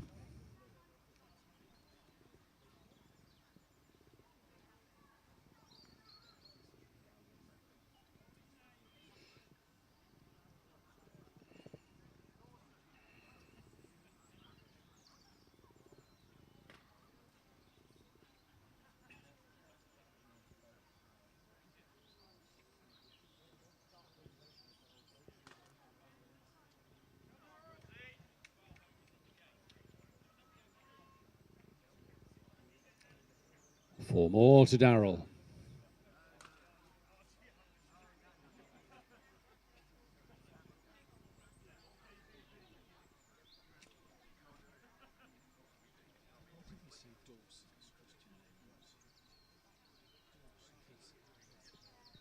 So this is Casey Dawson from the Wurzel Gummidge end.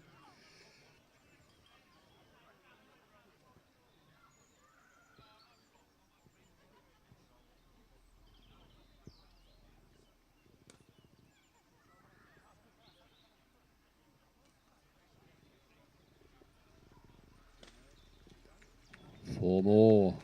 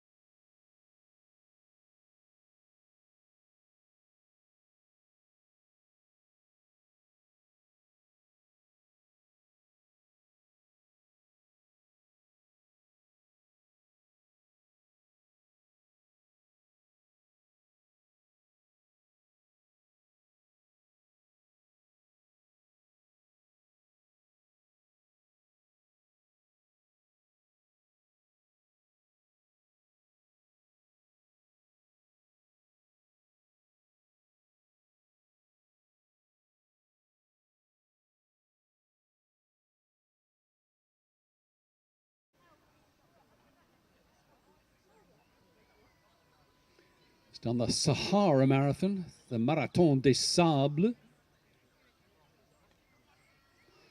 which requires you to run 150 miles, carrying very, very heavy equipment. He's gone to the South Pole. Somewhere here is cycling a penny farthing round Australia, I seem to remember. He's trekked the Inca Trail to Machu Picchu.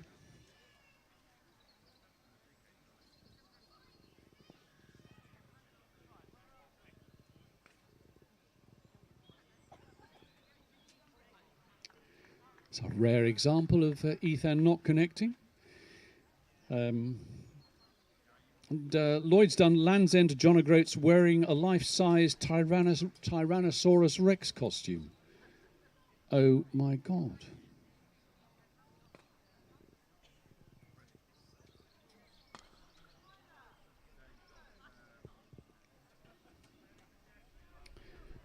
And he mentioned to me that he was, at the start of this year, meant to be doing a climb for charity up the world's tallest building, or one of the very highest buildings of the world, in St. Petersburg. And for some reason that got cancelled. So, as I mentioned, he is planning to do a repeat of his diving suit escapade at this year's London Marathon, except that the diving suit will be much less heavy. So it's always great to see Lloyd Scott in a Taverners side, ever enthusiastic, loves his cricket, and drives a hell of a long way to play. Come from Epping today, which is quite a long distance. So Casey Dawson continuing, the field spreading.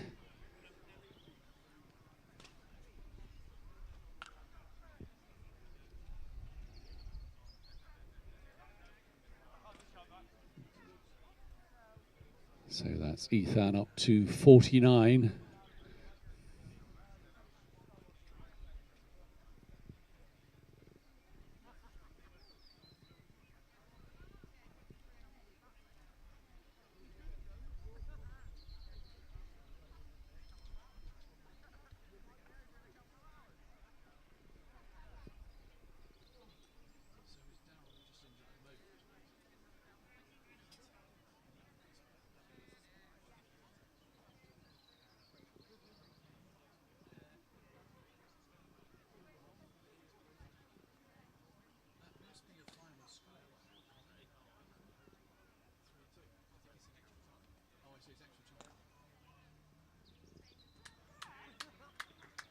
.50 to Ethan Davey.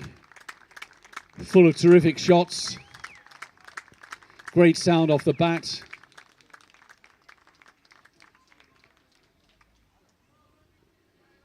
Well, it's extra time at where, if anybody wants to know. I mean, I may not want to know. Well, it didn't go to extra time.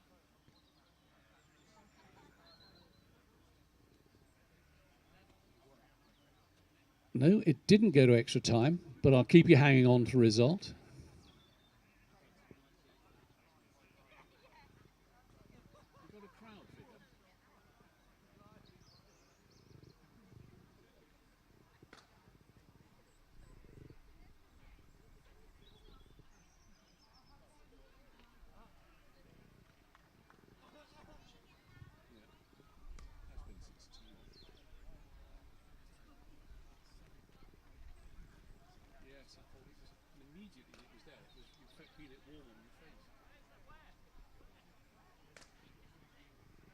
I'm going to say 323, Colin, if you can't remember.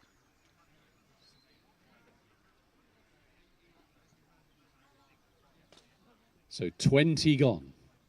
96 for 3.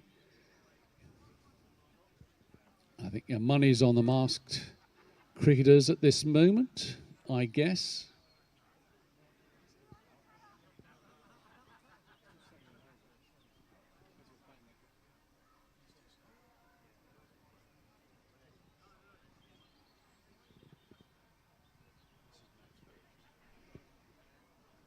And Max Burgess continuing from the Scooby-Doo end.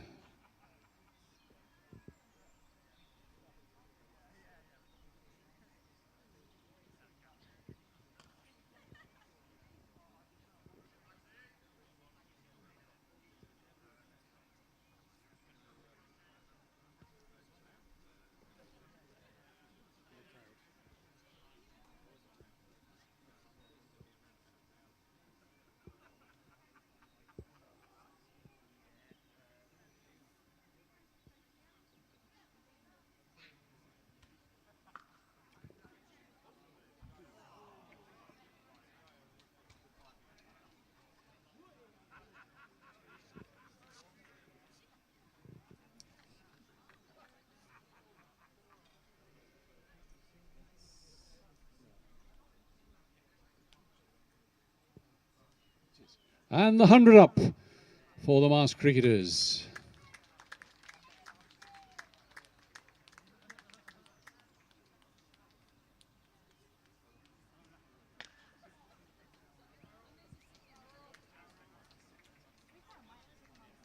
And 4 more.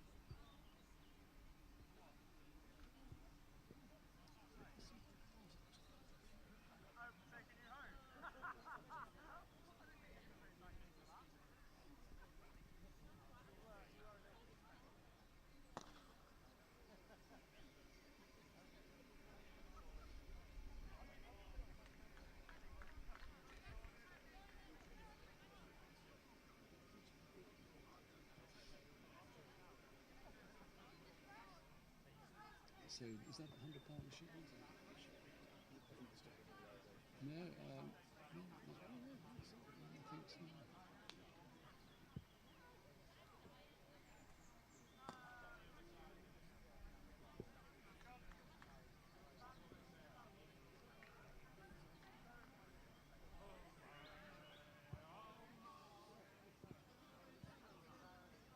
so. So 21 gone, 107 for 3. And if you really want to know, Northley beat Ware 4-2 with 2 goals in injury time. And they now go up to step 3. I don't know what that means, but it's what I do know is it's better than being in step 4.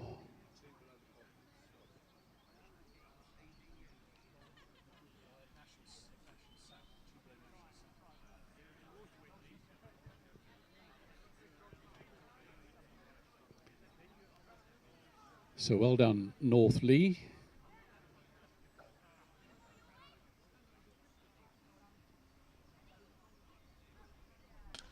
Bang. That's a big one. Signal by Mervyn. Mervyn Ramsey, who does such a fantastic job each summer for the Lord's Taverners. Managing a long, long fixture list. And that's also the 100 partnership between Ethan Davey and Darrell Woods. Here he goes again. Where's that gone?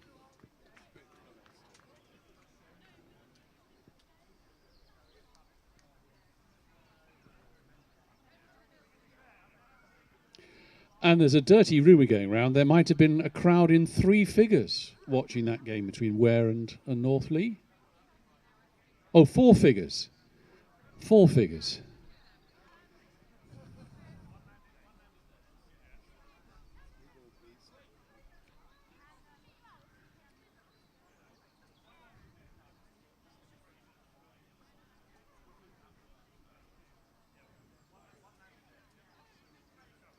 And Oxford City won as well.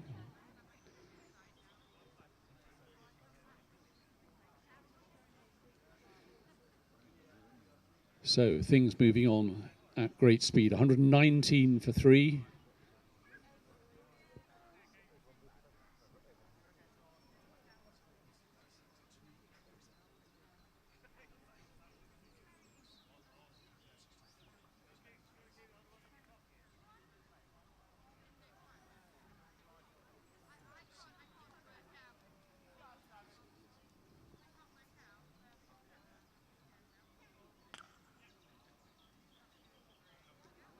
That's terrific placement again from Ethan Davey. 43 to win.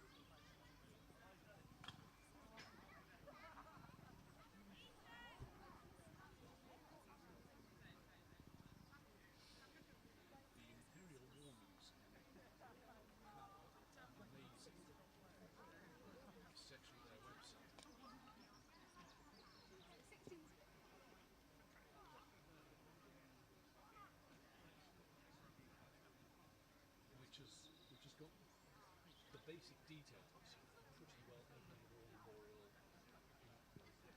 stained glass window in the country, but they're hugely lacking in photographs.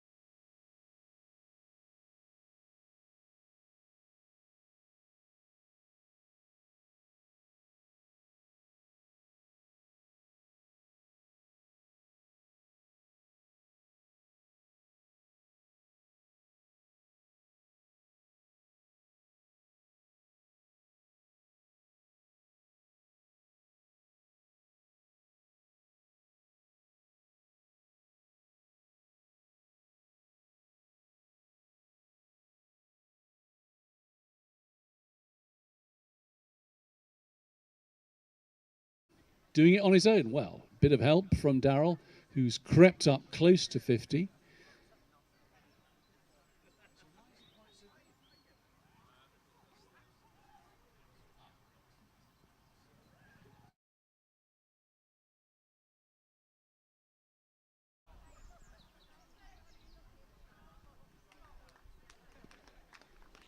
Only 4 that time. So Ethan 21 away from what will be a memorable 100.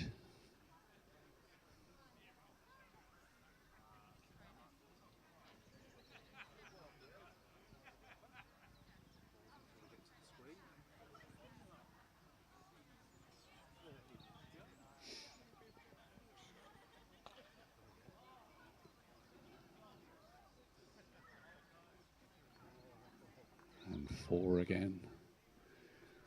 Into the 80s.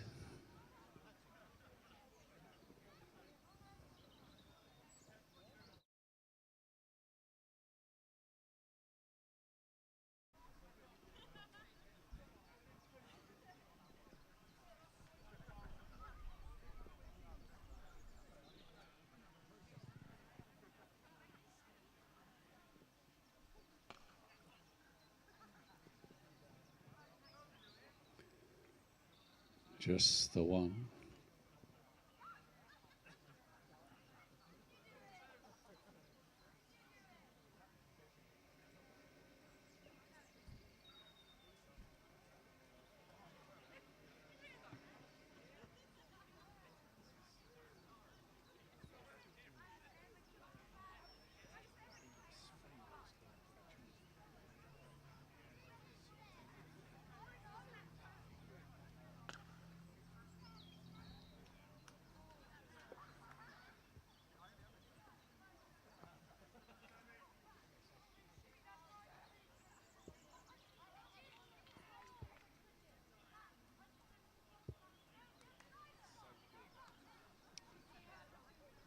So just 24 required.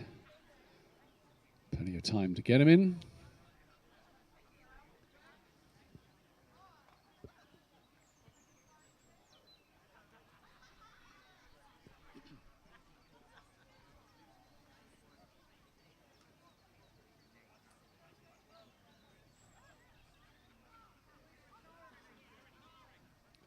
And Toby Tarrant decides to bring himself back on from the Wurzel Gummidge end.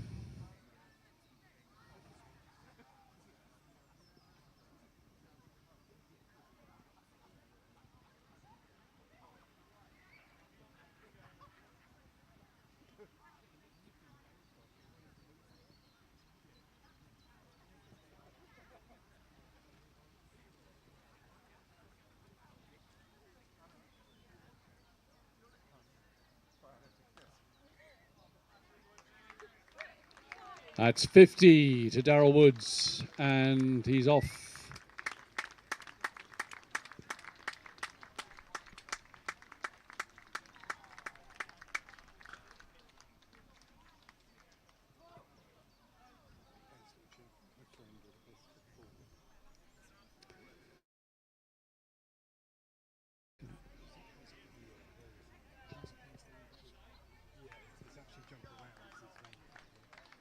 Well done, Darrell.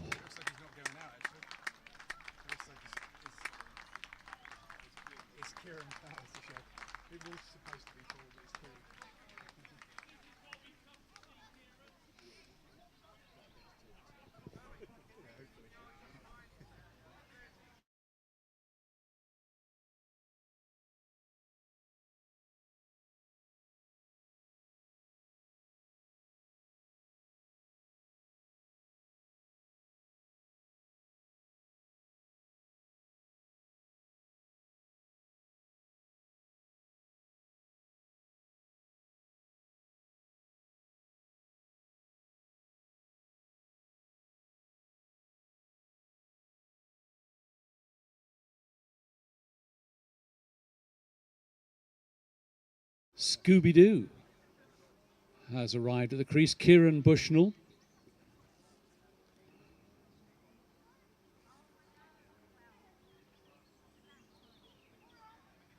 Oh, is that noise I can hear? The racetrack. It's like old bangers. Old bangers. Oh.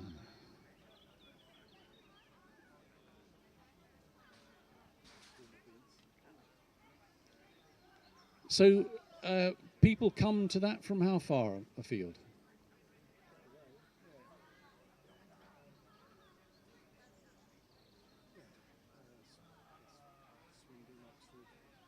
Ah. So people come from as much as 10 miles away.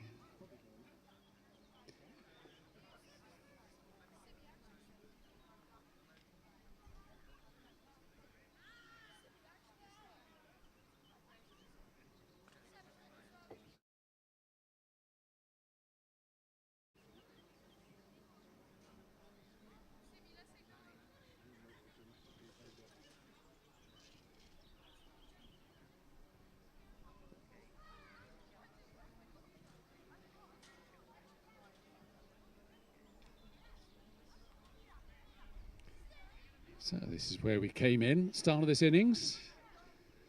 Ball beating bat.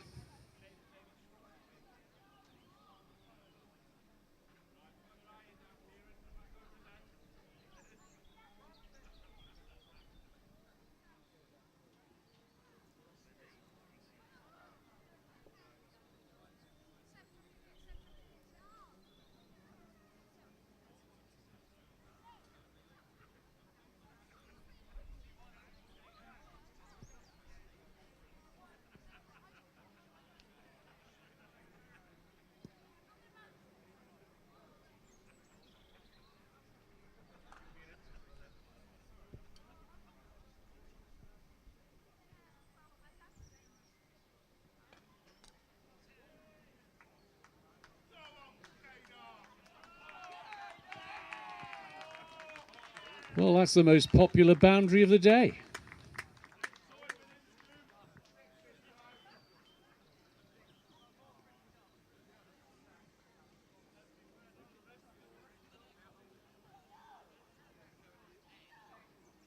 So just 16 to win. And it's getting to that part of the day where a few thank yous are in order. So I'll start off with all of you who've just come along to watch. It's great to have people around the edge taking part, clapping now and again, buying the odd Mr. Whippy, putting up with my sense of humour. Or perhaps you didn't put up with it. No complaints so far, anyway. But good to see you all. I expect many of you came last year. Let's hope there's a next year as well. It's a wonderful way to start the new season.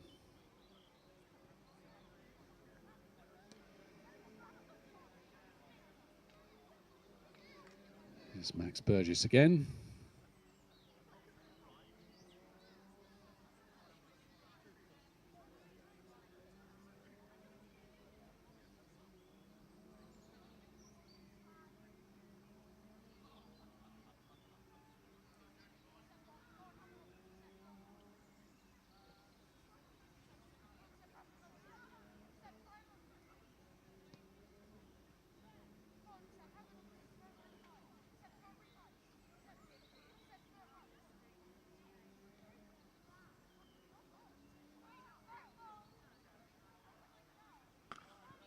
There he goes again. That's gone miles as well. That's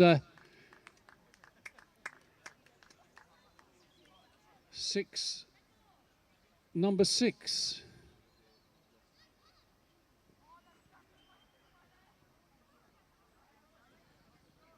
Ethan moves into the 90s. So just 10 to win. And Ethan requires 10 for his 100. Further thanks, especially here to Colin and Matt, who've kept me on the straight and narrow. And for all their amazing technical wizardry. There goes another one. 6 again. So 4 to win. I'm running out of time to say thank you. But very many thanks to Matt and Colin, and to the bar staff and the kitchen staff who've done us all proud. And doubtless the bar staff will be doing it until much later on.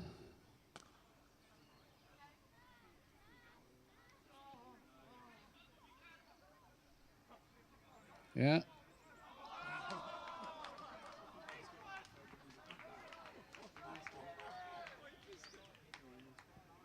$98. Just sneak the second. 2 to win.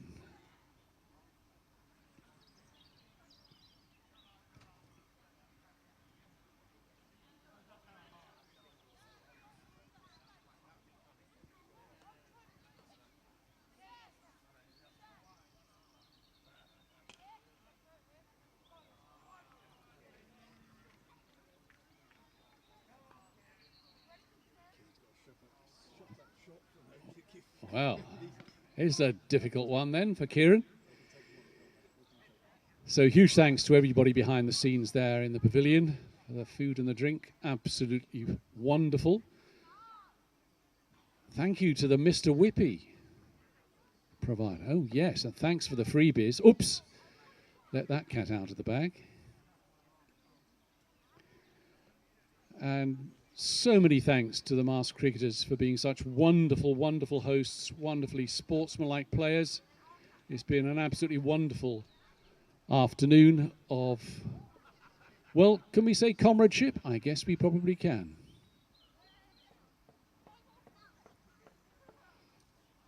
It feels like that. Common cause. I'm absolutely gobsmacked at the amount of money the masked cricketers have raised in the last couple of years. Long may it continue. You can follow them on Facebook, as many people do.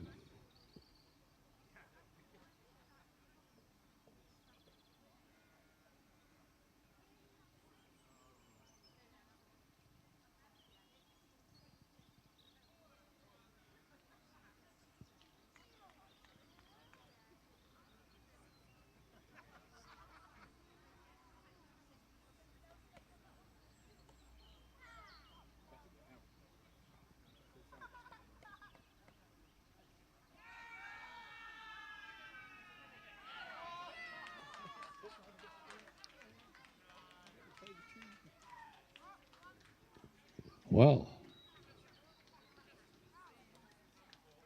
drama nearly died.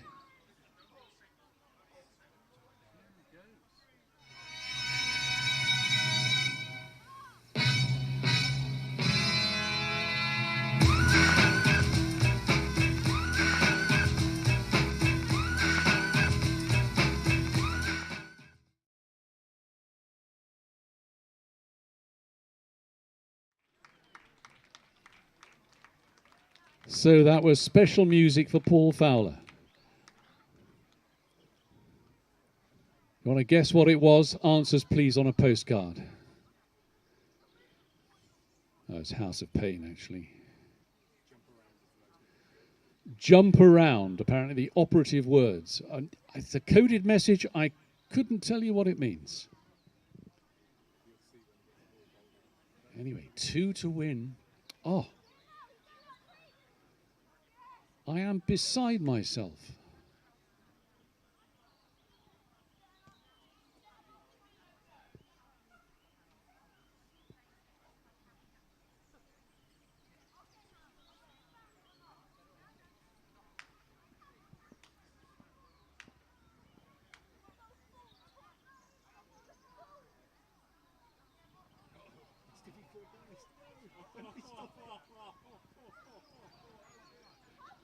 Hasn't quite reached the fence. They're not running.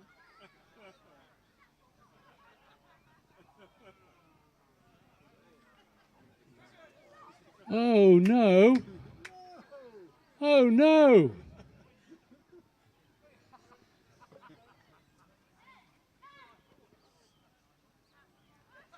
Oh, Ethan.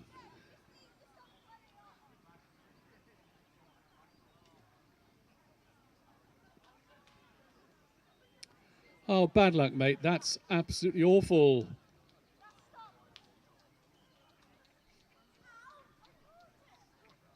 But a cracking innings. Ethan Davey. 98, 10 fours and 7 sixes. So that's 82 out of 98 in boundaries.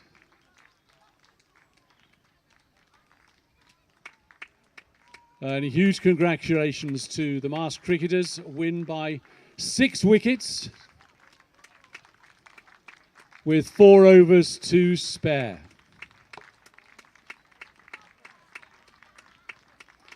And the last big thanks to our umpires, Julian, Mervyn and Mike Gatting. And then to all the Taverners players who've come from far and wide, yes, as far away as Epping, to take part this afternoon. Always giving of their time for free in a great cause. So well done, the masked cricketers. Well done, Northley. Well done, Oxford City. Anybody else need... I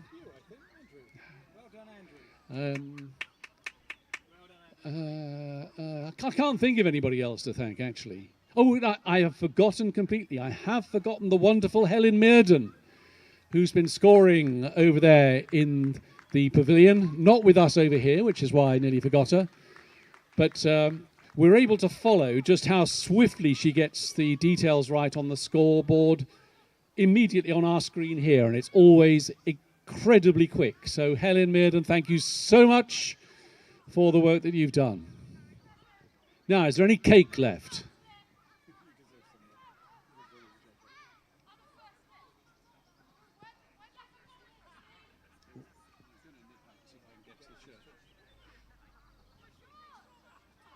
If you're interested in that sort of thing, Colin, in Oxford, you know the Church of St Michael right on the pedestrianised area in the centre of Oxford?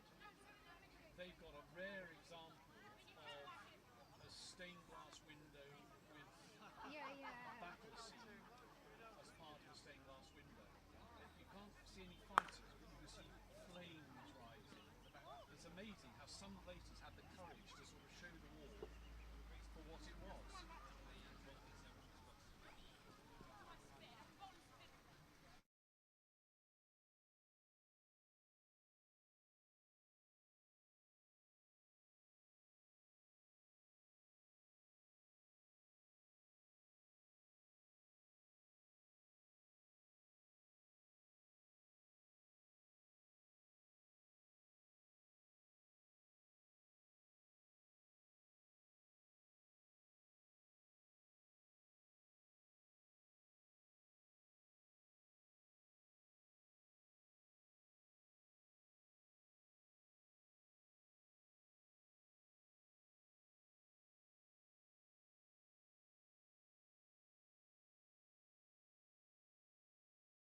Just a big thank you for attending today. I know it's not been a particularly warm day.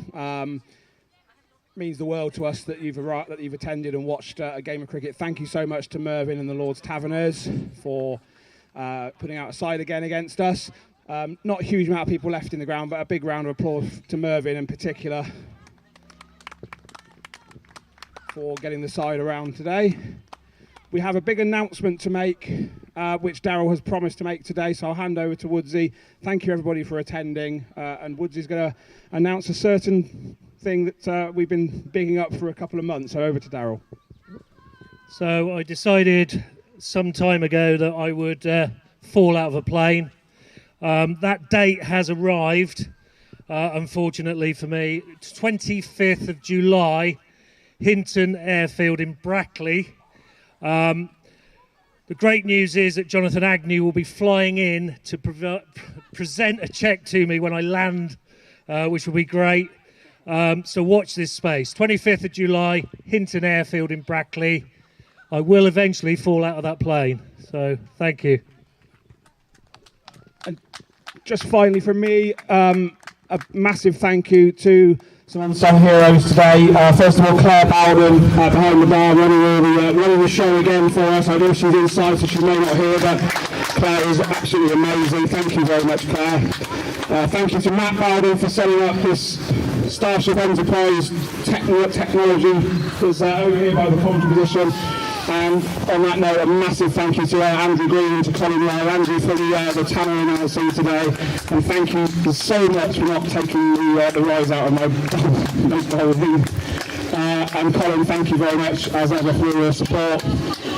And thank you to George Wiley, a Level 1 Foundation coach, for showing us the disability cricket at the start, which was absolutely brilliant again. And to Damon Colley, wave your arms, Damon. Well done, Damon. And of course, the legendary Dick Giles, who made sure that they were all looked after. Thank you, George. Thank you, Damon. I think there's a raffle going to be held, but Darryl will give you the details on the raffle. Thanks again, everybody. Pauline, if you could come forward with some raffle tickets, please, if you're around. Somebody, please. Thank you. So there we are, that about wraps up our streaming today. We're going to go into the usual raffles. We've enjoyed it in good company today.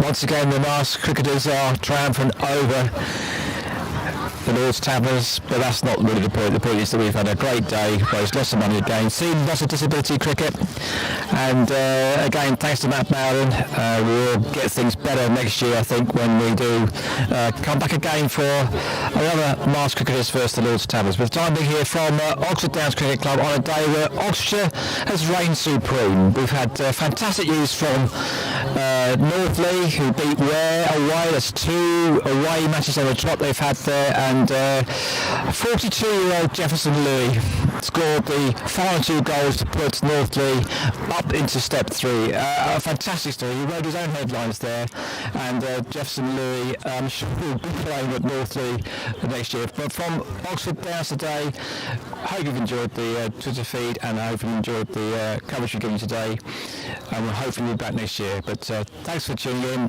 and bye for now.